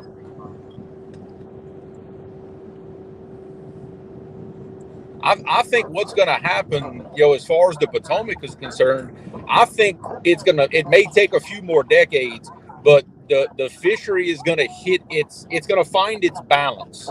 And that's when you're really going to see the quality of the fish. Now, out of all those Potomac guys, I think Brian B's got the biggest fish, doesn't he? Yeah, like an 80, I think. Yeah. I think so. No, Brian's is a 72, if I remember right. Yeah, Brian's is a 72. I don't think he's got an 80. No, I think it's a 72. They wasn't sure. Yeah, I The think so scale was too. kind of messing up. He said it could have went 80, but Brian said, you know what? It showed 72 the last time he weighed it, and he went with that. Yeah, I got That's you. what I think happened. But that fish was, there's no doubt that fish was 72 pounds. I can tell you that Oh, right now. definitely, all day long. You know, Oh yeah, Yep. it and was. if Richard he said was Oh, it 80, was a tank you of know, fish. yeah, that fish was a freaking tank, man. And I Yeah, don't know if there's nobody any of that the could other look at guys that have caught a picture and fish argue bigger that. than that. Yeah. Not that I know of. I know Haz's PB I think is 62. Chunky's is 60. Ernie, I think he's right around 60, upper 50s. I don't know about Alof. Well, I think Alof's got like a 70. I think. He might. He Really? might. Well, I'm pretty sure. I think Has and Has and Chucky both broke their PB this year. I think.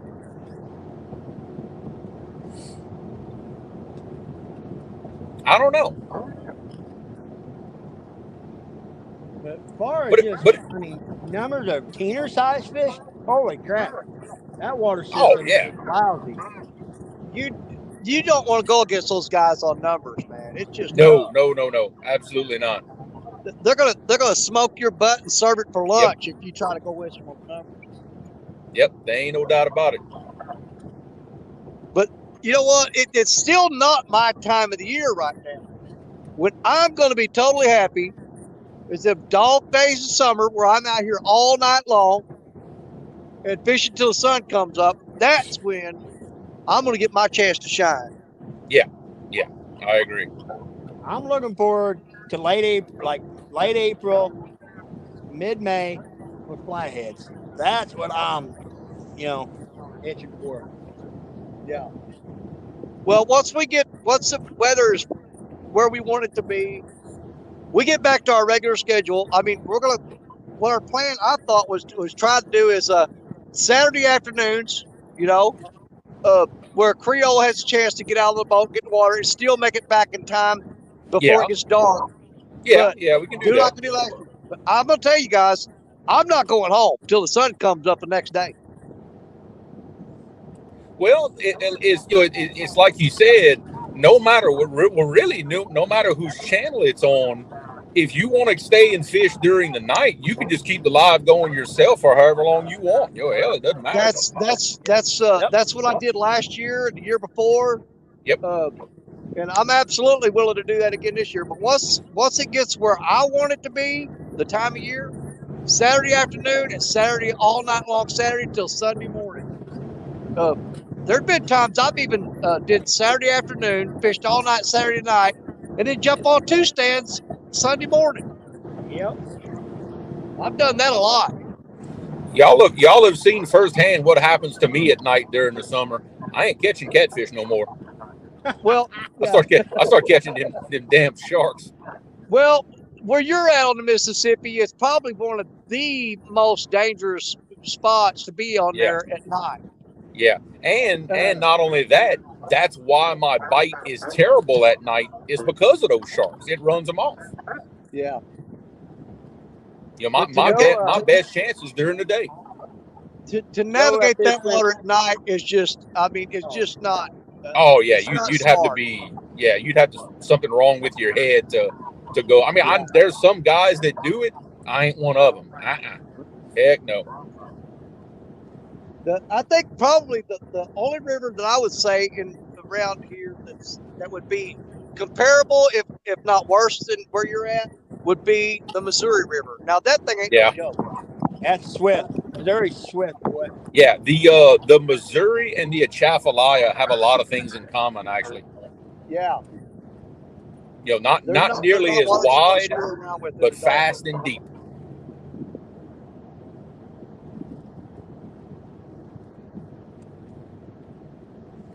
I mean, don't get me wrong. There's some spots I can go night fish if I really wanted to, but I ain't gonna catch nothing.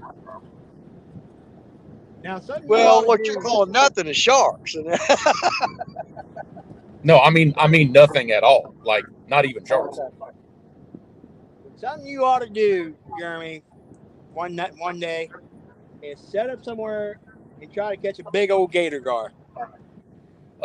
Actually, that is in the works as we speak. We're just waiting on the Red River to slow down just a little bit, but that is coming very, very soon to the channel. And I think some folks would really like that, seeing a big old giant gator gar come in on the back. Now, the only thing I will put this disclaimer out right now. There ain't gonna be no CPR under them alligator gar. I'll tell you that right now. Whatever we're catching, we're keeping. I will tell you that right now. So if anybody does not want to see some gar get kept, you might not want to watch that.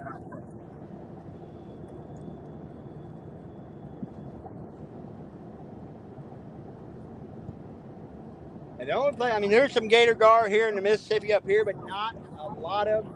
But now down by Danny, like Duck Creek, they introduced some several years ago. There ought to be starting to get some big old gator gar down there. Yeah.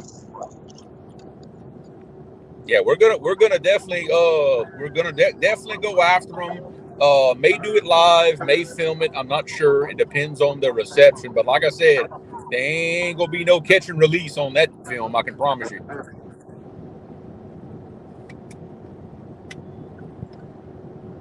Oh, you talking about for the gator gar? Yeah, that's right. Them babies are coming home with daddy. Oh, there's groceries there. Dang right, that's groceries. That is for sure my favorite fish. Honestly, I think that's my favorite meal of everything is alligator gar. Dude, I've had them smoked, and I'll tell you what, you can't beat them. Oh yeah, yep. Yeah. See what we and my favorite we make. I mean, in French we call them boulettes, but it's garfish balls and a gravy. Lord have mercy. Ooh. Well, you cook everything in a gravy. Yeah, we do.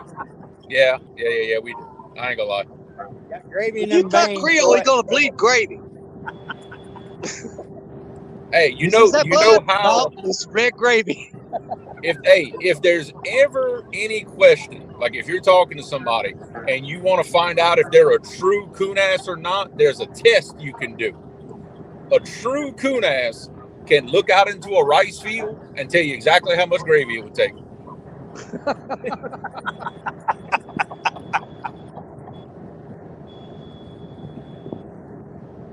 But that would be there you go, Creole. You can get that big old gator gar, and then next time we go live, you can make some gar balls. Well, that is the plan. It really is. That is the plan. Now, do you got a lot of Nutri-Rat down around you? Danny, we used to, but ever since the Wildlife and Fisheries put that bounty on them at $5 a tail, you don't see many anymore. What, on the nutrients? Yeah. I've only seen, they tell me they're up here. I've only seen one in my lifetime. And believe it or not, where I saw it at, I was down in Crothersville, Missouri, and was going to go into Grizzly Jig Company.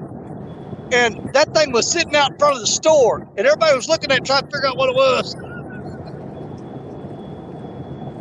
Yeah, I used to. It walked into town and got caught up in there right in front of Grizzly Jig Company. Yeah, I used to see them all the time, but I hardly ever see them anymore. Like I said, they put that bounty on them. Man, that just about wiped them out.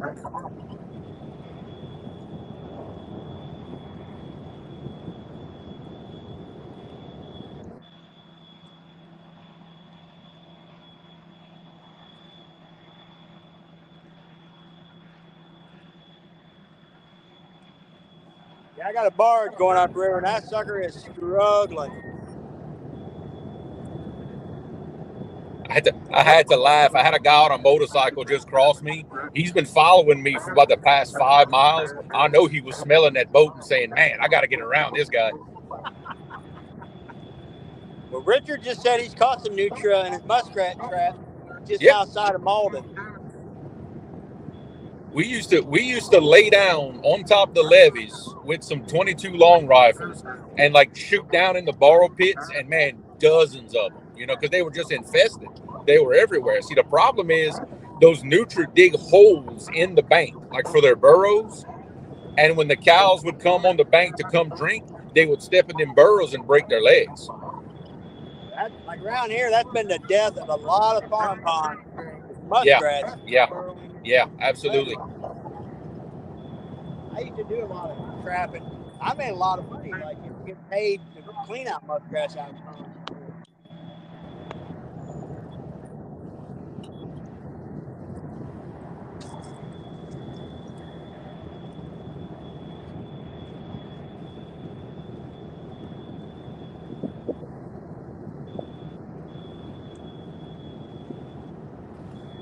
Joe, Jerry's fish weighed 50.5.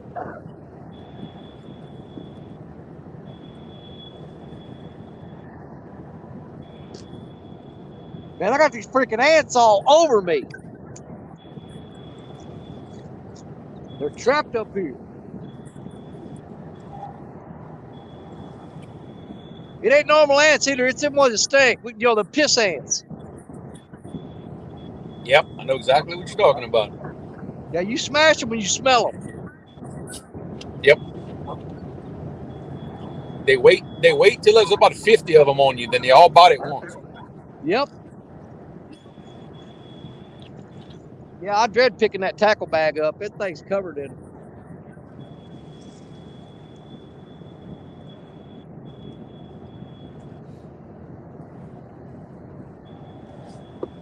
Oh, man.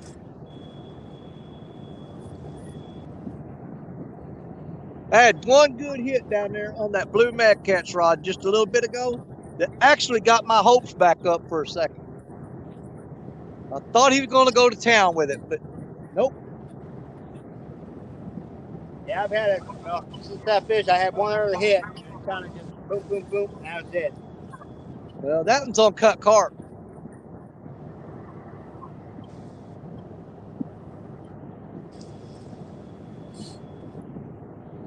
Man, I had some, well, out there in that down of that dike earlier, that water is rushing over. Gosh dang, there were some giant carp, Asian carp trying to come over the. No, that might have been a couple of them there golden buffalo too.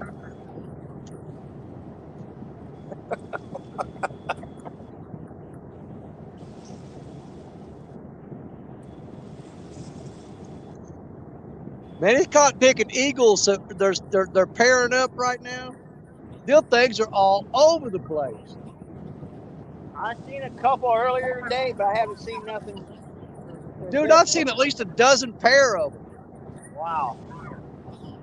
Yeah, there's two of them right over top of me right now, just following each other around.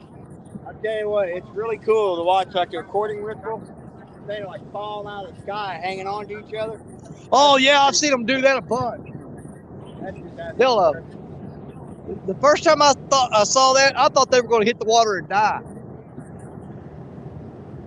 There's a spot I used to deer hunt for years until the place got sold. And I was actually on top, well, I hunted on top of this big old massive bluff corridor. And them eagles, the wind currents would hit that bluff and go straight up. Them eagles, they would come in across that river and they'd drop out of sight off and shoot. They shoot straight up the side of that bluff just riding them wind currents.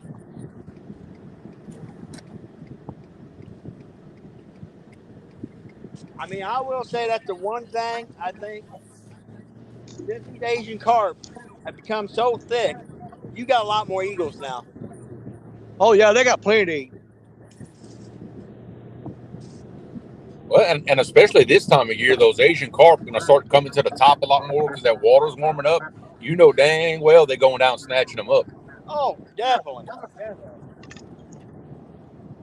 But man, you go like somewhere like Iowa, I've done a lot of work up there and stuff. You'll see a roadkill deer. There'll be 10 eagles sitting on top of it. Yep. We'll see that every now and then too. I've actually got it's a little short I have way back in my videos. We actually put a trail camera on a deer carcass, and we got some video of a couple eagles eating on that deer carcass. Oh wow, that'd be pretty cool.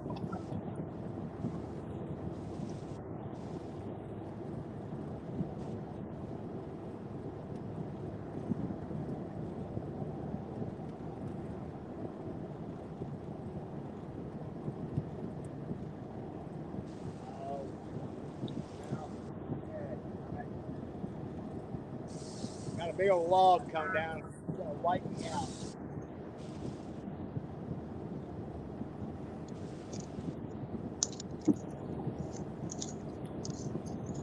That never made me jump up and run.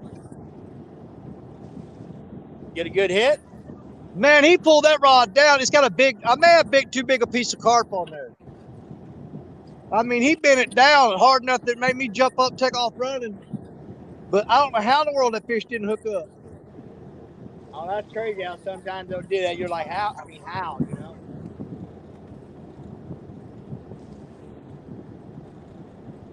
Yeah, that one hit hard enough that, man, made me jump up and run. Man, we were talking about the eagles. Last year, it was back in last February, I was down here in the river. I came over the top of a dike when the river was so low. And there was a golden eagle eating on a carp carcass. And I'm going to tell you what, goddamn bald eagle looks like a chicken hawk next to one of them golden eagles. Oh, God, yeah. There's a couple of them around here. They're freaking huge, man. Yeah, I mean, me and my buddy were like, holy crap. Yeah, I don't think we have those down here. I don't believe. I've never heard of any. Yeah, they like more of that northern. They're like more of a western type. Yeah, more high altitude, I guess. Well, we've got a couple around here. I've seen them a few times. That was, but yeah, they're way bigger.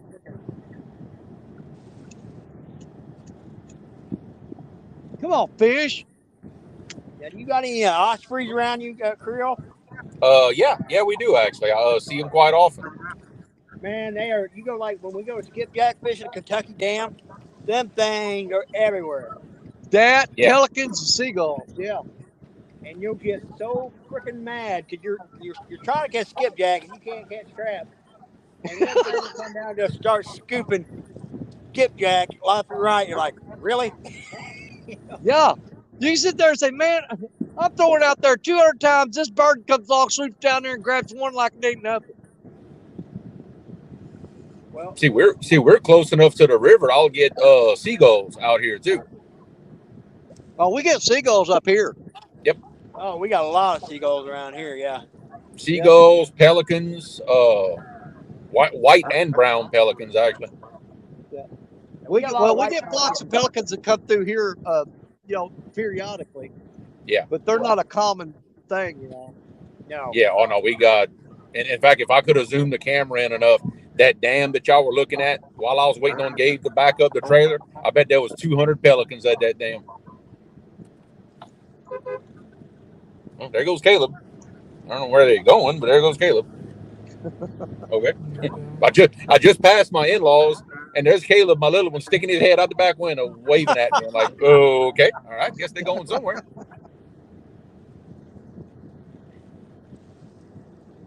With that big cheese and grin on his face. Yeah, they ain't no telling where they're going. Well, he's going somewhere he wants to go then. Oh, look, he's with his mama and papa. Let me tell you, he's good to go. Somebody gonna get spoiled. And didn't you say you and Blake were going fishing at the point when we got back? Yeah, probably so. Yeah, see, Gabe's not stopping fishing. The second we pull up at the house, he's loading up with his cousin and they going fishing. There you go. Wait. But they're going like after brim and stuff like that over there in that little bayou close to the house. Man, I do love me some brim fishing, boy. Especially the big ones. They got a pretty good shot at getting some where they're going. I mean, it'll be off the bank, but hey. Jerry, did you hear how he said that? Yeah. Look, everybody knows I am not a bank fisherman. Y'all know that. I don't know why y'all are so determined to give me crap about it. No, I'm not. I'm just saying the way you said it, it's like me and Jerry are like the. Hey, I know we're just common peasants, Creole. Hey, Danny, don't you get me started. Don't you get me started, Danny. I'm not. I'm gonna quit right there. We're just lowly scumming earth bank fishermen. Oh, don't you start. Killing me. May I have some more soup, please? We were trying to make a boat fisherman out of Danny. We had him hooked for a little while. I don't know what happened. Yeah. Now, with this being said, me, like, I'll have my boat hopefully ready to go here in the next few weeks. I'll still be bank fishing a lot, especially like Oh if yeah. like when the river's flooded like this, or we do like some nighttime lives. I will be on the bank. I have entirely too many freaking wing dikes and crap in my section of the river. You know, Even when I put my boat on the water, basically all that thing is a taxi to get me to a spot on the bank that I can't get to with a vehicle or walking.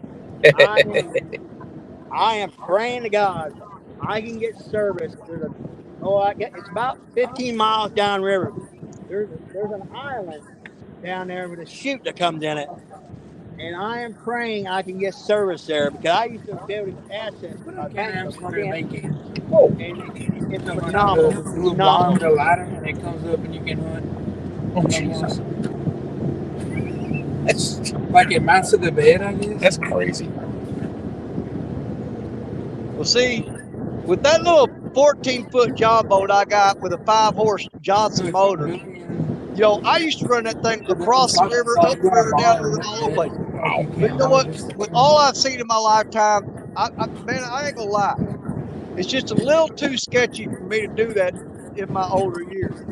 I don't blame you there because there's some fellas around here that hit that big river in 14-foot boats, and man, I don't know how they do it. I'll be honest. I really don't know. I'd never do it. I've had the crap scared out of me too many times to count. Yeah. And that was back when I was younger and in good shape. And if some of the stuff that happened to me in the past was happening to me now, there's no way I'd make it out of it alive. I mean that's when I decided it was time to buy a boat. I bought one as big as I did so I could go the places I wanted to go. I didn't want to have to back away from going somewhere because I didn't have enough boat. You know what I mean? There you go. That's the thing. You can't have too much boat. You can have too No. little, but you can't have too much. No, absolutely. When I first bought this boat, it's a 20-footer. When I first bought this boat, I looked at it. I said, "What was I thinking? Why did I buy a boat so big?" Now I wish I had a 24. Yeah. Yep. Yeah, that'd be my for the where we fish on this river. My dream would be a 22 or 24-foot boat. Yeah. Mine's an 18-footer, 18-foot, 5-foot wide, 3-foot tall side John boat. River John's what I got. So. Yeah. Which don't get me wrong, my 20-footer is extremely safe, even those big barge waves and everything. I wouldn't mind the extra 4 feet just to haul more people with me. You know what I mean? Oh yeah. Well, I tell you what, when we was at CatCon, good Lord, there were some nice boats they had set up. Right had now, my mouth watering, buddy. Right now, my dream bucket list win the lottery boat is I have two. One is a Sea Arc Pro Guide 240, and the other one Had one. Oh my God. The other one is that 22-foot Smoker Craft Deep V like Quentin Robbins has, Catfish Karma. I drool every time I see that boat. Well, they have one of them Sea Arcs you're talking about, Creole. Yep.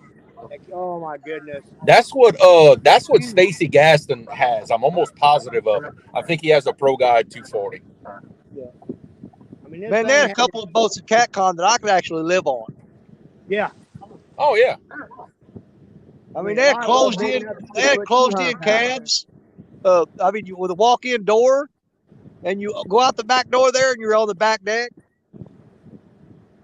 That'd be my kind of boat right there. Yeah, 100%.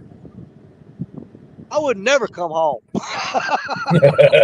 They don't. Your wife don't see you much as it is, much less after that. I know it. If she could figure out a way to get one of them boats, she'd be like, "There's your excuse. Get out of here." Yeah, there you go.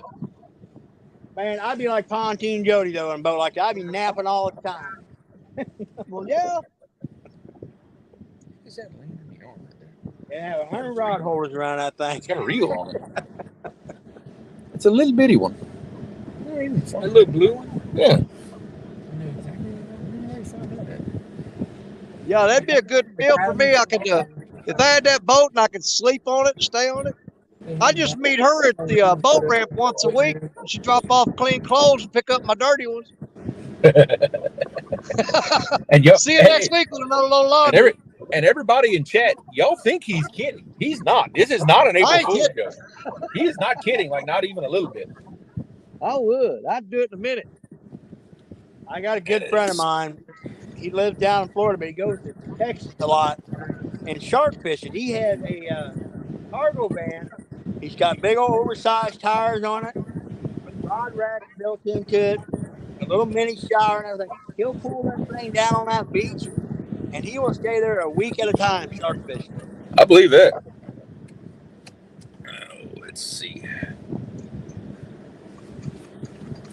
Yeah, I don't know how it's going to be in July when I go to Florida, but I hope to God it's better than it was last trip I did. I caught bluefish and ladyfish, some whiting, and some dadgum croakers. That's all I caught. Yeah, but you didn't have the good weather though, if I remember right. No, it was, man, that June grass was all up in there and everything else. I mean, you got some good shark bait there, though, you know? Yeah, but that was the thing. It hadn't been that long since a big storm had come through there, and it washed out a lot of the sandbars, that's your only structure on the beach. If you lose your sandbars out there in the water, you lose your fish. Yep. All right, guys. Well, I just backed the boat under the carport at the house. It was an awesome show. I had fun hanging with y'all always. Appreciate everybody in chat. I'll catch y'all later. All right, thanks for coming in and catching a bunch of fish, buddy. Later, guys. Later. Well, you heard about that great white that was caught down on Orange Beach, didn't you, Danny? Yeah, I did. Woo!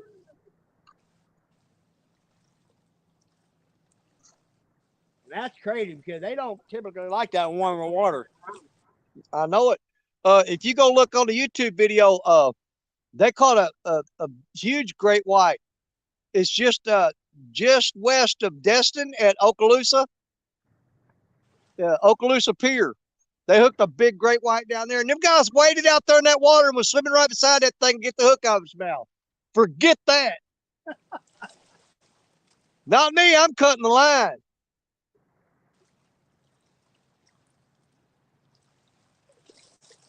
I am not taking the hook out of a great white's mouth. I have a line that I will not cross. Well, dudes, like that video I've got up where we caught that 11-foot tiger. My buddy, he's a hardcore shark fisherman. When we released that fish, he waded out there. He was up to his neck with that fish, bear hugging it to make sure that fish got off. And I'm like, I said, Jericho, you're nuts. And he come in, his shin was all bleeding.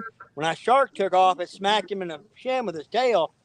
And you know how the sharks, just like. Oh, yeah, I've been slapped by them, man. It takes the skin off your leg. Oh, man. But that's why I don't target the bigger sharks, because by law you have to go in the water to release those. Yeah. Or you have to cut the line as close to the shark as you can if you're going to cut it. Okay? But you cannot bring those fish out of the water. Period. It's illegal. That's why I don't target those big ones. The biggest thing you're going to see me go after would be a bull shark. I was watching a video the other day. This old boy, he somewhere there in Florida, he snorkels the same area all the time for years. Yep. And there's a big old tiger shark. Every time he comes there, she comes up to him, and she lets him rub on her, and he's removed a bunch of hooks over the years out of that fish's mouth. And she'll sit there and let him do it. Well, have you ever watched any of Kelly Young's videos? Yeah. The older ones? That girl crazy. Yeah. She's out there in a string bikini swimming around with them cotton picking tiger sharks. I'm like, you've lost your mind. Well, my daughter, she went back in December. She went on a cruise, and they were down in the Bahamas. And one of the gals, 100 yards from her, one of the people that were on their cruise ship got attacked and killed by a bull shark in 4 foot of water. Oh, yeah. The majority of them shark attacks happen in waist deep water. But it's crazy down there because that water's crystal clear, you know. So that shark knew what it was doing. Dude, like I said, I've been down on the Panhandle. I've had them sneak right up on me and turn around and just, man, it'll scare the crap out of you. Yeah, you get out on those piers in Florida. Oh, people are trapped. Yeah, and look down in the water. You won't go swimming if you do that. Yeah, they're right around with people swimming. Yeah, walk out on the pier and look down in that crystal clear water, and you can see sharks swimming in between people out there swimming. Yeah. Not for me. No thanks. You can keep it.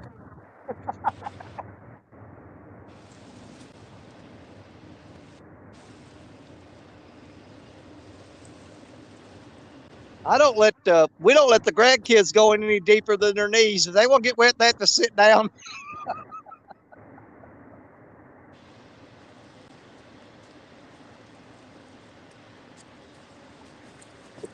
Well, it's time for another big takedown. I take one, period. I ain't had one yet.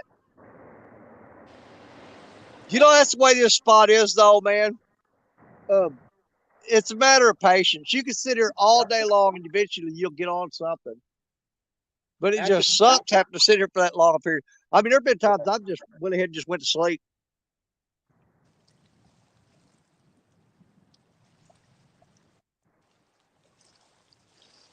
That's the biggest advice I can give to anybody that's starting out fishing the river or anything. If you're going to bank fish, patience.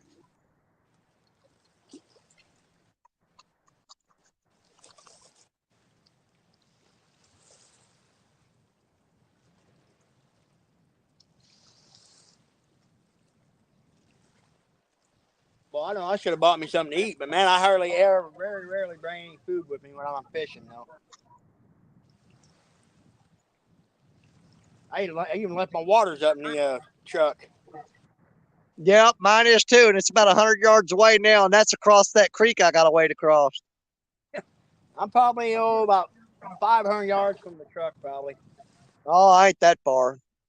I'm too old tired to get that far away.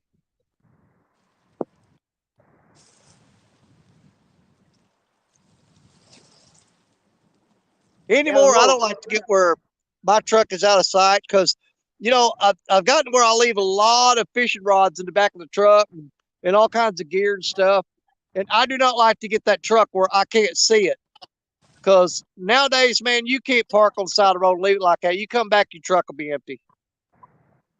Well, I came in just a little bit of a different route to the spot, like through the timber. And I actually came through there was an old cemetery. There's about 15 tombstones just out in the middle of this timber out here.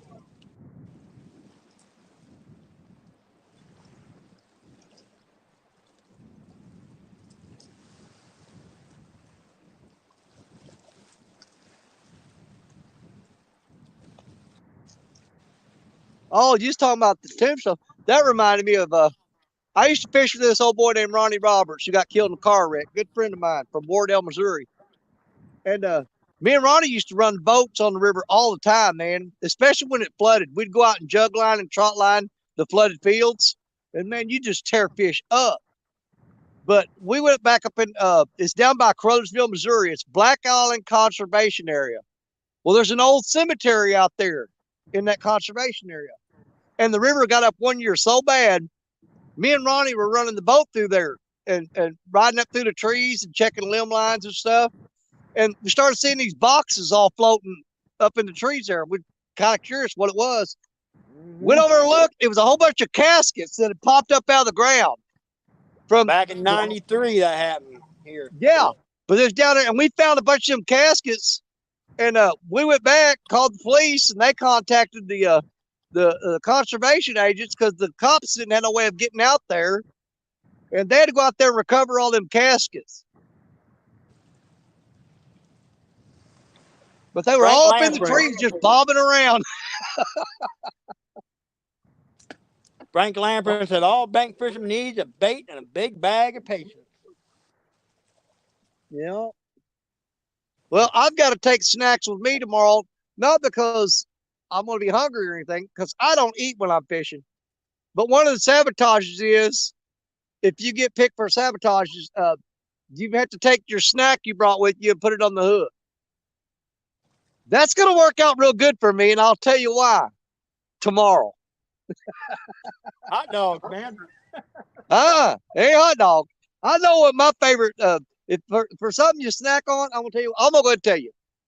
Get you some of those already pre-cut cheddar cheese cubes. You get them in a bag. Okay, yeah. Those catfish love those cheddar cheese cubes, especially the channel cats. I just gave away my secret for tomorrow.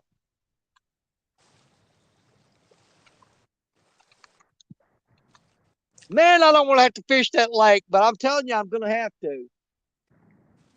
I hate lake fishing. But not as much as I hate getting beat.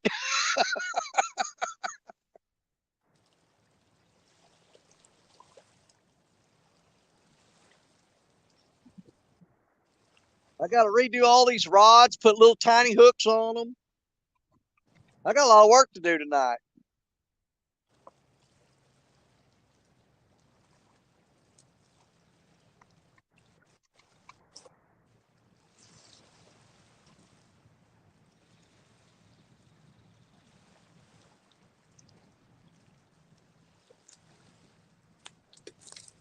You know, I'm not a big spinning rod guy. You know, like when I'm catfishing, but Yeah. I do like a light action spinning rod for like if I'm targeting channel cat or something. Oh, yeah, that's fun, man. Yeah.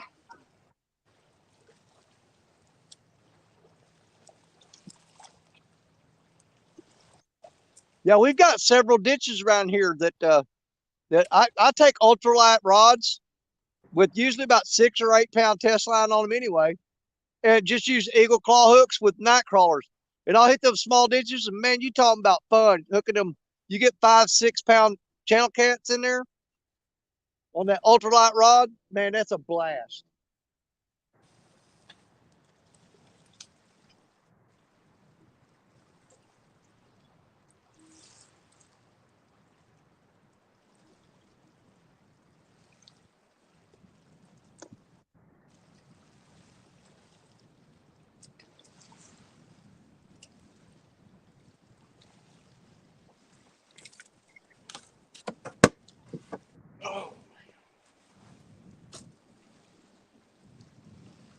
I just can't believe them fish have not moved up out of that main river up into this channel as bad as that Well, I river know. is. I figured you were good. I seen when you were set up. I got earlier. And I thought, man, he's gonna light him up, boy. Every time it's ever been like this, man, this spot was killer. So there's something freaking weird going on. Well, you talking about catching them channel cat? I tell you what, it was fun. I got a creek right below the house. I'll go throw net me a bunch of 3 to 5 inch sucker minnows, and I'll take a light action rod with the like a number 4 hook and a peg float, and I'll float that thing like kayak, and every drift pile or log jam I come to, float them sucker minnows around the thing, and I tell you what, you just light up the channel cat, and every once in a while you will tie into a nice flathead. But you'll catch a bunch of channel cat and bass, and they blast on that light gear.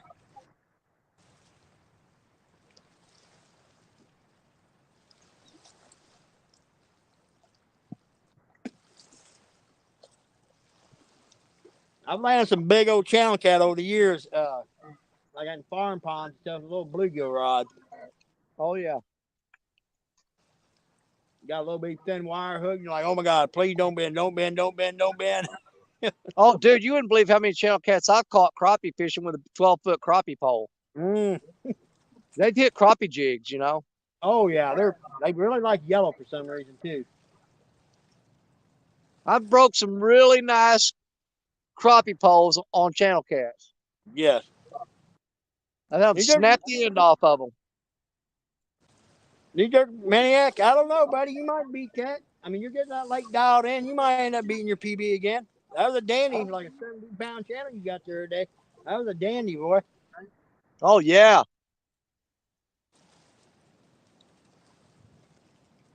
He's like me, though. He'll go out and catch one fish and then don't catch nothing for a month. Me and NJ are just alike. You go out and catch one good fish. Well, guess what? You keep fishing because you got to put your time in. But you've got that curse that once you catch something you're proud of, now you got to go fishing every weekend for a month before they'll let you have another fish. But once it does, it'll be all right. Well, I'll tell you what, I know Richard's ruined and Stephanie are both ruined. Like we went to Mendota last year. Oh God, yeah. I think, well, we fished, we fished 3 days and we caught 72 channel cat, and the smallest one was 8 pounds.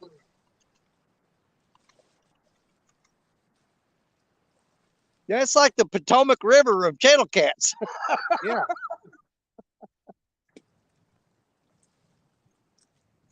And, and Mark from Catfish Crop, he only lives like an hour and a half from there. I'm sorry, I would be there all the time. I know. What's up with that? I don't know. I would be there like all the freaking time. Well, he's more of a flathead guy, though. Yeah. But the lake record there is a 44 pounder. God, I couldn't even imagine trying to fight a 44-pound channel cat. Oh man, the channel cat are one of the things they're mean from the time you hook them to the time you're trying to turn them loose. They fight you the entire time. Oh, dude, I've hooked up, in those creeks that I fish. The biggest ones I ever got out there was like 10 or 12 pounds, and the water would be so shallow. And I'd fish it at night that you throw the rod out there, and you would hear when that fish hooked up because he would start splashing on the water downstream. Well, that's how it is up here in Wisconsin. You be sitting there, and like Richard, me and Stephanie, they got to see it last year. You be sitting there, and you hear this big old bloosh, and like, what the crap? All of a sudden, rod just wham, Yeah. just gets smoked. And they don't hit like a freaking normal channel cat, a little dink dink. They hit like one of these daggum freaking big old blue, man. Oh, yeah. Well, I mean, they're pretty much the dominant species there, right? Yes, yes. Anytime you got something that's dominant species, they're going to be way more aggressive. Well, they do got some big old northern pike in there. You can take them slimy old things and just. I got my fill of them things last couple trips, so.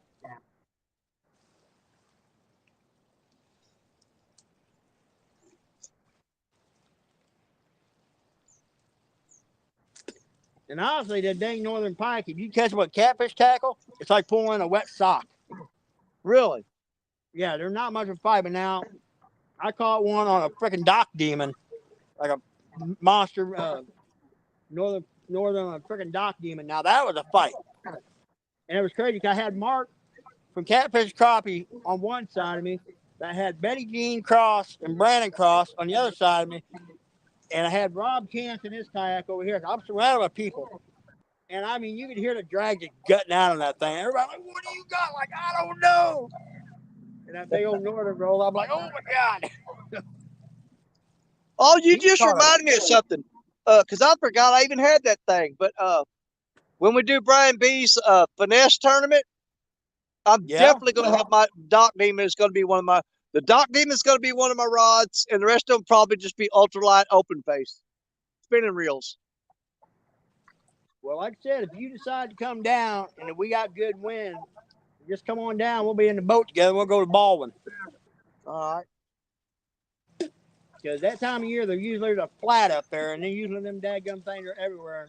And blues are everywhere in that flat. Well, like I said, I plan on running. I've got 2 brand new spools of 4-pound tests. One of them I got from Sunfish King and Ted from Off the Hook Outdoors.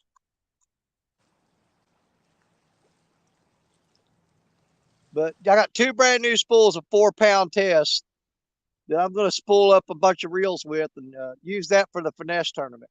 I just spooled up Greenwell. What's going on, buddy? Mike, I don't know if you was in here earlier, but I got a 50 a little bit ago. Well, been an hour ago probably. But I just re-spooled 2 of my crappie rods the other day. I spooled one with the 4-pound, and I spooled one with 2-pound test. I fish a lot of them strip pits on the Illinois side. Yeah. Water is gin clear over there. Really? But I'm thinking there's some big old channel cat in there because I was bass fishing that thing last year, and 2 different times I hooked into something that had some shoulders to it, and I know dadgum good and well it wasn't no bass. So I'm gonna go over there one day and try to see if I can see if there's some channel cat in there.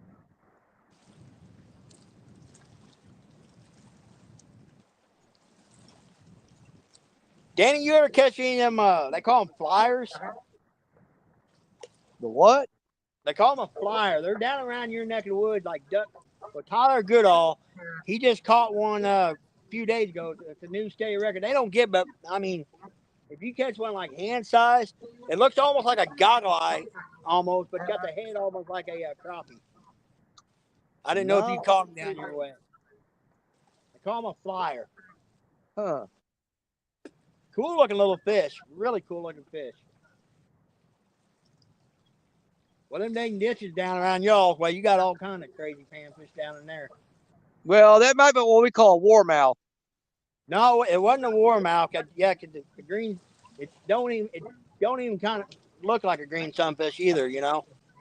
Really? Come on, fish.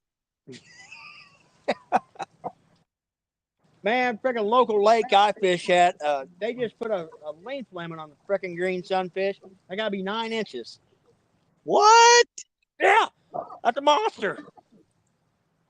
Dude, we go to Otter Slough and you can catch 40 of them and there's no size limit. Yeah, they just put a 9-inch limit on the thing, and I'm like, what the crap, man? Those are some little fighters too. So warm out. Oh yeah.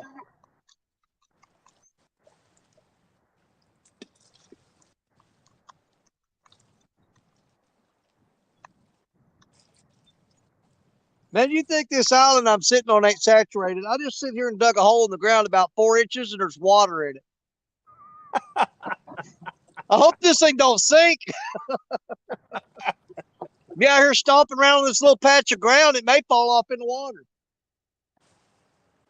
Man, it's been several years ago. Me and my brother-in-law and one of our nephews were fishing. There was a little point that went out to kind of like where you're sitting on a little island. It was at night. We went out there. We did pretty good. And the river was rising pretty good, you know. Well, we started packing up, and all of a sudden I hear my brother-in-law go, "Oh crap!" And like it was only about 3 foot wide when we had walked out there. Anyway, it's like a little land bridge. Well, it's under like a foot of water now. So I take one of my rods, and I'm using the butt, you know, like a walking tab, feeling my way around, you know. Well, I get across, and here comes my nephew. He's bebopping through there. And next thing, the only thing I see is his hat swirling around top of the water. He stepped off the edge of that sucker and just bloop. Dude, I've seen whole sandbars because the river would be eroding underneath them. I've seen sections of sandbars 100 yards long and maybe 20 yards wide just fall off into the river. Oh, and you talking about scary? Because I've seen people over there on jet skis and pontoon boats. They pull up there and they're hanging out on that. Well, that drops off, man. I mean, it drops off deep. But they be hanging on at sandbar and all of a sudden it just sloughed off into the water. And matter of fact, back in the high school, there's a boy named Trent Taylor that we went to school with. That's what happened to him. He drowned over here on the Mississippi. He was out there on a sandbar, and the sandbar slid off into the river, and that's how he passed away. Well, Lance said he wants to see what he'll hit a 14-inch bass this year. Lance, a 14-inch bass is a snack for a big old flathead. Oh yeah, that's an hors d'oeuvre. Even some of these big old blues out here, that'd be a snack. But yeah, 14-inch bass, heck, an 8 or 9 pound flathead, eat that no problem. And trust me, if we could use bass, I'd have a bucket full of them every time I came to the river. Oh, dude, I've got a couple of spots that I stop at on the way to the river and throw the cast net. And there's just a little hole where a culvert pipe dumps into a ditch, and there'll be a deep hole there. Throw that cast net, man, you'll pull up 15 or 20 little largemouth bass that might be 6 or 8 inches long, and you got to throw them back in the water. I'm like, crap. Well, you know, I'd love to be able to use those for bait. And states before where you can use them, and largemouth make a heck of a fly habit. A New York maniac. Okay, here's the deal with perch in the state of Missouri. You can use them, but you're not supposed to use them if they're over like 4 inches. But that's when they're starting to get right. We got a whole messed up thing with our game fish laws, and actually, Richard's wife Stephanie is actually she wrote legislator. She wrote. I mean, she's sending letters out everywhere. She's trying to get that law changed because our bait laws are outdated here in Missouri.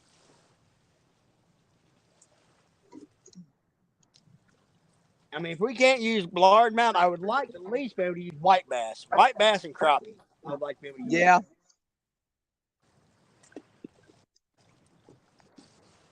White bass is a phenomenal cat bait. Yeah, I wish I'd brought my skipjack rod with me because, man, there's all kinds of skipjacks and white bass popping in the water out here in front of me. I could light them up right now. But when we got home from Kentucky the other day, I took all that crap out of my truck. Yeah, not next weekend because next weekend's I got family function for Easter, but I think the weekend after that, I might make another run depending on the weather. I might make another run, but I've got to make some freezer space, man. I got to take some crap out of my freezer or something. Oh, me too. I've got a bunch of old shad and carp in there. I've got to get out. Yeah.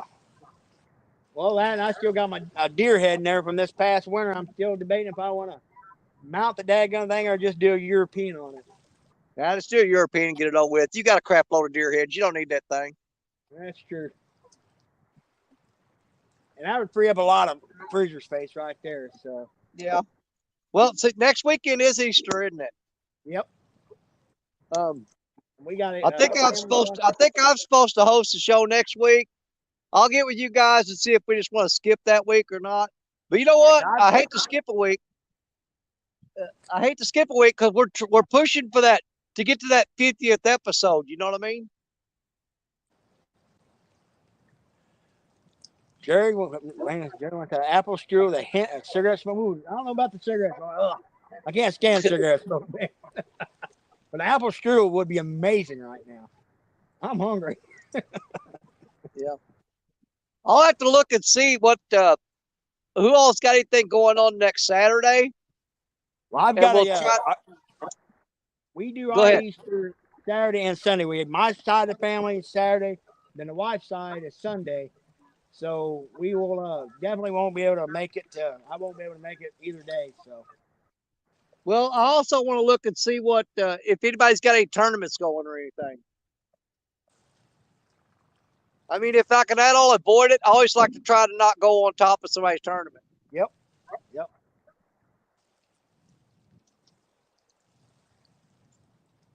I know Josh sometime has got to have a rerun for that bass tournament. He's got to have like Richard, Chad, Clutch, and Josh. No, you don't have to have Clutch. Clutch qualified. Okay, that's right. Yeah, Clutch qualified. So 4 of them guys have got to do a fish off to see who fills the next 2 slots. So I think he's going to do that sometime in April here. Yeah, it's Richard, Chad, Josh, and who else was it that didn't catch anything? Chad, Josh, and Heath. It was Richard, Chad, and Josh. There was one other though. Well, Heath Stapleton. That's who it was. Yeah, he was in the boat with Josh. That's right. But now, if them boys, Josh and Heath, if they go to Lake of Egypt, they're going to put fish in the boat. Yeah, he didn't go that weekend because there was already a bass tournament going on. Yes. There was way too much competition there that week. But now I thought about getting a hold of Richard. If the weather's right, have him come all the way up here and get him not on a ball, but I got to the strip pit in April. Oh man, you won't catch like crazy numbers, but you'll catch some slaunch donkeys. There you go.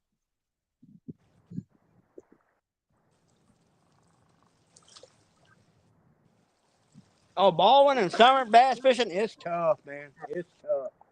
Is it? Yeah, it's really tough in the summer. Whoa, man, that was big, whatever it was. Something roll out there? Oh, right in front of me, about 10 feet off the bank. I'm almost sure it's one of them Asian carp. New York Maniac, yeah, we're both Missouri. Me, Danny, and Richard, all out of Missouri. Yep. Me and Richard live in the same town. We live about 2.5, 3 minutes apart.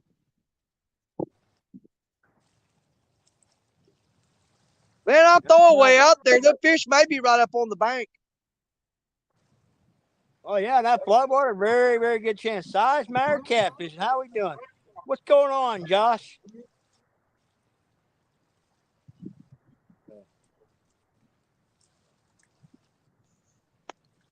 Need another big takedown, boy. I know it. Dude, I've I had tell 2 you what, rods been hit since I freshed them baits up.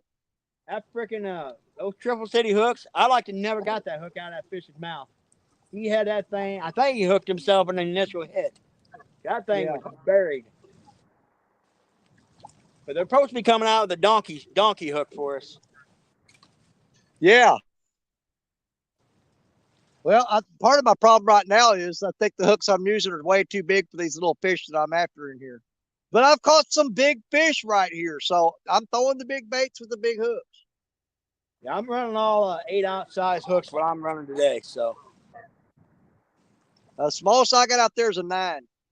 yeah, I'm running all 8-ounce.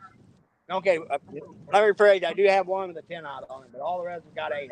I got 2 9s out there. The rest of them are 10-ounce. Which is, I mean, you can catch them channel cats on them. Oh, But yeah. it's got to be a decent channel cat.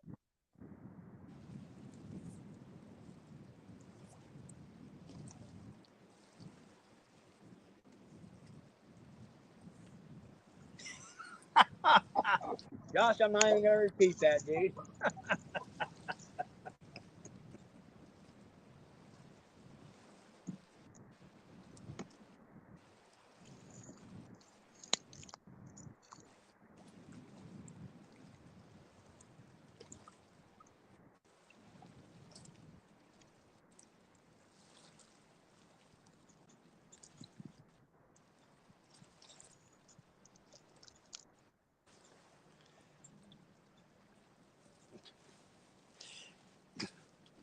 Go right. Josh, that's actually an air tank. That's actually a big old air tank. And New York man, you're channel catfishing. I would say stay with about a 5 to 6 out hook for your, especially now water being cold. Stay with about a 5 to 6 out hook, and I wouldn't go no more than about a thumb size piece of bait right now in that cold water you're fishing. So I would stay with about a 5 to 6 out. That's what actually I like for channel catfishing. Is about a 5 to 6 out circle. And like I said, use about a thumb size, not even about a thumb size piece of cut bait. Right?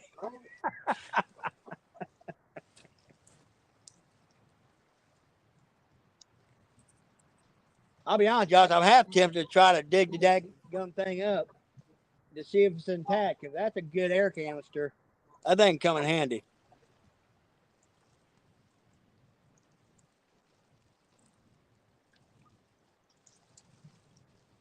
Josh, I don't know if you was in here earlier, buddy, but I caught a 50.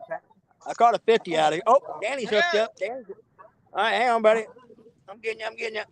All right, Danny's hooked up.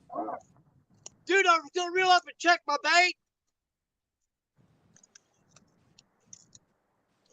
All right, so that means everybody has got a fish today. Heck yeah. Nice. Very nice. That rod that got hit real hard a while ago, he hit it real hard one time. That's it. Just laying there. I went to reel it up, and it was heavy. Dude. Well, heck, he's been on it the whole time then. He's been the whole time just sitting there. Look at that line wrapped around him. Oh, man, I thought that rod wasn't going nuts. Dude, he's just been sitting there wrapped up. I started reeling in. I thought, man, I got a stick on here or something. He didn't fight, didn't head shake, nothing. That little blue Danny, or? Yeah, he's got it all wrapped around him, man. He's been sitting there the whole time since he hit. And look at there. Triple City Anglers. Goober time, baby. That fish has been laying there. He's got mud all over him. He's been laying there on that rod for the last 30-something minutes. I just reeled up and I go, God, that feels kind of heavy. And all of a sudden it started running upstream and I go, that ain't no stick. All right. Been sitting here for 30 minutes with a fish on, didn't know it. Well, Come on, he's gonna wake up now. He didn't fight none coming in. But now he's throwing a fit on the ground. Fish today. Good deal, man. Come on, open your mouth. Ah. Man, these things get lockjaw. Oh man. Yeah, when I'm. Yes, you did, half century. Yes, you did.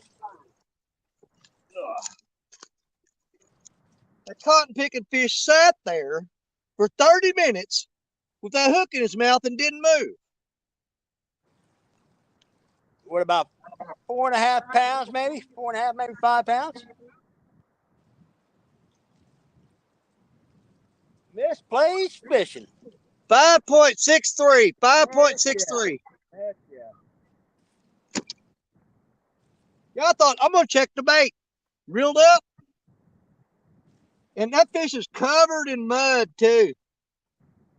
They're laying on the bottom.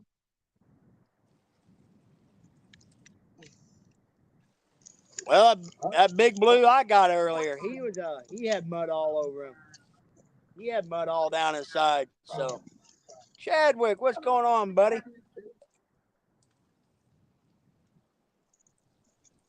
Well, good deal.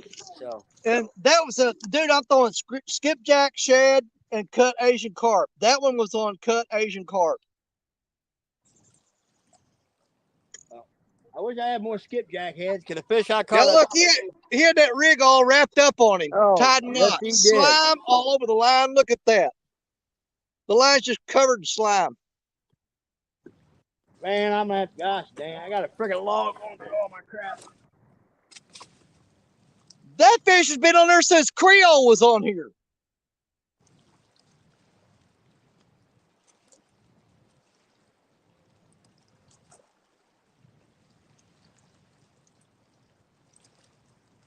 Big old goober time hook. Triple City Anglers, you guys.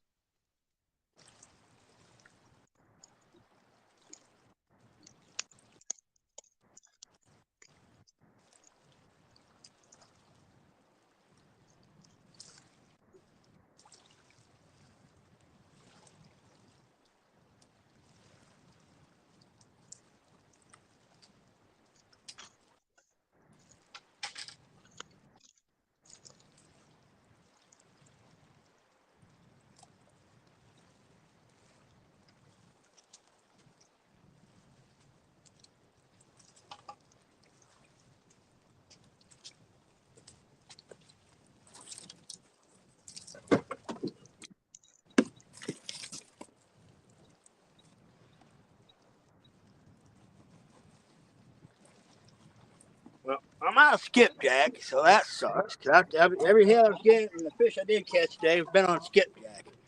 Except for early this morning, when I was at that lake, I caught some on chicken. But everything today has been hits I've had been on the skipjack.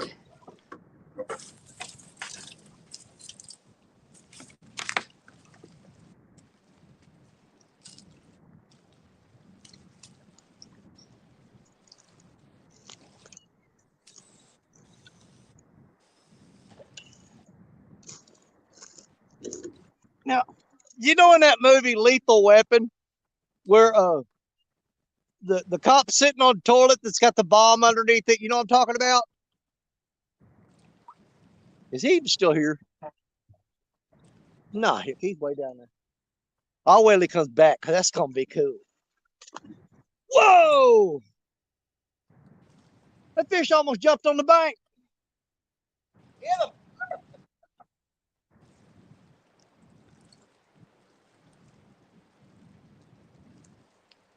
That was a big old striper right there.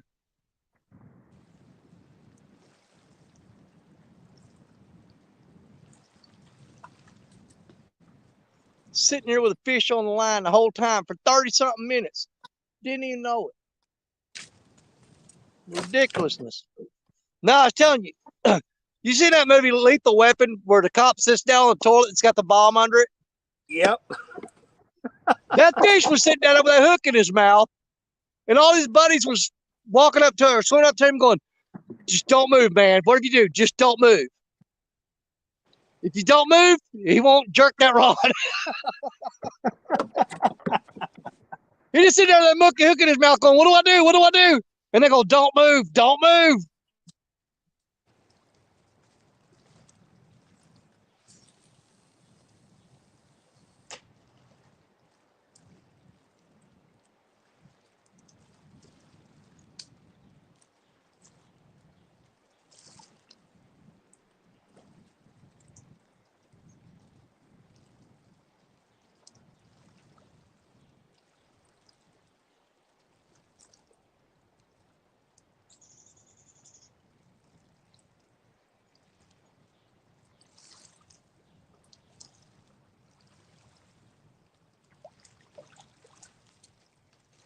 That's the most boring fish I've ever caught. You just reel him in. He's like dead weight, man.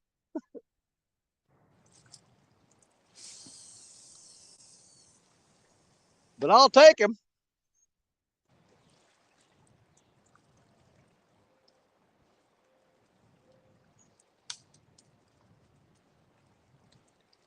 Now I want to check that other mad cat's rod because he bumped it a while ago.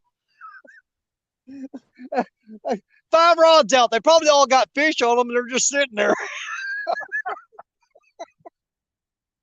We're just picking up. We're not going to move. We're just lay here and chew on it.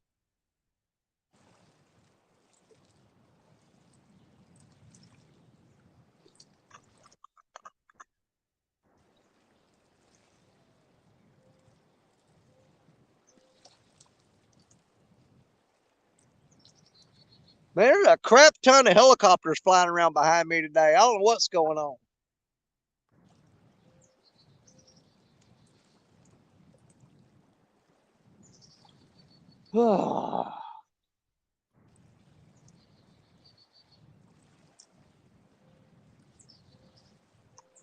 I can't believe them fish are buried up in the mud like that.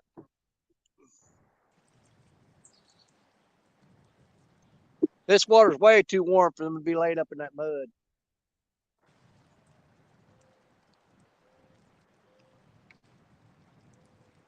Oh, that's a Black Hawk helicopter flying over there.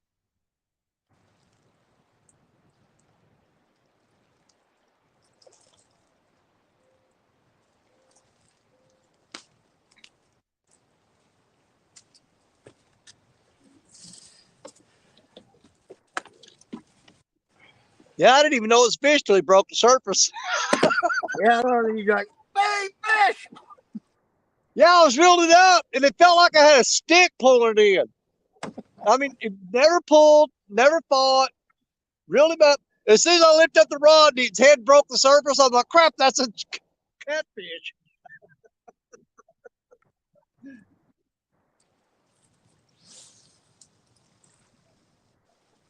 I did not want to be the only guy on the show today to not catch a fish.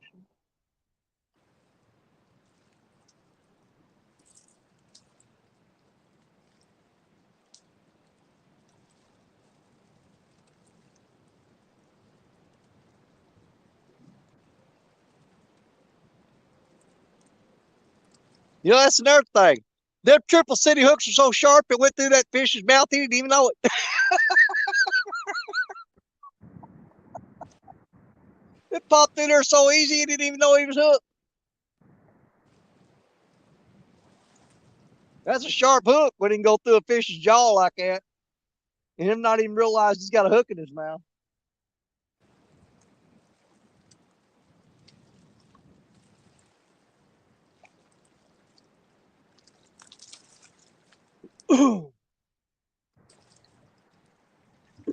Oh, let's see here.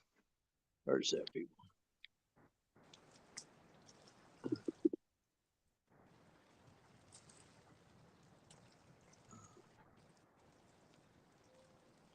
Oh, she's about to become Mr. Dunnigan. I don't know what you boys are up to. I got one. Didn't even know I caught it. I might need to check them other rods. There's probably fish on every one of them. Man, these carp are swimming around this island and they're up in this shallow water behind me. I bet you last year I was walking around with a machete and chopping them in the head. Asian carp, just bop them in the head with a machete. Oh, them daggone things, they just. Yeah, it's not going to be too long when them things will be all over the surface around here. Well, I got a video out on Facebook from a long time ago where I went to the river with just my rods and no bait, and I took a machete with me. And I walked along the bank in the flooded water, and I'd raise it up and I had the camera on me, and I'd just whack, and I go, there's bait, and chop his head off. What's going on, Aaron? Catfish regulators in here. Well, Aaron, I've got I'm hoping the video turned out, but I do have a submission for this week's Mad Cats contest. So Yep. hopefully it turned out. I got a 50-pounder earlier, so I'm hoping that Aaron, that on my little tablet, I'm hoping the video turned out. So I'll know when I get home. I'll have to record it off to my phone. So, Richard, you're right, man. A big old grass carp on light gear. Holy crap! You know, I've only caught 2 of them in my life, an actual grass carp, because they got a really long body on them, you know. Yes. And yes. one of them was over there on a little bitty ditch by Otter Slough Conservation Area. Richard knows what I'm talking about. Over there where the St. Francis River forks. I was up in that shallower creek, and dude, I caught a 15-pound grass carp there. I'll have to send you a picture, Danny, later. About 3 or 4 years ago. Me and Marcia were fishing a lake. I was crappie fishing. I caught a 53-pound grass carp on 4-pound test. That was about an hour, about dang near 40-minute long fight. It took me forever to get that 15-pounder in on 20. I couldn't imagine getting one on 4-pound. Well, when I realized what it was, I thought, oh, I've got this thing snagged. I've got a snag. No, that thing inhaled that freaking crappie jig. Yeah. And they run like a torpedo, man. Oh, man, they're streamlined. They just. Yeah. That long, slender body, they just slice through the water. Well, the creek below the house there, it's full of grass carp. And I catch a lot of them on crawfish, like little bitty crawfish. I catch a lot of them on that. Yeah. That's what I wish I had right now is a big old bucket full of crawfish, man. That's my favorite bait right now. Man, there's a lake there not too far from the house. In the summertime, I'll take cherry tomatoes. And I'll look for them grass carp cruising. Well, I'll flip a cherry tomato out there like 3 or 4 foot past them. And I'll reel up to where it just starts sinking in front of its nose. And boy, them things don't inhale it. Then hang on, boy. It's off to the races. That little creek I got below the house there, we have, of course, we got there's Asian carp, there's silver carp, there's buffalo, common carp, black carp. And that dang, they're an invasive species as well. It's full of them daggum thing. We got quillback suckers, red horse suckers. Man, I don't know where it's coming from, but I got a crap ton of freaking debris just come out of nowhere. I've got logs just left and right getting in my lines now.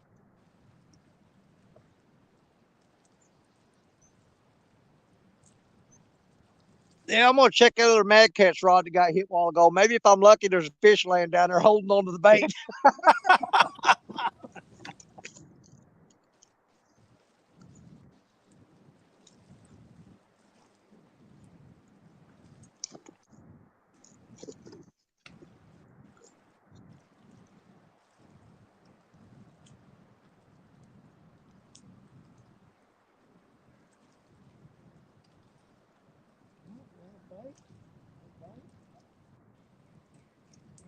Ron, I just threw out, just getting a little tap.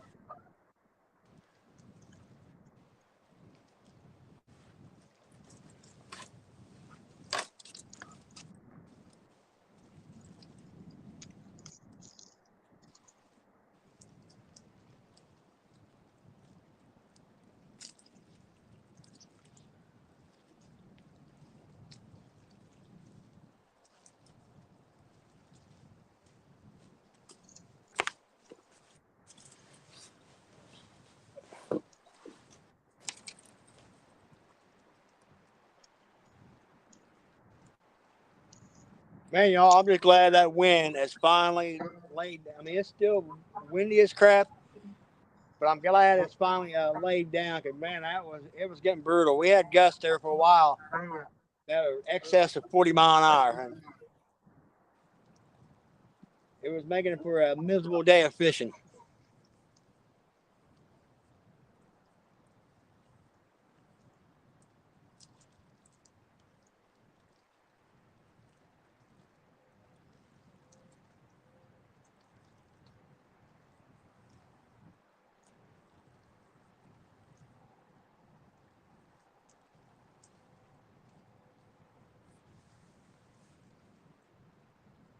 Had gusts over 60. Man, like I said, I don't know what they were. Well, this morning early, I started out at a lake, a power plant. Like me and Creel were actually live together on TikTok, and I was on some fish. I was catching some, and he was on fire.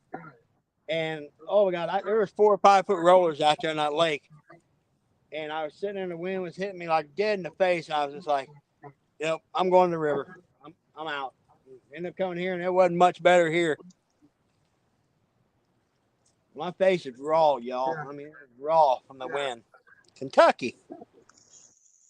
Hopefully, here in a couple of weeks, I'll be in Kentucky, back in Kentucky at the dam, trying to catch some more skipjack. Try to get another good freezer full of them.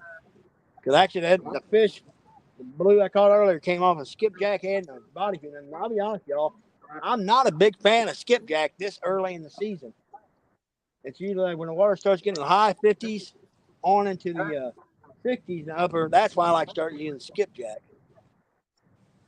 But yeah, there was some like freak storms last night. I mean, all over the country. I mean, it didn't matter where you were. There was weather going on.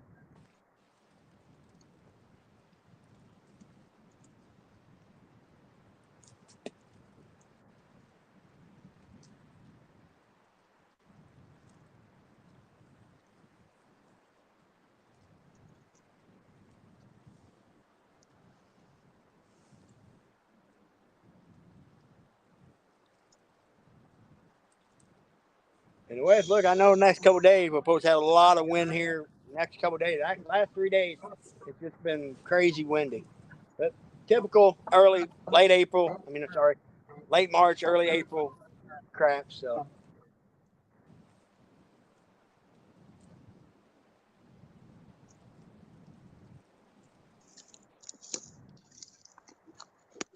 Yeah, there's no doubt about it. Either the pawl or the worm gear on my Ancient Mariner reel is messed up because it keeps trying to stick. When it goes all the way to the left side, it stays there and just bounces and piles all that line up in one spot. Well, either way, it's an easy fix. Order the part. The parts ain't gonna cost you crap. Yeah. Well, it's definitely messed up. I can when it gets over there, I can take my finger and push it over, and it'll catch and go on across. But if I don't, it just sits on that left side and stays there. Well, try this. Whenever you get home, Danny, your worm drive. I'm sorry, your prawl. Yeah. Take it out and spin it around, and stick it back at that one side. A lot of times it'll be wore down, and then you spin it around, stick it on the other side. Sometimes that'll get you by for a little bit. But heck, that's literally a $3 part when you order it. Yeah. And the worm drive probably about like $9 or $10. It ain't that. And that's pretty easy fix. Well, I've put that reel through all kinds of crap. I've had it. I bought that reel not this year at CatCon, but the year before, and I've used it for over a year now. and this is the first time I've had anything trouble out of it. And that's a part that wears out on all reels anyway. Yes, it does.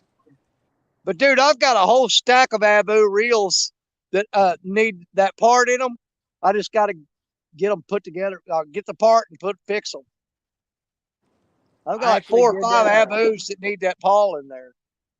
I had to do a rebuild on like 7,000 last year. I had to replace the worm gear. I did the worm gear, did the prawl, and a couple of my 6,500s.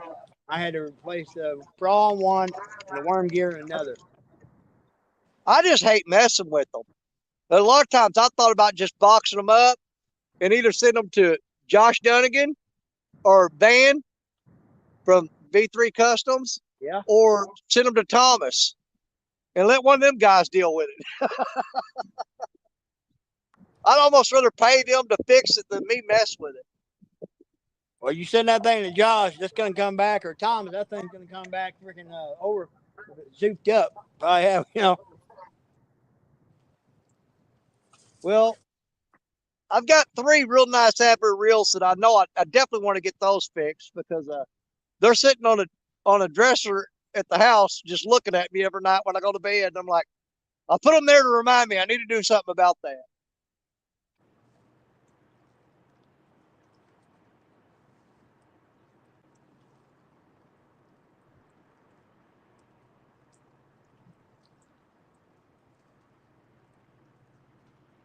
Man, it's too hot to wear a jacket and too cold to take it off. I hate this time of day. Yeah. If I put the jacket on, I'm hot. If I take it off, I get chilled. Yeah, I had my Carhartt on for a while, but now ever since I crawled into this root wad, I'm a lot better. I had to crawl in this dang root wad to get out of that wind, but yeah, the wind is pretty much laid down to nothing now.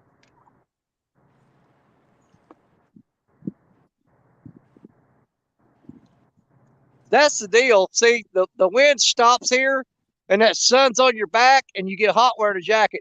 Take the jacket off, and the wind picks up a little bit, and then you get chilled. Mm-hmm.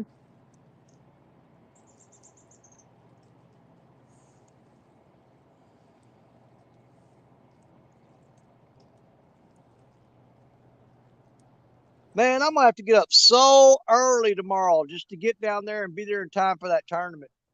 What time tournament starts? I'm almost tempted just to drive down to Kennett and spend the night down there.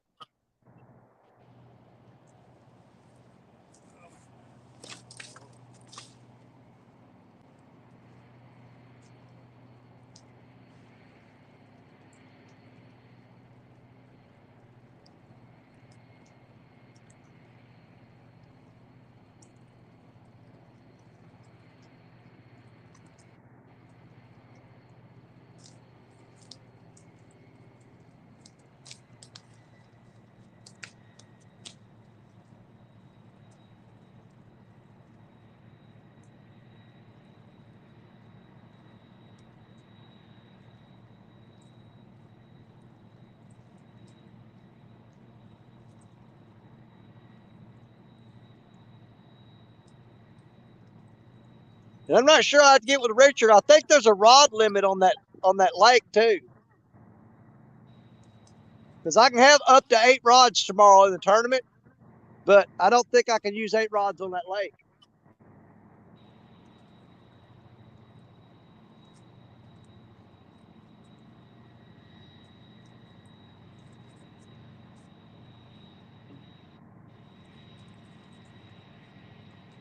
Three?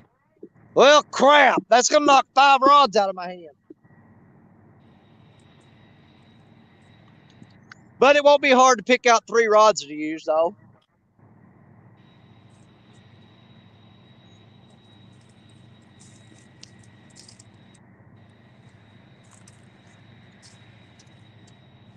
Daggum log come through and wiped out my crap.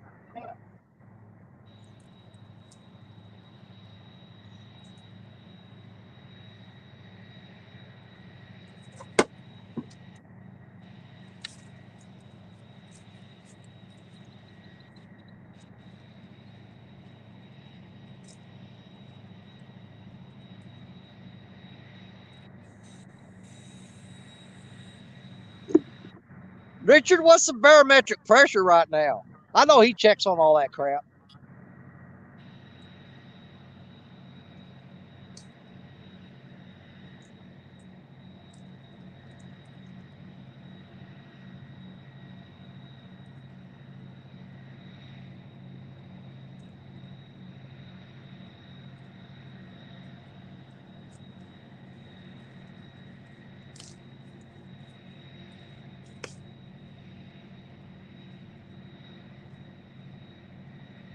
Well, I've got one 5-pounder and Jerry's got one 50-pounder. We're trying to keep the fish starting with a 5 anyway. And Creole tore it up. He come in, caught all he wanted, and got out of there.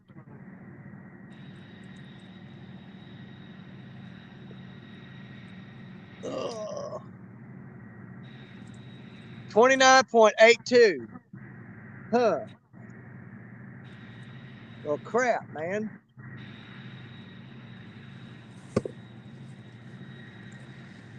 I caught 17 pounds of fish this morning at Baldwin, so we got a little bit of adding to do to our total, to our river ranch total. So.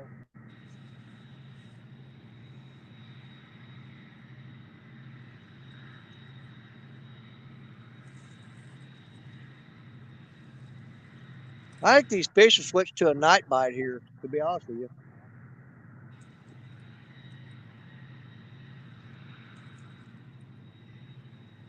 I don't know. Who knows with them all them storms blowing through here last night? Well, all the storms, we're dealing with the pressure riding, the barometric pressure. It's rising now. So it's rising. So it's definitely hurting the bite right now. So, and that we've got a falling river condition. So we got high pressure and falling river condition. So that's definitely 2 strikes against us. Well, all 3 of us caught fish today, so I'm not going to whine about it. Yeah.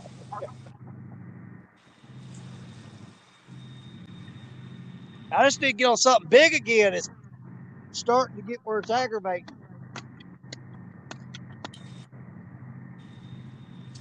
Monty, I thought about trying one of your guard dogs, but man, I'll be honest, I've had bad experience with the automatic hook setters, like different brands in the past. But I know you make a good product, though. But I don't know. The last one I tried on the river and it got bent and got a pretzel. But I've heard some really good things about your product.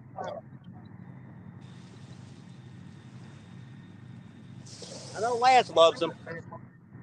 Yeah.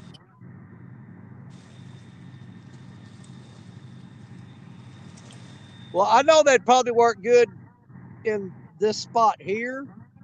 I'm not sure how they would do in that really fast current on Mississippi because it bends your rod over anyway. Well, yeah, because you got that constant flex, you know? Yeah.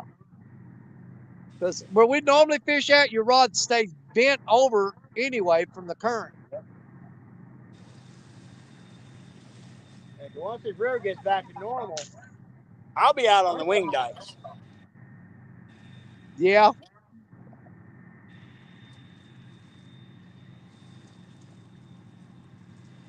But with that being said, we are coming in the spring, so you're going to have all that snow melting up north. We got spring threat. We're far from done from flooding. It's going to flood big time here before long. Oh, I think so. Yeah, we're up to the bottom of the levee now. If you throw any more water in here, it's going to get stupid. And with that being said, I'll get back like kind of the situation where you're in right now. I'll be back in those creeks, those little feeder creeks and tributaries back where I was. So If it floods bad here, it's going to put me off the Mississippi River. I'll have to fish just some creeks, channels, and stuff that have nothing to do with Mississippi. Go the floodway ditches and stuff around Wardell and just fish for channel cats because, man, I can't even get up in here to fish when it gets flooded out like that. now, if you can find some bank spots on the diversion channel, that's an option during flood time. Yeah. But if it floods high enough here to put me completely off the bank, then the diversion channel, that parking lot, that's all going to be underwater too. Well, like our very first episode, I was in a river rat. I was back in a creek on that one because we were blowed out. Yeah, here comes the wind blowing hard again.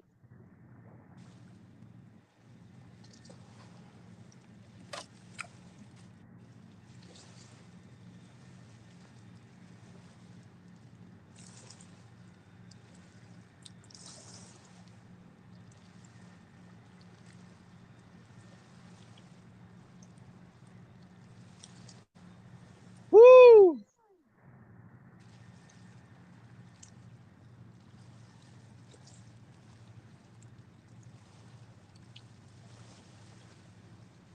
I'm gonna have to break down a little bit and go over and go through them woods and look for some mushrooms before it gets dark too.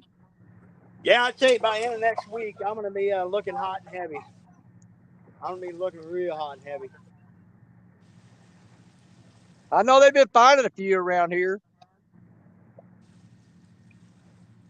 Pressure, go catch me some crappie, find some mushrooms. That's a meal fit for a king right there, boy. Oh, you know it. Yeah, a buddy of mine called me the other day. He went out Wednesday, and I think he found like 40 or 50 nice wow. ones. But Monday, I was hit a lake. I caught a nice after work. I caught a nice bass of crappie. And them jokers on the lake was up about 2 foot higher than normal because all that rain we had for that last Friday. Yeah. Them jokers, they were right on the bank, like literally 8 inches off the bank. And they were all males, every one of them. Really? Every one of them. Because crappie, they don't get a release. Except for Lake Crisco.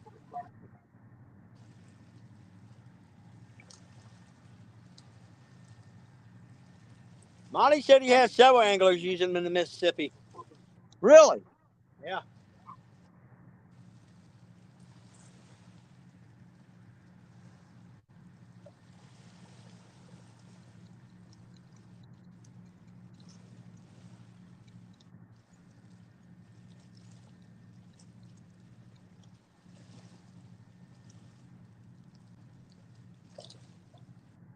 But I will say the last week, though, boy, things are really starting to green up. Oh, God, yeah. I mean, the levees right now, you go through here late in the evening, right before dark, and all the deer are coming out of the woods and going on the levees because it's got all that green grass growing and they're up there eating them. Yeah, I seen a couple. There was a couple this morning, and I seen a big old gobbler this morning strutting out. He was about ready to get blowed away, though. He was, every time he puffed up, the wind would catch him and spinning around. And it was actually our youth season for turkeys this weekend. Yeah. Yeah, Larry from 3+1, he had his grandson out today. When they were supposed to be having the sabotage tournament today, Larry was out with his grandson, and they had 3 birds working them at the same time. Nice. Yeah, that's coming. Our season opened April 17th. It always opens on a Monday too. I'm taking I off know, work. I hate that. That's the dumbest thing ever. But I'll probably take off work for that first day anyway. Try to give me a thunder chicken give me a thunder chicken down. I can't be missing no word.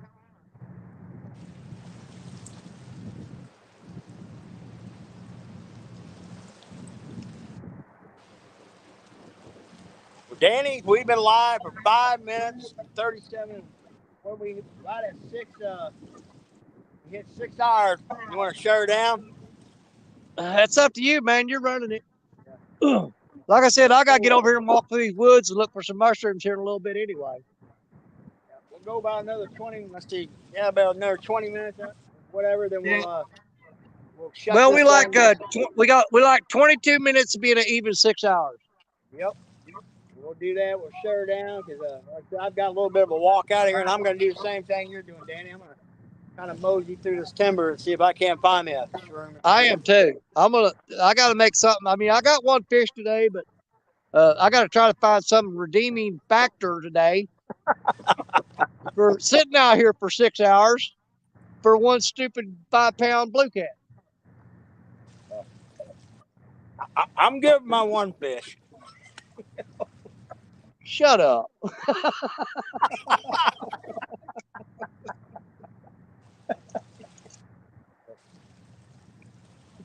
Yeah, we had a funeral.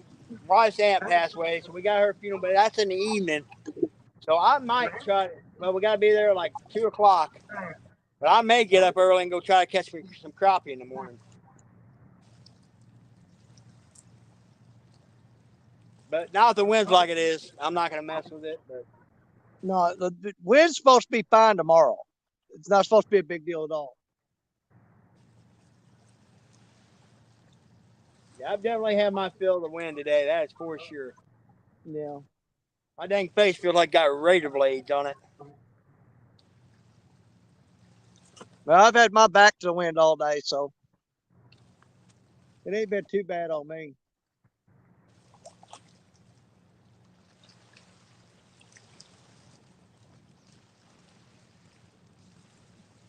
I just dread having to wade through this water and get out of here, carry it, because I'm going to have to make 2 trips to carry all this crap out of here. That means I got to wade across that water twice. No, 1, 2, 3 times. And my left foot's soaking wet because the boot's got a hole in it.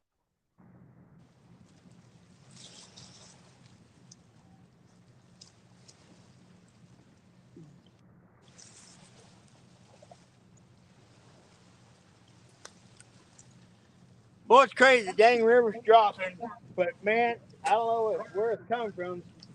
But, man, there's so much freaking debris coming down right now. And big debris. Well, a lot of it probably got knocked in the water from that storm last night. That is a definite, yep. Because, I mean, right now, the main river, like I said, people have heard me whine and complain about logs and sticks and trees on the water. It is literally worse than I've ever seen it in my life right now. And I know they had to be blowing trees off the bank into the water last night and just piling them up. Hey, Dale, what's going on, buddy? Monty, thanks for Dale, coming hey, in, buddy. Monty, thanks for coming in. We're getting ready to shut her down here in a little while anyway, Monty. Yep. But, yeah, there was a power line across the road this morning when I was heading to the lake this morning. And then there's all kind of trees have been cleared out of the road. And I was getting alerts constantly from our local sheriff's department where just trees that fell on the road and everything else last night. Yeah. Man, I wish I'd have saved my snagging hooks till I moved down here. Because I'm out of those rocks. Down there, I lost 2 high-dollar snagging hooks to them rocks. The sad part is, when this river drops, somebody's going to walk by and just pick those up. Now, do you get the ones got the lead casing on them, or do you tie your own weight on them? Here's what I do. I buy a 14-aught treble hook. Okay? Then I'll take one of my wife's flower pots and put dirt in it and pack it down real tight. And then I'll take a Sharpie pen and I'll make a hole in that dirt.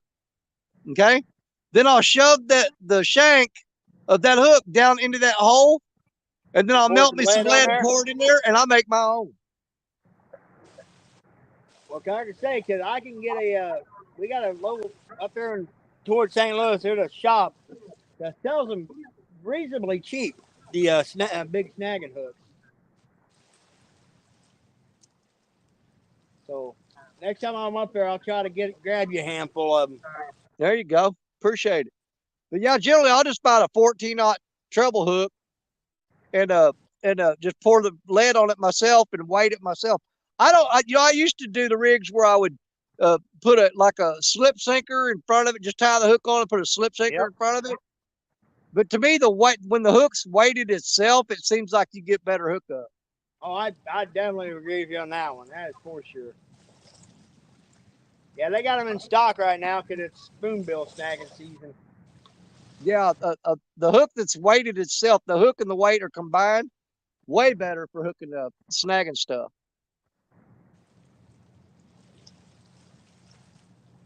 Actually, I need to get some smaller ones and go to the creek and snag me a bunch of red horse. Boy, Matt got a crap load of them. He got a big old nice best red horse suckers. Mid-South said he just ordered a bunch of jig, a grizzly jig. Boy, they do make a good crop. He ordered a bunch of them hooks from Grizzly Jig, probably. That's where I buy mine at. I go buy my hooks from Grizzly Jig. I have to drive all the way down to Crothersville to do it, though.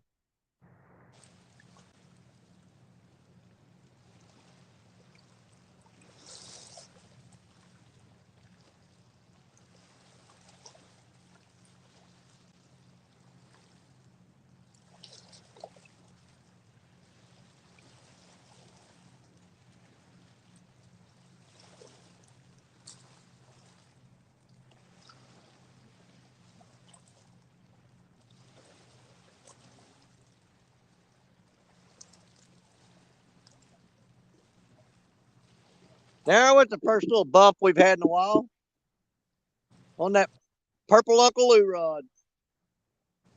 Just tapped it. Yeah, I gotta give me a few snagging hooks too to snag me a few Asian carp, but I gotta get busy getting some suckers for Mendota. Yeah. Yeah, and some chubs. I got a creek I need to. Before I grew up, there's a creek down. I go down and catch me a bunch of nice creek chubs. Now, you and Richard, you guys went and tried to buy some of them up there last year, and they were like stupid high, weren't they? They were higher than a. Oh my God! It was insane. There was some crap like for. I think it might have been like a 12-inch sucker. They wanted like $7-8. Did they have gold nuggets in their belly? Oh my God! But man, we were out of bait, and we kind of had to have them. And it was like, gosh, dang, man.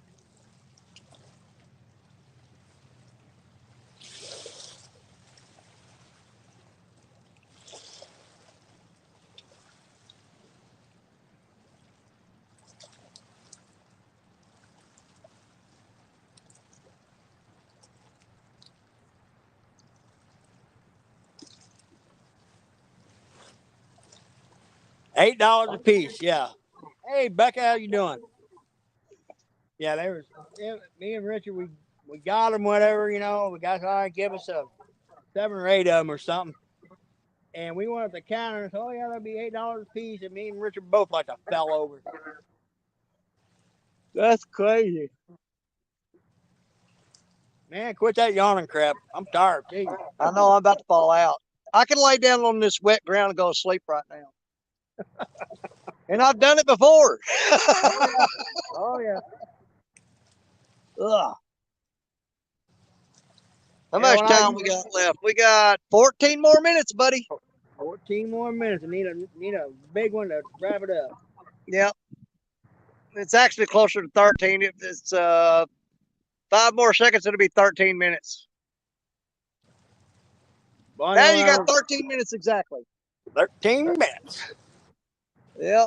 Lucky 13. Come on, fish. Yeah, Lance, we didn't know that. We hit the wrong sort. You got 2 dozen for 8-inch suckers for. He got Lance and Mark and them know a place up there. They were getting their suckers really cheap. But I'll go up there with some I catch here and some chubs. Which bluegill work up there really good too.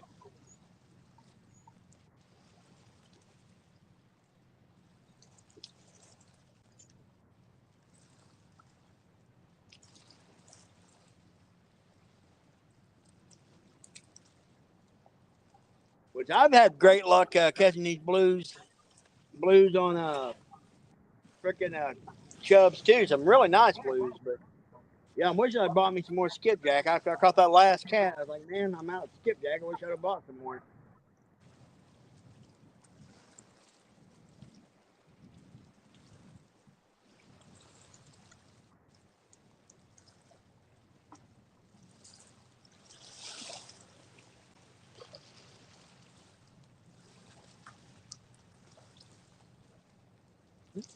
Come on.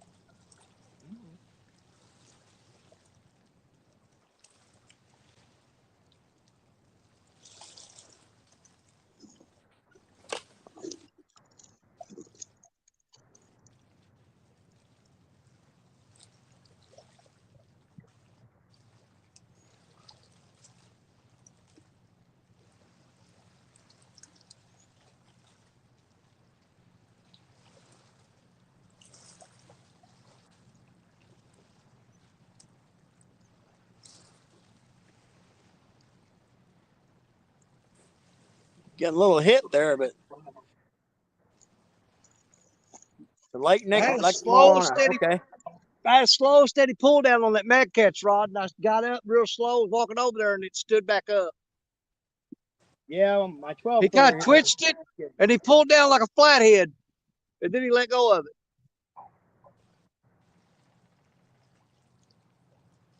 Yeah, I'd say with the next couple of weeks, next 2 to 3 weeks, the water temperatures start getting warmer, and we might start seeing some start seeing some flathead action. Yeah, I'm going to get after some of them this year, but it won't be on a live stream because where I go, you can't live stream. That's the same thing here, Danny. All my good flathead spots, I don't get service for crap. I've just got to break out the cameras and put it up several different angles and let it go. Yeah, I got a little chute that comes off the side of the river there, and it's really that's a good flathead spot.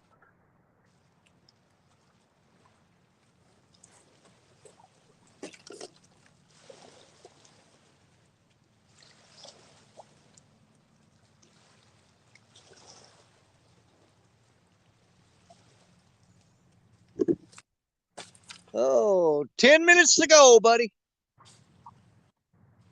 The only have was to purchase a beaking rig, not myself. Man, Jody, those beaking rigs work, man. But I have better luck with crappie jigs. With crappie jigs and a spoon, that's what I'd be better on skipjacking than anything. Until it gets later in the season, then yeah, you got to use the sabiki rig to start getting on the smaller ones. Yeah, after those big ones get done running through there, and you start getting those little 4, 5, 6 inch ones. That's when I break out the sabiki rigs most of the time. Sabiki rig. But the freaking bad thing is, that's about the time the Asian carpenter are thicker than thieves, and it's a. Oh yeah, you snag the crap out of my tiny sabiki hook. Nah.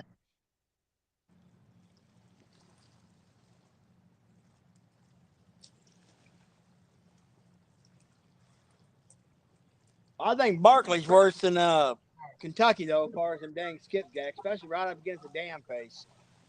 Yeah.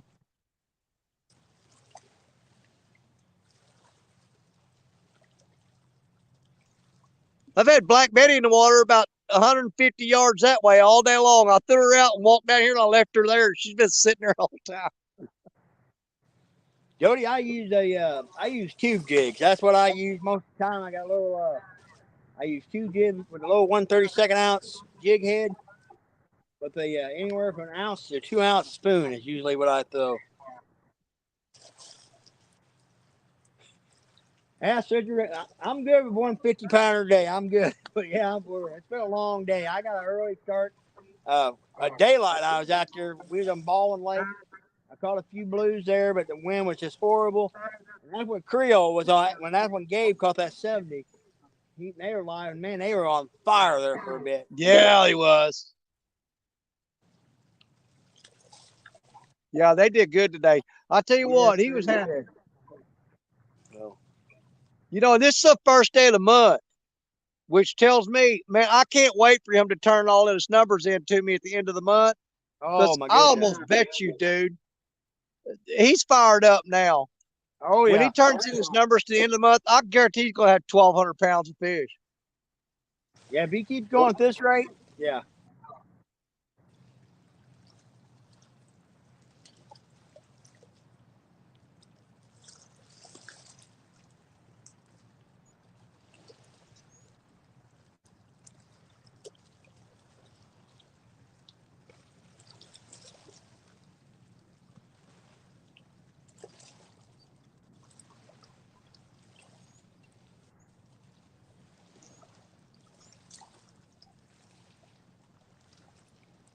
Well, it turned out to be a beautiful day towards the end here.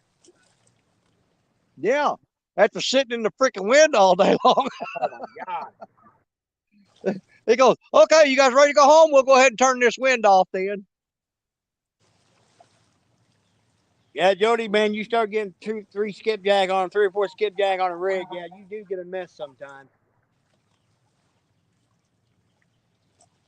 Those are like the size we were catching week 4 last week, and them things were, man. Oh God, yeah. I got home and and I didn't think they were that big, but I got home and pulled the 2 biggest ones out, and they were over 16 inches long. They were pushing 17. Well, I weighed one. It was danging right at 3.5 pounds. Yeah. I had to take that joker and bend him into a U to just get him in the bag, you know. Man, I just took cellophane wrap, plastic wrap, and wrapped every one of them up real tight in about 3 or 4 layers and got them done quick.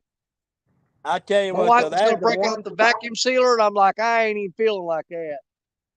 That's the one thing that sucks about skipjack fishing is, man, you have a good day. Like, it's a 2-hour, 2.5 hours, almost 3 hours for me. You get home, the crap ton of skipjack, get all them jokers out, you get your crap out, and for the next 2 hours, you're vacuum sealing and packing skipjack, you know? Yeah, it gets pretty sickening pretty quick. And, and I don't like to pack, but maybe 1 or 2 small ones in a bag, sometimes 3, and 1 big one by itself. But when you start doing them and you start getting tired of it, you start filling the bag up. And I'm like, man, you're going to take that big bag full of skipjack, thaw it out. You're not going to use but about 2 or 3 of them, and you're going to have all them thawed out. And it's bad, you know. You got to keep them iced down when you take them, or you're just going to waste them. Well, that was the thing. Like last year, it was getting on the end of July. I was running out of skipjack, and I was getting stingy with them. You know, Becca, you too, and Half Century, thank you. It was a good show today. So 5 more minutes. We have continued our streak another week. Another week. This is 41, right? I believe so.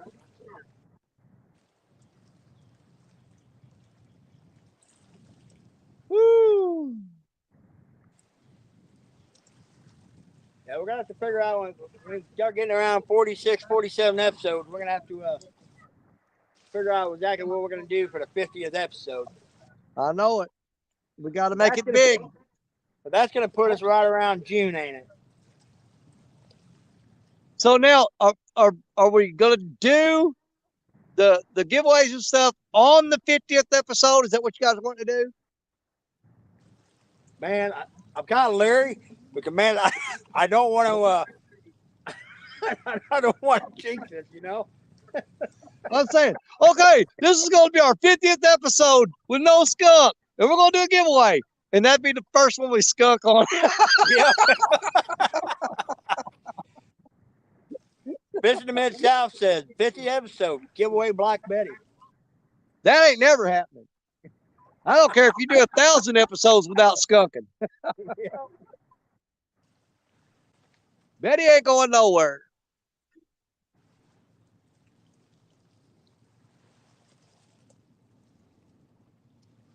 I do need to put some new line on her. I've had that 50-pound saltwater braid on there going on 3 years. That stuff is crap. Yeah, it's time to upgrade. Oh. Hang on a second. We're gonna hit here. You just get tapped. I did too. Yeah, my 12 footer got freaking swacked pretty good for a second. Yeah, that purple Uncle Lou rod, he just bent it down a little bit, but he's still tapping on it.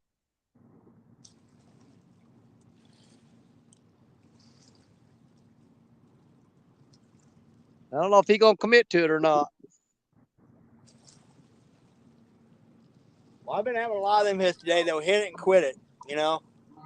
Yeah.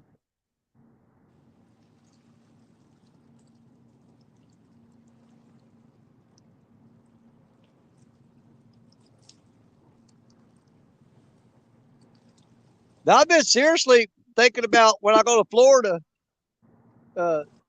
taking that Mad Cat's boat with me.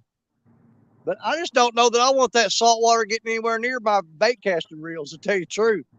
Well, here's the thing. I use my bait caster a lot when I go to Florida. The thing, I immediately, as soon as you get off the water, you got to open them up, Close flush them them down. out. I mean, as soon as you get off the water. And if a lot of times we fish at the beach, you know, you go up there to the boardwalks and stuff, and they got those little showers where people can rinse off. Yep. I'll rinse off my rods there and everything, wash everything down. But if I don't have access to that and I know it, I always carry a whole bunch of extra bottles of water with me. Just bottled water, and I'll punch a hole in the lid with a small hole and make a little squirt bottle out of it and rinse all of them down with bottled water.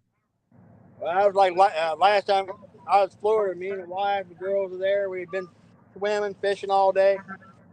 Well, the wife, she's like, well, hey, we're going to go out to eat. Man, I got to go rinse my reels real quick. Well, let's go eat. Well, we had our cooler set. I tore my reels down. I was dunking them. In the ice water to get all the crap out of them. And dude, here's the thing. It's amazing. If you don't rinse that stuff off and you come in the evening, you put your stuff up, you get up the next morning and go to get it, it'll already have rust all over it overnight. Oh, that salt water is horrible.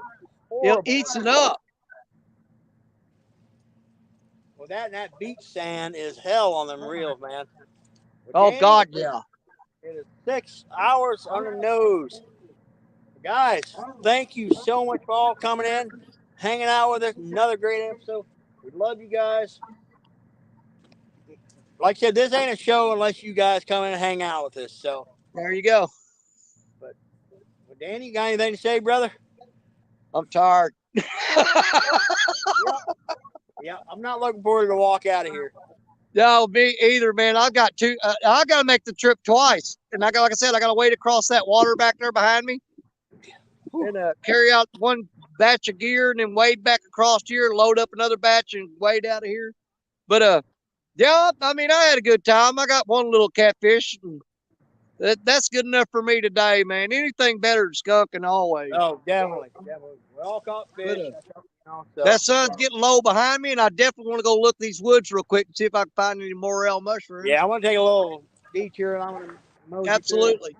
So, and I'll get with the guys and figure out what we want to do next week. If you guys, first off, I want to find out if there's anybody having tournaments next Saturday. Okay. I know you're going to be out of pocket both days next week. I'll talk to Richard and Jeremy and see what they want to do. We're supposed to do the show on my channel, but because it's Easter Sunday, if there's tournaments and stuff going on, we may skip that week. I'd really rather not skip it because I'm really eager to get to that 50th episode. You know what I mean? Yep.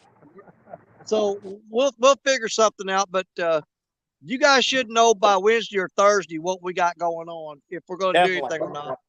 So make sure y'all be watching for that. Thank y'all for hanging out with us. God bless you. We love every one of you. See y'all later.